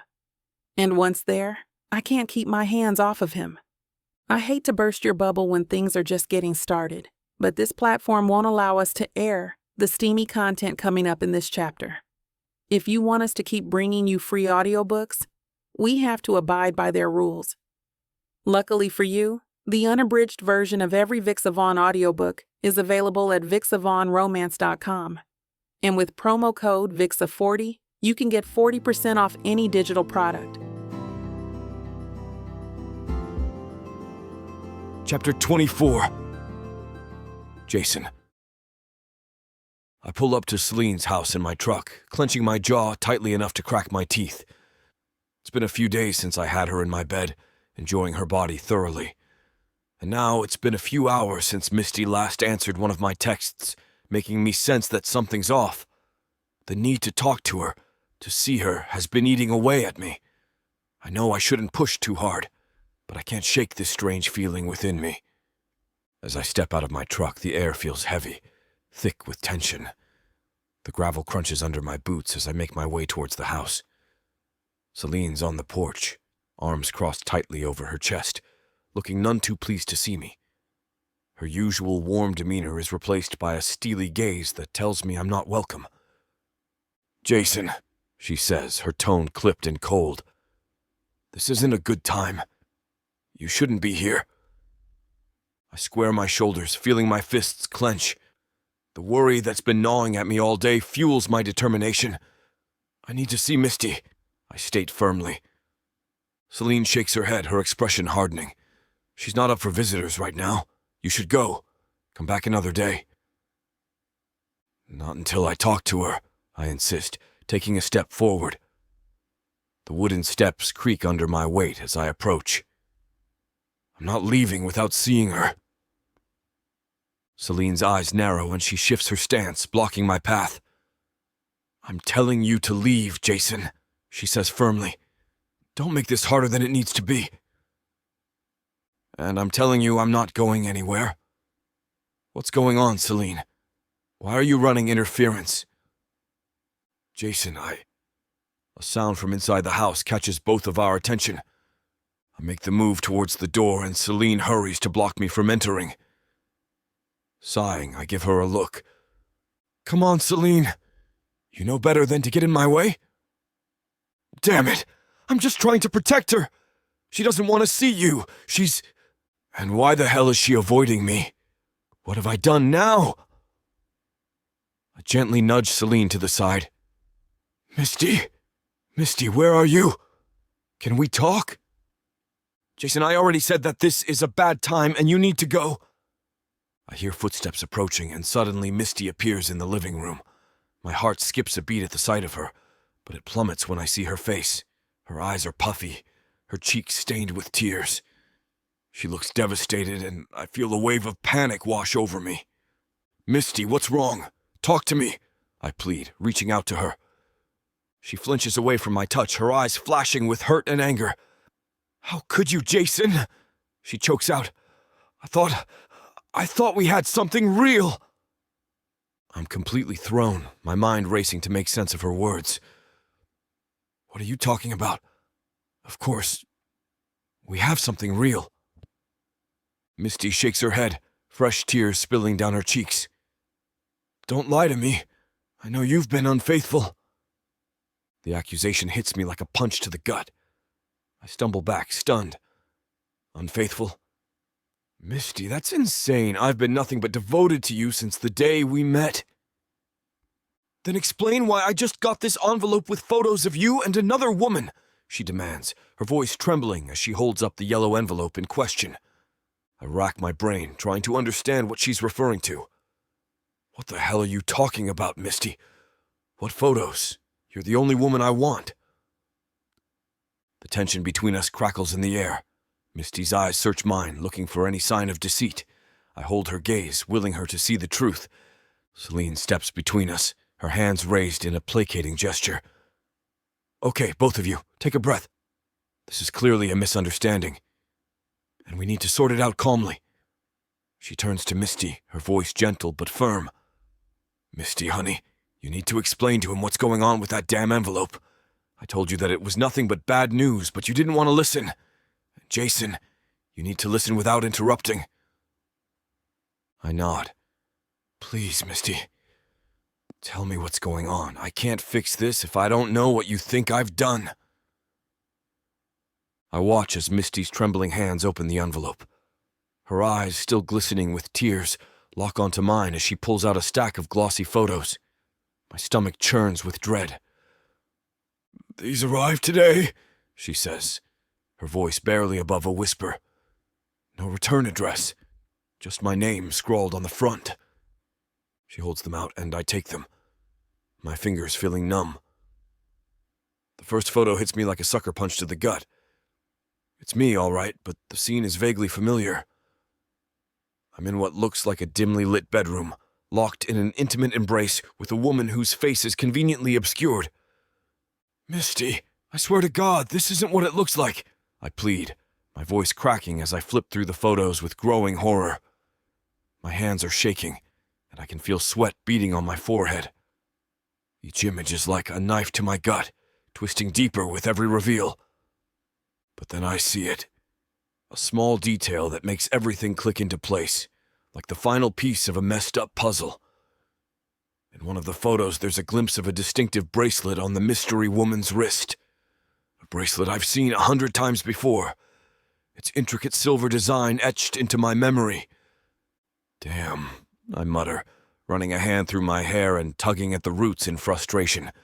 "It's Jessica. Of course she's behind this." The realization hits me like a ton of bricks. And suddenly, the whole sick scheme becomes crystal clear. That vindictive brat has always had it out for me, but this is a new low, even for her. I watch as Misty's eyes widen, confusion flickering across her face as she exchanges a quick glance with Celine. Her brows furrow, and she shakes her head in disbelief. "What? Why the hell would she send me photos of you two having sex? That's insane." "Because she's jealous of us, Misty. Why else?" I growl, my frustration bubbling over. She's trying to tear us apart, making it seem like these photos are recent when they're actually old. She's playing dirty, and I'm not going to let her get away with it. I hold up the photo, jabbing my finger at the telltale piece of jewelry. "See this? It's Jessica's. She never takes it off. Not even to shower, I bet." Celine leans in, her face scrunched in concentration as she examines the photo closely. I can see the moment recognition dawns in her eyes. "He's right, Misty. That's definitely Jessica's bracelet. I've seen her wear it around town." I feel a surge of anger coursing through me, hot and fierce. My fists clench at my sides, and I have to force myself to take a deep breath as I slam the photos down onto the coffee table. I can't believe she'd stoop this low. It's messed up, even for her. I turn to Misty, my voice softening as I meet her gaze. "Misty, you have to believe me. I would never cheat on you. Never. These photos... I didn't even know she took them. It's a damn violation, and I'm just as shocked as you are." Misty's gaze softens, but I can still see the doubt lingering. "Are you sure they didn't happen recently?" I step closer, taking her hands in mine. "Misty, I would never cheat on you. I'm crazy about you. You're the only woman I want. Jessica's just trying to mess with us because she can't stand to see me happy with someone else." I watch as Celine's expression softens, her eyes darting between Misty and me. She takes a deep breath, her shoulders relaxing as she steps forward. "Look, I've known Jason for years," Celine says, her voice steady and reassuring. "He's not the type to cheat, never has been. And the way he looks at you, Misty, that's not something you can fake." Misty's gaze meets mine, uncertainty still clouding her eyes, but I can see a glimmer of hope there too. She takes a shaky breath, wiping away the tears that have left tracks on her cheeks. "I'm so sorry, Jason," she whispers, her voice thick with emotion. "I shouldn't have jumped to conclusions. It's just... when I saw those photos, I felt like my world was falling apart." I'm quick to come to her side and pull her into my arms, feeling her body tremble against mine. "It's okay, sweetheart. I get it. I'd have been just as upset if I'd seen pictures like that of you." Misty lets out a watery chuckle, pulling back to look up at me. It's kind of ironic, isn't it? Me getting so worked up over your past when I've got my own complicated history. She shakes her head, a small smile tugging at her lips. I guess it just shows how much I care about you. How much I love you. Her words hit me like a bolt of lightning. Love. She loves me. And suddenly I realize that I feel the same way. The thought of losing her, of not having her in my life, it's unbearable. I love you too, Misty, I say, my voice rough with emotion. God, I love you so much. When I thought you might walk away from us, it scared the hell out of me. I wasn't gonna let that stand. I hope you know that. Misty huffs out a laugh. I just can't get rid of you, huh, cowboy? Nope. I wrap an arm around her, pulling her close. You're stuck with me, city girl. Celine smiles, watching us. Then she gestures towards the photos. Let me burn these out back, yeah? There's no use for 'em. I nod. That's a part of my past that I never want to revisit. I have a future to look forward to, one with Misty. And Jessica is not going to mess that up. I won't let her.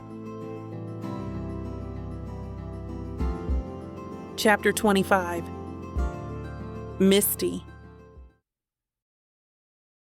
I sink into Celine's couch, my body trembling as Jason's arm wraps around my shoulders.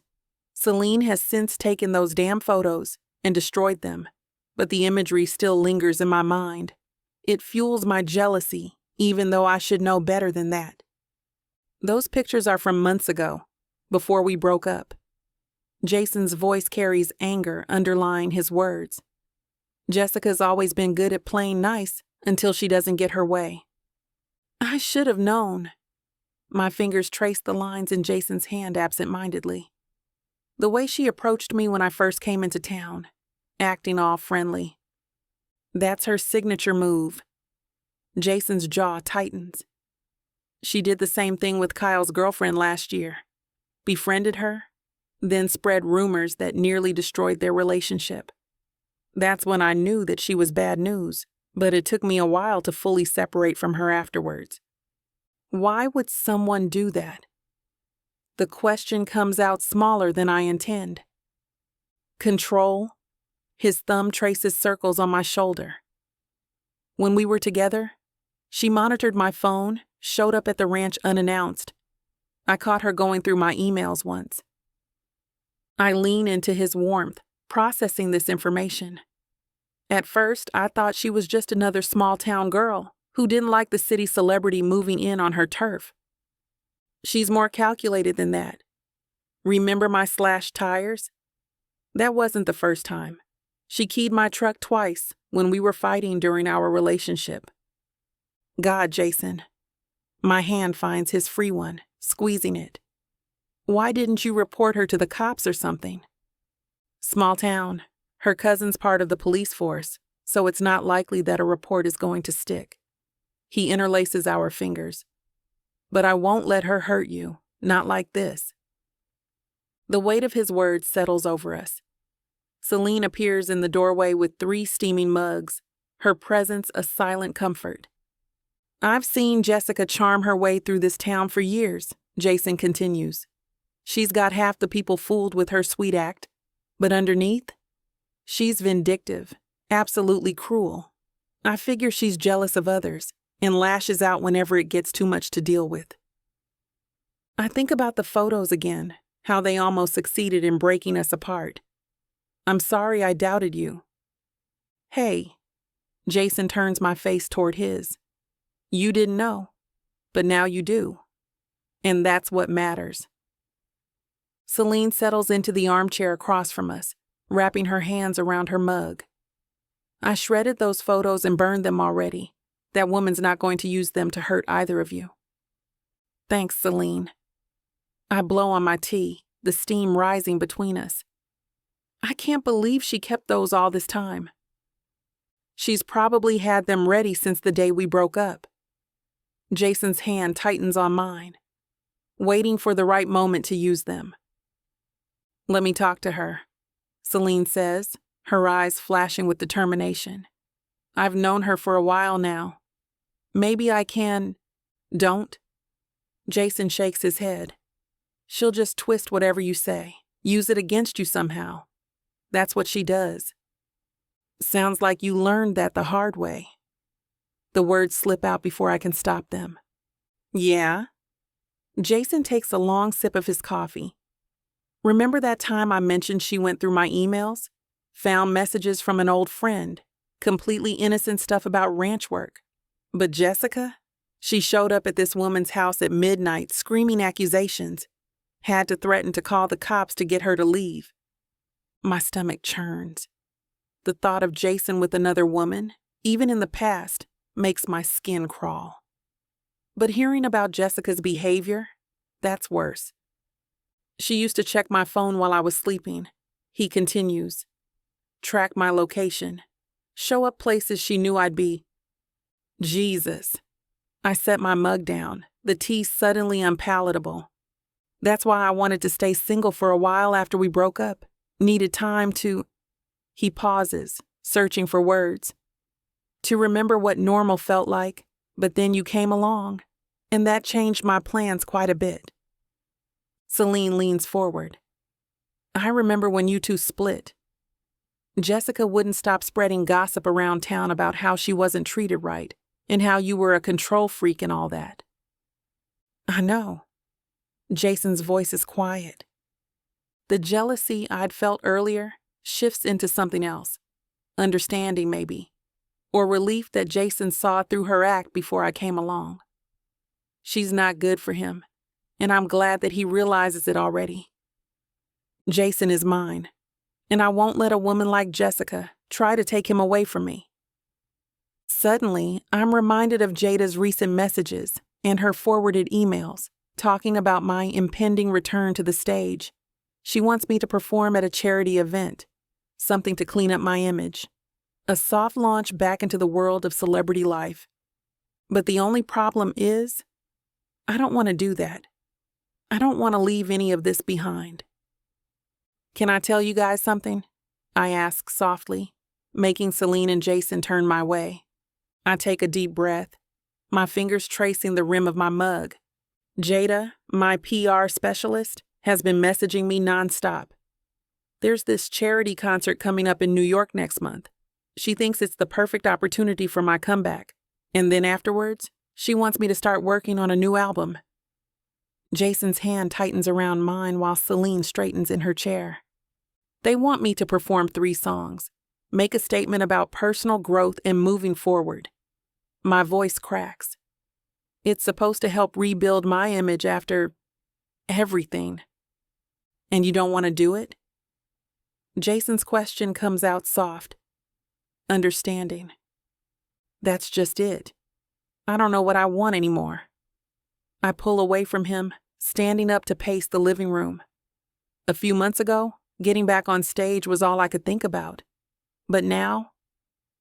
Celine sets her mug down. What changed? Everything. I gesture around me.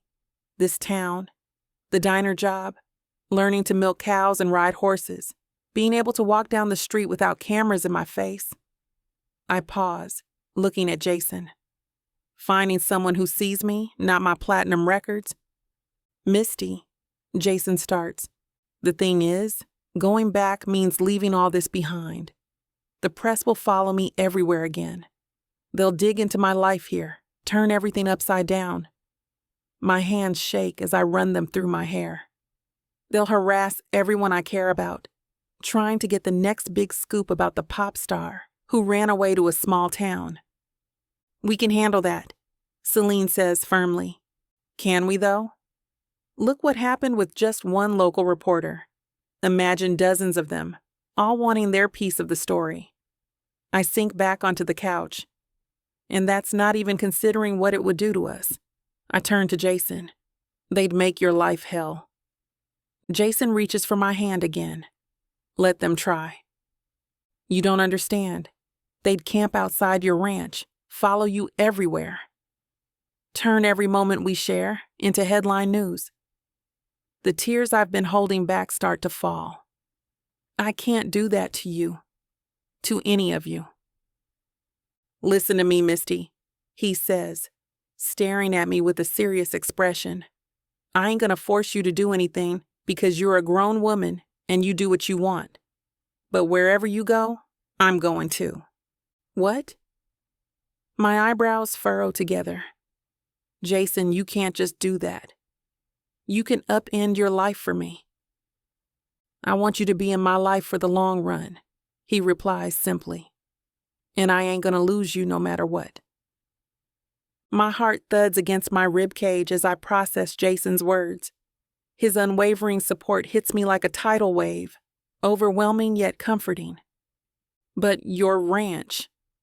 I gesture vaguely toward the window. Your whole life is here in Everwood. The ranch ain't going anywhere. Jason's fingers brush against my cheek, wiping away a stray tear. Kyle's been stepping up, learning everything about running it, and there's plenty of good hands I trust to keep things going if I need to travel. You'd really do that? Risk everything you've built here? Darling, the only risk I see is letting you walk away because you think you're protecting me. His blue eyes lock with mine, intense and sincere. I want you to do what makes you happy. If that means getting back on stage, we'll figure it out. If it means staying here and working at the diner, that's fine too. But no buts. His thumb traces my jawline. Stop thinking about what everyone else wants. What do you want, Misty? The question hangs in the air between us. What do I want? For years, my decisions have been filtered through the lens of my career, my image, other people's expectations. Having someone ask me point blank what I want feels foreign. My voice cracks. I want to feel like myself again. Not the version of me that exists on magazine covers or in music videos. Just me. Jason nods, understanding lighting his features. Then that's what we'll work toward. Everything else? We'll handle it together. Celine nods. And you already know that Tyler and I will stand by you throughout whatever. You can stay here for as long as you want. A small sigh leaves my lips as I process their words. They'll help me, no matter what I choose to do. This sounds right, feels right in a way that stadium concerts and platinum records never quite managed. Chapter 26. Jason. I take Misty's hands in mine as I look into her eyes. The afternoon sun streams through Celine's windows, casting a warm glow across Misty's face. Listen, what we have, it's different. Before you came to town, I was just going through the motions. Wake up, feed the animals, deliver milk, repeat. But now, I squeeze her hands. Now I wake up excited about what the day might bring. About seeing your face light up when you learn something new on the ranch, or hearing that laugh of yours when I tease you about your fancy coffee shop orders. Misty's lips quiver, but she doesn't pull away. You've brought this life into everything. Hell, I catch myself smiling for no reason just thinking about you. He's not lying, Misty. Celine leans forward, offering a kind grin. I've known Jason for years, and I've never seen him like this. With Jessica, it was all obligation and small-town expectations. But with you, she shakes her head. He lights up. The whole damn town's noticed. It's true. I run my thumb across Misty's knuckles. You walked into that coffee shop all flustered about your credit card, and something just clicked. I don't care about your celebrity status or what the tabloids say. I care about the woman who squeals when she milks a cow for the first time, the one who tried to ride a horse in designer boots. A small laugh escapes Misty's lips. That's what I want. Just you. No pretenses, no expectations. Just us figuring things out together. I squeeze her hand gently, marveling at how perfectly it fits in mine. All these years of wondering if I'd ever find something real, and here she is. Misty starts, clearly overwhelmed by emotion. Her eyes shine with unshed tears. I want to be with you too. I've never had a genuine relationship before. In the past, it's always been for show. PR stuff, you know? Relationships that I have to agree to in order to promote a new song, or music video, or whatever the hell else. I nod, jaw clenching at the thought of her being used as a publicity stunt. Sounds like hell. It is, yeah, she agrees with a laugh that chases away the shadows in her eyes. I never knew what it was like to see someone and get excited about spending time with them, to envision a future with them. The way she looks at me when she says that last part makes me want to crash my lips into hers. But I need to show some basic respect. I'm in Celine's house, after all. Celine sniffles, nodding along with her words. She dabs at her eyes with the sleeve of her sweater. Oh, honey, that's how I knew I wanted to be with Tyler for the rest of my life. It's a beautiful feeling, ain't it? My jaw clenches as my grip on her tightens. I'd be a lying fool if I said I wanted you to leave Everwood. Like I said, you do whatever you want to do, but leaving this town is going to be hard. I've spent my whole life building something here. This ranch, this community, it's in my blood. But damn if you haven't become just as important. Misty watches me, her eyes following my movement. Those beautiful brown eyes of hers have a way of seeing straight through me. I see a future here. With you. Teaching you more about the ranch, watching you get stronger and more confident every day. Maybe even seeing you perform at the town fair instead of those big stadiums. I crack a smile, running my thumb along her jawline. Hell, I'd even learn to dance if you wanted to teach me. Though I gotta warn you, I've got 2 left feet and 0 rhythm. Jason. Her voice catches, thick with emotion that matches the tears gathering in her eyes. And I don't give a damn about Hollywood or paparazzi or whatever drama they want to stir up. Let them come. I'll stand right beside you, face whatever storms blow our way. Because what we have is worth fighting for. Every damn bit of it. My voice drops lower, rougher with conviction. But your quiet life hasn't been quiet since you walked into that coffee shop. I cup her face in my hands, my calloused fingers gentle against her soft skin. And I wouldn't have it any other way. Those vultures like Mimi, Jessica's schemes, bring 'em on. I've handled worse things than a few tabloid headlines. Nothing they throw at us is going to change how I feel about you, darling. Celine shifts in her seat, dabbing at her eyes with a tissue. I'm not asking you to give up your dreams. Just maybe consider building new ones. Here, with me. My thumb traces her cheekbone. Because I'm telling you right now, Misty Avalon, I'll fight every producer, manager, and entertainment exec in California if it means keeping you by my side. Misty's eyes well up with tears, and she throws her arms around my neck, nuzzling her face in the crook of my neck. This is all I want, she whispers against my skin. You, the ranch, this town. I've never felt more real than I do here with you, with Celine and Tyler, everyone. I love all of you. I hold her tighter, breathing in the scent of her hair. She pulls back just enough to look me in the eyes. I want to stay, Jason. No more running back and forth to L.A. No more living 2 lives. Her fingers trace along my jaw. But I need to handle things properly first. Set everything straight with my team, my label, whatever you need. I press my forehead against hers. Take all the time you want to sort it out. I don't want time. She shakes her head, determination blazing in those beautiful brown eyes. I want to do it now, today. I'm done letting other people control my life. I want to call them right now and tell them I'm staying in Everwood. Her fingers grip her phone tighter. Oh, this is a cause for celebration, Celine exclaims, getting up out of her seat with her mug in hand, practically bouncing with excitement. Let me start making something. What do y'all want? Some pastries? Or something more hearty? I could whip up that chicken dish you loved last time, Misty. Celine, you could make me anything, and I'd be happy with it.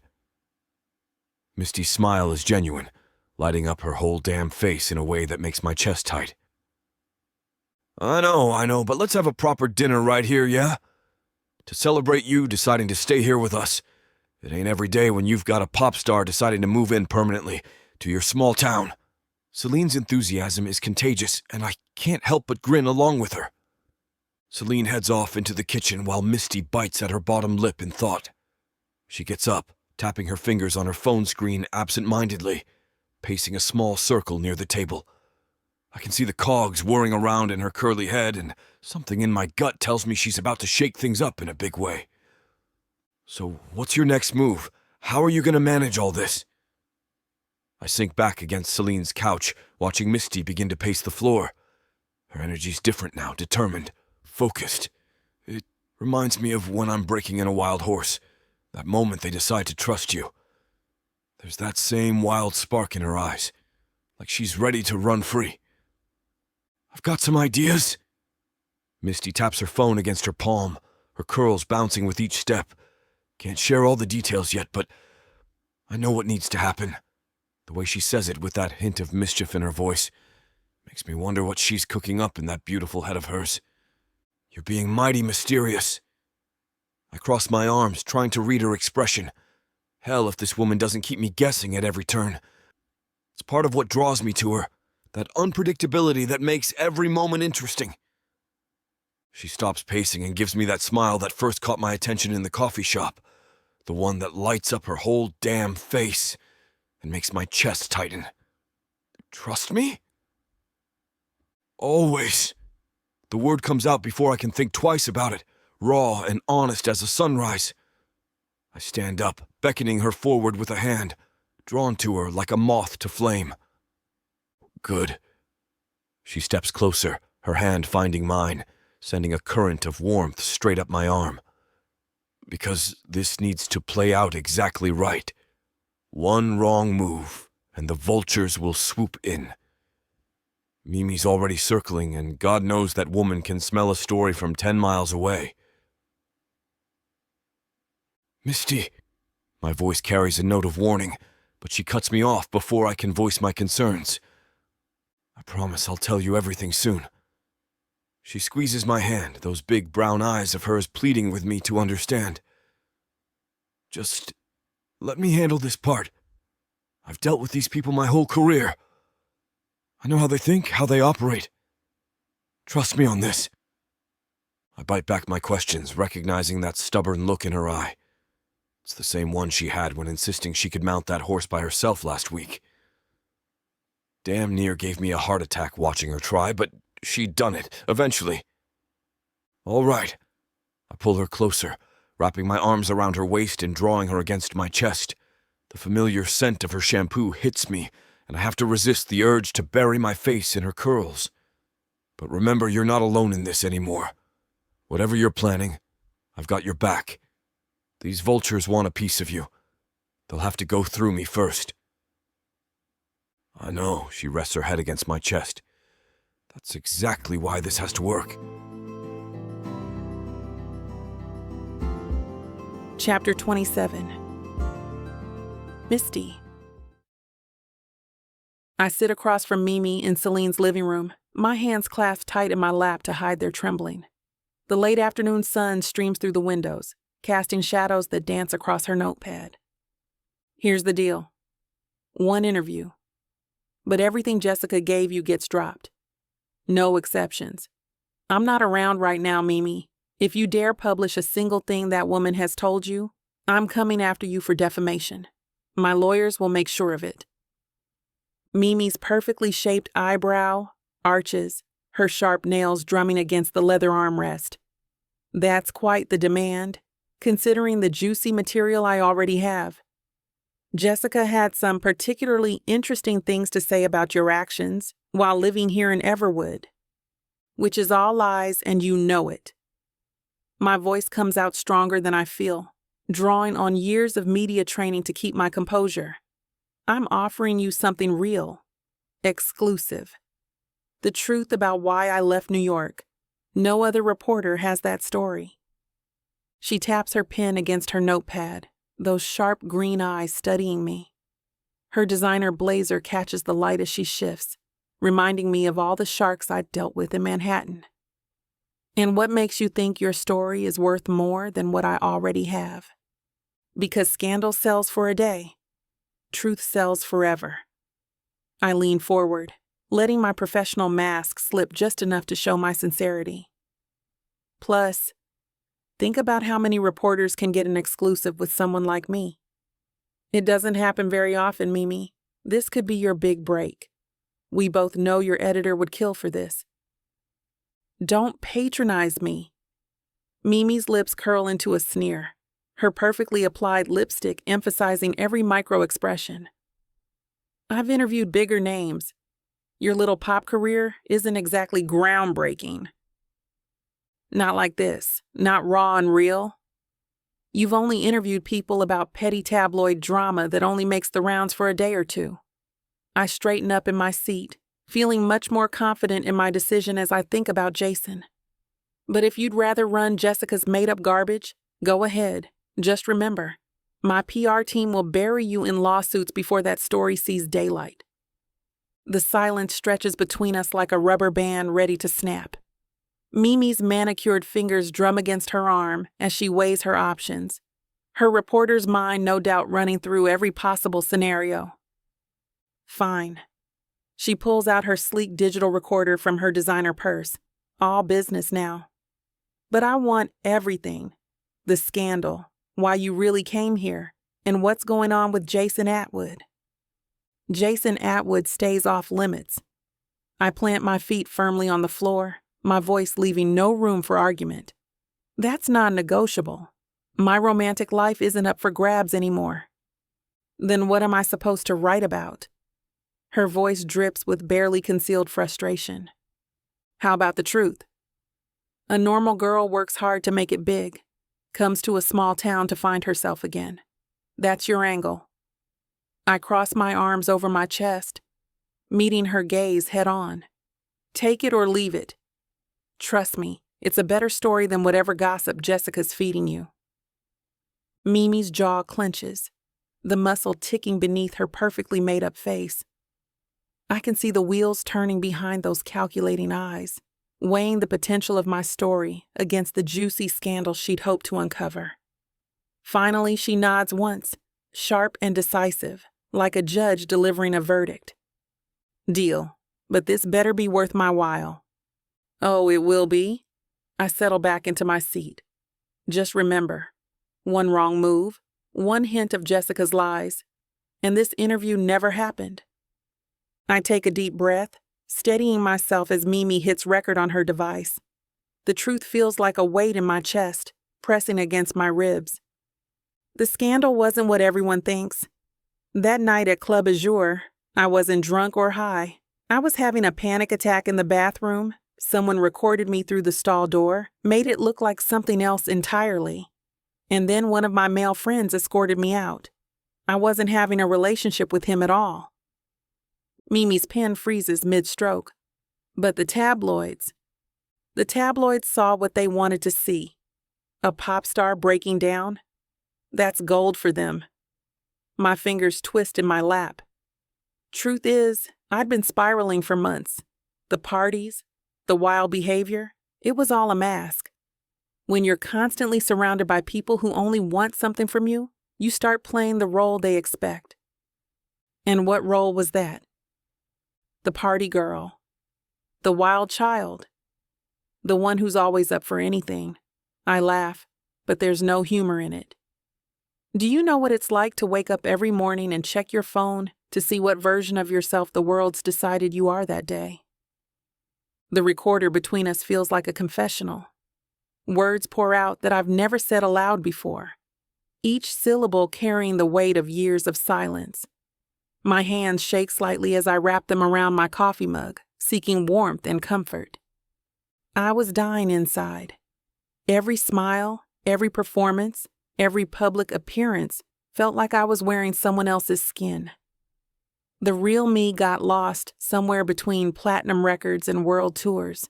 Hell, some days I couldn't even look in the mirror without wondering who was staring back. Mimi leans forward, her eyes sharp as a hawk spotting prey. So Everwood was an escape? Everwood was salvation.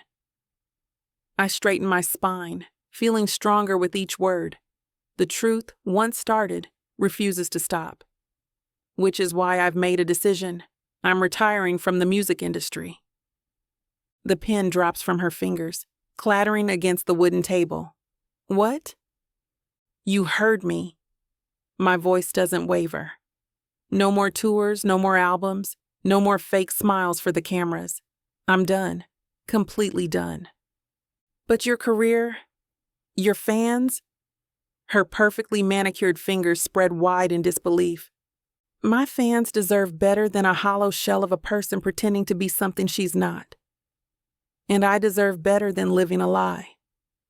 Misty, but how is it possible that you want to give up the fame, the luxury, the pure excitement of living life as a celebrity? Mimi asks, confusion etched across her features. She shakes her head in disbelief. I just don't understand it. Look around. I gesture to Celine's cozy living room with its mismatched throw pillows and family photos. For the first time in my life, I feel real. Not some manufactured version of myself created by record labels and PR teams. My voice grows stronger with each word. In Everwood, people don't care about my platinum records or magazine covers. They care if I remember their coffee order right, or if I can properly milk a cow. A smile tugs at my lips, thinking of Jason's patient teaching. And you know what? I love that. Mimi's pen hovers over her notepad. But what about your millions of followers? The ones who've supported your career? My real fans? I lean forward. They'll understand that I'm choosing happiness, that I'm choosing to be authentic instead of artificial. The true ones have always wanted what's best for me. They've sent me messages saying exactly that. And what is best for you? Working in a diner? Living in the middle of nowhere? Having genuine connections? Building real relationships? Waking up excited about my day, instead of dreading what new drama the tabloids have cooked up? I meet her gaze steadily. My fans have watched me spiral for years. They've seen the toll fame has taken. If they truly care about me, they'll support this decision. But you're throwing away everything you've worked for. No. I shake my head firmly. I'm choosing everything I've always wanted. Peace, authenticity, a chance to just be me without the spotlight burning holes in my soul. My true fans will respect that because they actually care about me as a person, not just as an entertainment product. Wow. Mimi presses her lips into a thin line as she crosses her legs, her designer heels catching the light. I wasn't expecting this interview to veer off this way. You should be happy about this, Mimi, I say, narrowing my eyes at her while settling deeper into my seat. You just got an exclusive story. I'm retiring from the industry, and you'll be the first one reporting about it. Instead of being known as some trashy tabloid reporter, you might actually get some respect with this scoop. God knows you've been chasing that for years. She presses pause on her recorder and snaps her jewel-encrusted notepad shut with enough force to make me wince. Thanks for the interview, Misty. Her tone is icy, matching the cold calculation in her green eyes. I wish you well in your decision to give it all up, I suppose. It's the best decision of my life, I reply genuinely, feeling a weight off my shoulders that's been crushing me for the past decade. One day you'll understand where I'm coming from, Mimi. There's more to life than headlines and social media likes. She heads for the door, her stilettos clicking against the floor. Not sure about that. I hum softly, watching her retreat. Of course not. People like Mimi will never know the beauty of true freedom, too caught up in their desperate climb to the top. And because of that, I feel sorry for her. Very sorry. She's just another prisoner in the gilded cage I'm finally escaping. Chapter 28. Jason. I sit at my worn oak dining table, coffee mug warming my hands as morning light streams through the kitchen windows. The newspaper's black and white photo doesn't do Misty justice. Her strength and grace shine through even in grayscale. Pop star Misty Avalon trades spotlight for small-town serenity, reads the headline. My eyes scan the article, catching phrases like genuine happiness and found peace away from fame. The words paint a picture of contentment that matches what I see in her every day, even if the rest of the world is just catching up. It's been a few days since her big interview with Mimi Calista, and now the news has been trickling into the mainstream. Our town newspaper has decided to pick up the story. That's how big it's gotten. Hell, even old Mrs. Kellerman at the gardening store had something to say about it yesterday. The coffee burns my tongue, but I barely notice. Mimi actually did right by her. The piece reads sincere, thoughtful. No sensationalism or cheap shots. Just Misty's truth laid bare. I remember how nervous she was about doing the interview, but damn if she didn't handle it like the pro she is. My phone buzzes. 3 texts from Kyle asking if I've seen the online reaction. I haven't checked yet, nor am I too interested in what other people have to say. Part of me wants to shield Misty from whatever chaos this announcement stirred up. But she's stronger than that. Stronger than most people realize. I've watched her handle ornery horses with more grace than most seasoned ranchers. A few internet comments won't break her stride. The article quotes her directly. Fame gave me a platform, but Everwood gave me a home. My chest tightens reading those words, and I have to take a deep breath to steady myself. She chose this. Chose here. Chose me. After everything she's been through, all the bright lights and screaming fans, she picked our quiet corner of Texas. Another buzz. This time it's Celine. Turn on your TV. You know those gossip channels? Entertainment weeklies covering the story. It's getting wild. I grab the remote, taking a moment to find the right channel while settling into my worn leather armchair. The hosts debate Misty's decision while social media reactions scroll across the bottom of the screen in an endless parade of hot takes. Some fans express heartbreak, others send support. A few cruel comments make my jaw clench, and I grip the armrest hard enough to make the leather creak. What a waste of talent, one host declares, adjusting his perfectly styled hair. I mean, seriously, what is she thinking? What about her latest album? Is she just giving up completely? She's clearly having a breakdown, another chimes in, her red lips curling into a sympathetic but condescending smile. First, the hiatus, now this. We might be witnessing another Britney Spears situation, and we all know how bad that got. I shut it off with more force than necessary, my appetite gone. These pompous jackasses don't know her. They don't see how she lights up helping Mrs. Johnson at the bakery, flour on her cheeks and joy in her eyes. How naturally she connects with the locals at the diner, remembering everyone's names and their stories. How at peace she looks riding across the ranch at sunset, her curls catching the golden light, finally free from the weight of expectations. Reaching down for my pockets, I feel for the small box I've hidden in one of them, my fingers brushing against the velvet surface. It's my secret that I've been keeping from Misty. I don't like keeping things away from her. Honesty's always been our foundation. But this warrants that. Hell, I've been planning this moment for a while now. And I can't wait to see her reaction later when I get her alone, up at our favorite spot overlooking the ranch. The screen door creaks and I turn to find Misty bouncing through my kitchen, her curls wild from the morning breeze, wearing those damn tight riding pants that drive me crazy. Her smile hits me right in the chest, same as it did that first day we met. Ready for our ride? She wraps her arms around my neck, pressing a soft kiss to my lips that makes me forget all about those damn TV talking heads and their gossip. She tastes like coffee and something sweet. Probably been helping out at the bakery again this morning. Someone's eager. I rise from my seat and rest my hands on her hips, steadying her excited energy. My thumbs find bare skin where her shirt's ridden up, and I have to force myself to focus.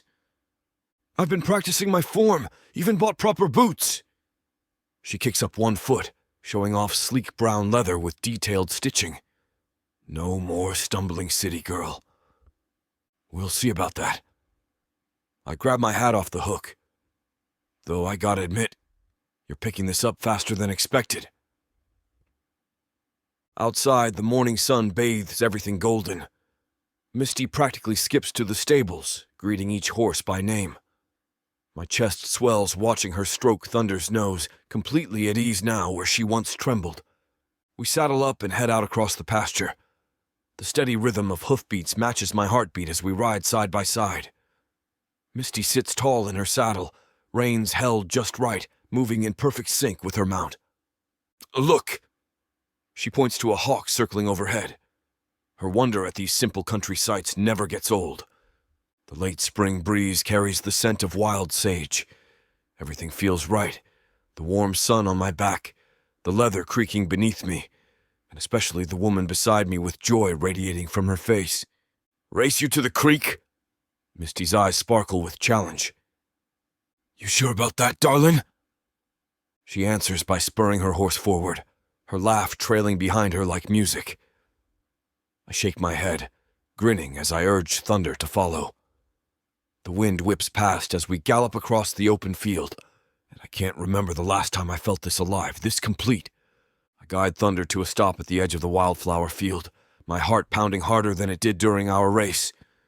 Misty pulls up beside me, her wild curls flowing gently in the breeze. Thought this might be a good spot to catch our breath. I dismount and reach up to help her down. Her hands grip my shoulders as I ease her to the ground, keeping her close. It's beautiful. Her eyes sweep across the sea of wildflowers stretching toward the horizon. I never knew Texas could look like this. I take the horse's reins and secure them to a nearby wooden stake.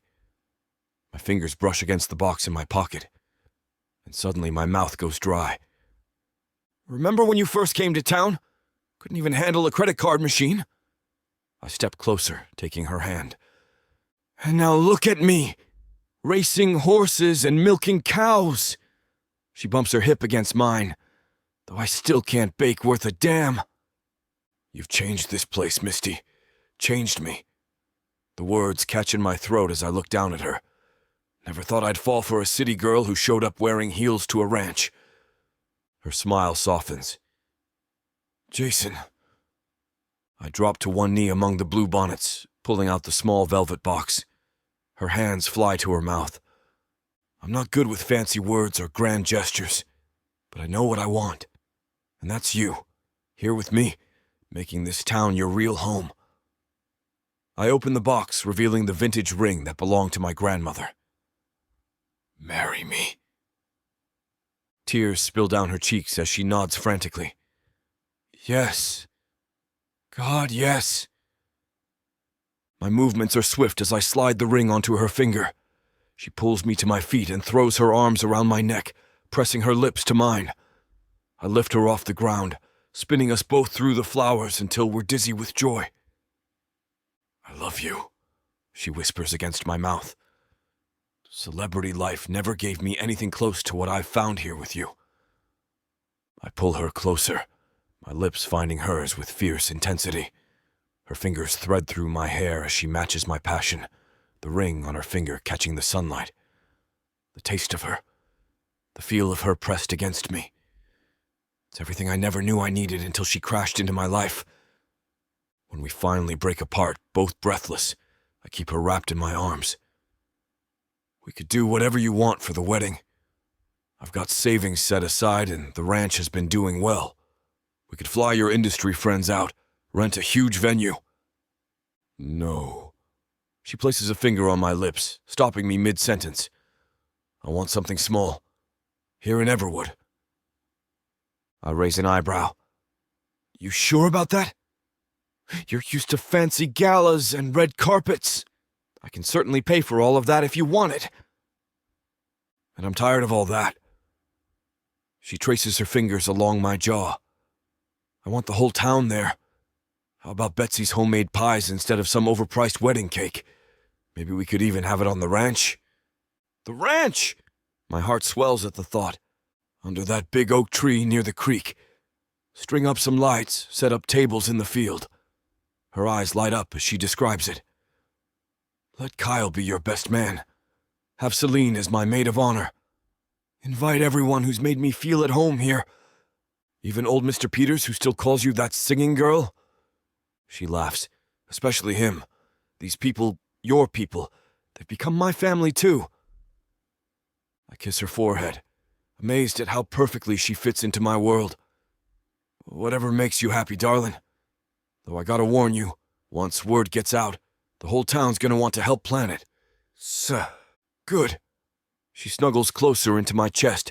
That's exactly what I want.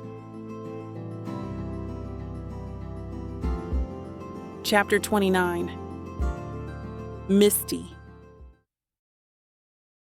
The morning sun bathes Jason's ranch in a golden glow as I stand before the vintage mirror in his bedroom-turned bridal suite. My wedding dress flows like water around me, a simple yet elegant design that fits perfectly with our countryside venue. You look stunning. Celine adjusts my veil, her eyes glistening. Who would have thought a pop star would end up having a ranch wedding? Not me. I laugh, touching the delicate lace on my bodice. But it's perfect. Through the window, I watch the transformation of Jason's ranch. Paper lanterns and fairy lights drape between fence posts. Wooden benches line the makeshift aisle, decorated with wildflower bouquets. The ceremony arch stands proud against the backdrop of rolling hills, adorned with roses and baby's breath. Mrs. Johnson bustles past, directing a group of teenagers carrying platters of her famous pastries. Those go on the dessert table, dears, and careful with that wedding cake. Need anything else, honey? Old Mr. Peterson pokes his head in, tool belt around his waist. He spent the last week helping Jason build the dance floor. We're good, thank you. My heart swells at their kindness. Music drifts up from the makeshift stage, with Kyle testing the sound system. The familiar chatter of townsfolk fills the air as they arrive, bearing covered dishes and wedding gifts. Their excitement is contagious. Time to go, sweetheart. Dad appears at the door, looking dapper in his suit. I take his arm, and we descend the stairs. The ranch's familiar scents of hay and leather mix with flowers and barbecue. Laughter and conversation echo across the property. At the bottom of the porch steps, I catch my first glimpse of Jason. He stands tall in his black suit, hat tipped just so, watching me with those intense blue eyes. The same eyes that saw past my celebrity facade and straight into my soul that first day at the coffee shop. The community of Everwood fills every bench, their faces beaming. These people who became my family, who accepted me without judgment, who helped transform this ranch into a fairy tale wedding venue, they're all here to celebrate our love. Tyler gives me a thumbs up from his spot as Jason's best man. Celine takes her place as my maid of honor, dabbing at her eyes. My heart races as Dad walks me down the aisle, past familiar faces and warm smiles. Each step brings me closer to Jason, closer to our future together. You look wonderful, darling, Jason whispers as he takes my hands in his, nodding at my dad. Thank you, honey, I reply. I'm feeling wonderful, too.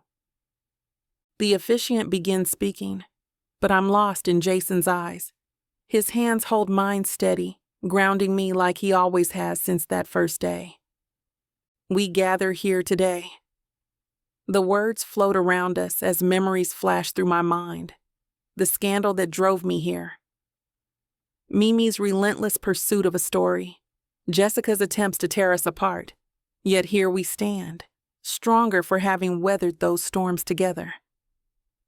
Jason and Misty have prepared their own vows, the officiant announces. Jason squeezes my hands. Misty, you crashed into my life like a whirlwind in designer shoes. The crowd chuckles.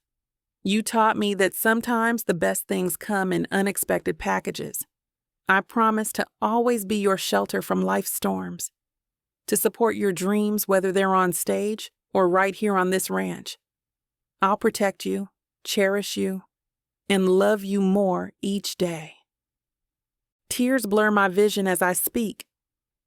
Jason, you saw past the glamour and the headlines to the real me. When everyone else wanted a piece of my celebrity, you just wanted my heart. My voice catches. I promise to be your partner in everything, from milking the cows in the early morning to late-night stargazing, to love you through every season, to face every challenge by your side, and to make this ranch our home. By the power vested in me by the state of Texas, the officiant declares, I now pronounce you husband and wife. Jason pulls me close, his kiss tender yet passionate. The crowd erupts in cheers and whistles. Mrs. Johnson's happy sobs carry over the applause. Kyle whoops from somewhere behind us. We turn to face our guests, and I catch sight of Celine wiping tears while Tyler wraps an arm around her shoulders.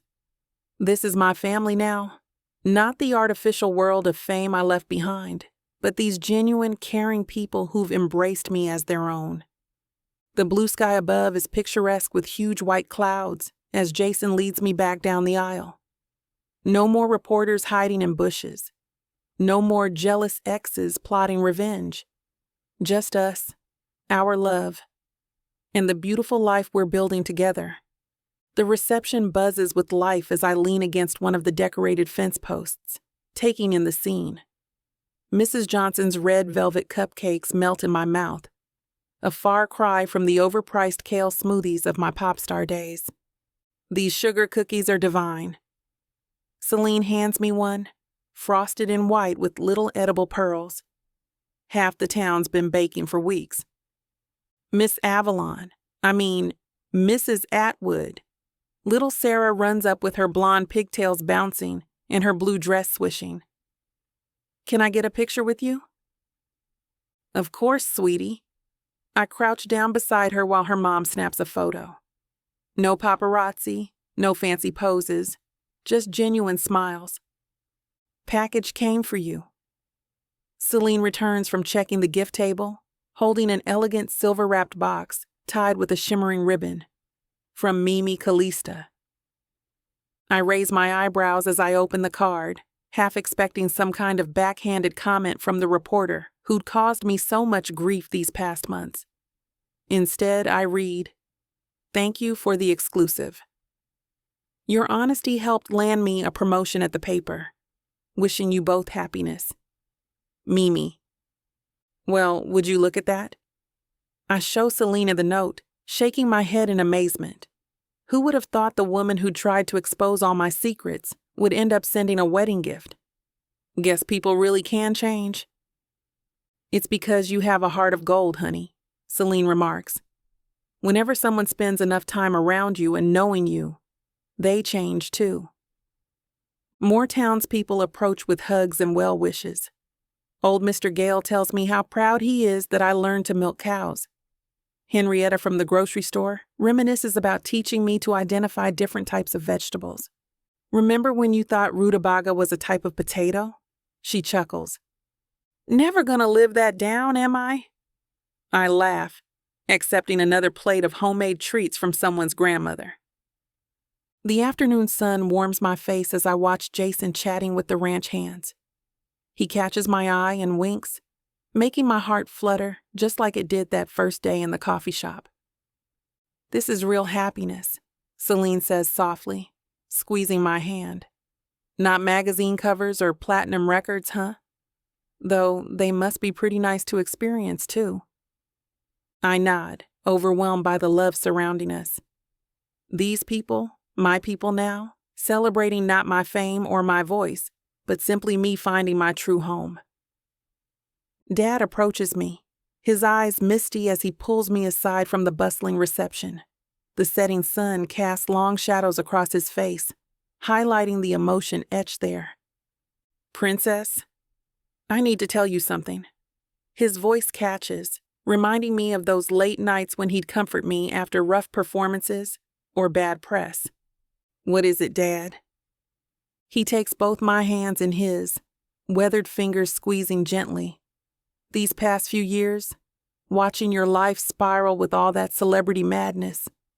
He shakes his head. I was terrified I was losing you. The parties, the scandals. That whole crazy lifestyle. You weren't my little girl anymore. Dad. My throat tightens as tears threaten to spill. But seeing you here today, with Jason, with all these good people, his voice breaks. You found yourself again. Found real happiness. And I can't tell you how thankful I am for that. The tears flow freely now as I throw my arms around him. His familiar cologne mingles with the scent of hay and wildflowers. I love you, Daddy. He holds me tight, like when I was little. I love you too, Princess. So damn much. We stay like that, father and daughter, as the party continues around us. All those years of worry and fear washing away in this perfect moment. Dad and I pull apart, wiping away tears. Heavy boots crunch on gravel, and I turn to see Jason approaching, his tie loosened and hat tipped back on his head. Dad straightens up, clearing his throat. Son, I need to say something. Jason stops beside me, his arm sliding around my waist. The warmth of his touch sends tingles through my body, even now. You saved my little girl. Dad's voice cracks with emotion. When she came here, she was lost in that celebrity mess. But you, he grips Jason's shoulder. You showed her what real life, real love looks like. Brought back the daughter I remembered. Sir, Jason starts, but Dad pulls him into a tight hug. Thank you, Dad whispers, for loving her exactly as she is. I watch these two men, both so important to me, sharing this moment. My heart feels like it might burst. When they separate, both trying to hide their glossy eyes, I can't help but wrap my arms around Jason's waist. I love you so much. I whisper against his chest, breathing in his familiar scent of leather and pine. His arms tighten around me, and I feel his lips press against my hair. For a moment, the rest of the reception fades away and it's just us. Jason and I. This is what I've been wanting all along. To be in the safe arms of the man who would do anything for me, who would love me till the ends of the earth. Chapter 30. Jason. I wake to the sweet smell of maple syrup and coffee drifting through our ranch house. My muscles ache from yesterday's work, but the promise of breakfast pulls me from the warmth of our bed. I dress simply before heading out of the bedroom in just a shirt and some jeans, ready to eat whatever's coming off the stove. Padding barefoot down the hallway, I pause at the kitchen entrance. The sight before me stops me in my tracks. Misty stands at the stove, her curls pulled back in a messy bun, wearing one of my old flannel shirts. She hums while flipping what looks like perfect golden pancakes. Damn! I lean against the doorframe. Who are you, and what have you done with my wife? Very funny. Misty points her spatula at me. I'll have you know these are from scratch. No box mix this time. No kidding? Walking up behind her, I wrap my arms around her waist and peer over her shoulder. The pancakes look better than anything she's attempted before. Light, fluffy, and evenly browned. A far cry from the charred disaster she used to serve. Remember those first ones you tried to make? You mean the hockey pucks? She laughs, leaning back against my chest. Mrs. Johnson's been giving me lessons. Said she couldn't stand watching me butcher perfectly good ingredients anymore. I kiss her neck, inhaling the familiar scent of her coconut shampoo mixed with some good quality maple syrup. Looks like they paid off. Try one. She slides a pancake onto a plate, adds a pat of butter and drizzle of syrup. The first bite melts in my mouth. Damn, baby, these are actually good. Actually, she swats my arm. Such faith in your wife. Can you blame me? Last month you managed to burn water. That was one time. But she's grinning as she plates up the rest of breakfast. Crispy bacon, scrambled eggs, and more pancakes. Looking at her now, so at home in our kitchen, it's hard to believe she's the same woman who once couldn't tell garlic from onions. My pop star princess has turned into quite the ranch wife. My heart swells with pride. I'm about to dig into my second helping when Misty sets her fork down, her hand trembling slightly. These pancakes aren't the only thing I've been cooking up. Her voice wavers. What do you mean? I pause mid-bite, studying her face. She takes a deep breath, fingers playing with the hem of my flannel shirt. Remember that night after the town festival? When we got caught in the rain? Hard to forget. Images of her pressed against the barn door flash through my mind. Well, she reaches for my hand across the table. We made more than memories that night. My fork clatters against the plate. Are you saying... I'm pregnant, Jason. The kitchen spins. My chest tightens, then expands with a surge of emotion I can't contain. We're going to have a baby. Her eyes shine with unshed tears. Holy damn. I'm out of my chair in an instant, pulling her up into my arms. A baby. Our baby. She laughs against my chest. So you're happy? Happy? I lift her off her feet, spinning us both around the kitchen. Misty, you beautiful, amazing woman. I'm ecstatic. My hands drift to her stomach, still flat under my flannel shirt, but knowing our child grows there fills me with wonder. All those dreams of teaching my kid to ride, showing them the ranch, suddenly feel real. How long have you known? Found out yesterday. Wanted to tell you over breakfast. She cups my face. Figured if the pancakes turned out bad, at least I'd have good news. I kiss her hard, tasting maple syrup and joy. My pop star princess who couldn't cook, now making pancakes from scratch and carrying my child. Life doesn't get better than this. She melts into me, her body soft and yielding. I lift her, and she wraps her legs around my waist, her arms around my neck. We're a tangle of limbs and desperate kisses as I carry her out of the kitchen. Jason, she breathes into my mouth, a laugh bubbling up. The pancakes. Damn the pancakes, I growl, nipping at her lower lip. She tastes like syrup and sin, and I want more.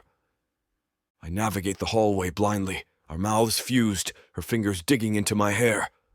Her back hits the bedroom door, and I press against her, feeling her heat. She gasps, grinding against me. Inside! She pants, fumbling for the doorknob. I reach down, twist it open, and we tumble into the room, a mess of limbs and laughter. I set her down on the edge of the bed, our lips still locked. Her hands roam under my shirt, nails grazing my skin. I groan, pulling back just enough to yank the flannel off her. Buttons fly, but I don't give a damn. She's wearing one of those lacy bras that drive me wild. I dip my head, kissing the swell of her bosom, inhaling her scent. She arches into me, a soft moan escaping her lips. You're so beautiful, I murmur. Her panties match the bra, all lace and temptation. I run my hands up her thighs, feeling her shiver. Her eyes meet mine, dark with desire. I hook my fingers into the waistband of her panties, ready to strip her bare. She bites her lip, watching me, waiting. Jason, she whispers, her voice soft, sated. I lift my head, looking down at her. Her eyes are bright, her smile radiant. Misty Atwood, I whisper, trailing my hand along her chin. You're the most beautiful woman I've ever had the pleasure of looking at. My hand trails down to her stomach, resting just over her navel. And now you're carrying our baby. Are you not scared at all? She asks softly, perking a brow. Becoming a parent is a serious thing. We'll figure it out, I reply. You'll be the best mom. I can already imagine it. She sighs, allowing her eyes to flutter closed. You're the best thing that's ever happened to me. I can say the same thing about you, city slicker. Her eyes pop up to give me a knowing look. I kiss her temple and hold her close, grateful that life decided to bring her into my life. And she's chosen me for eternity.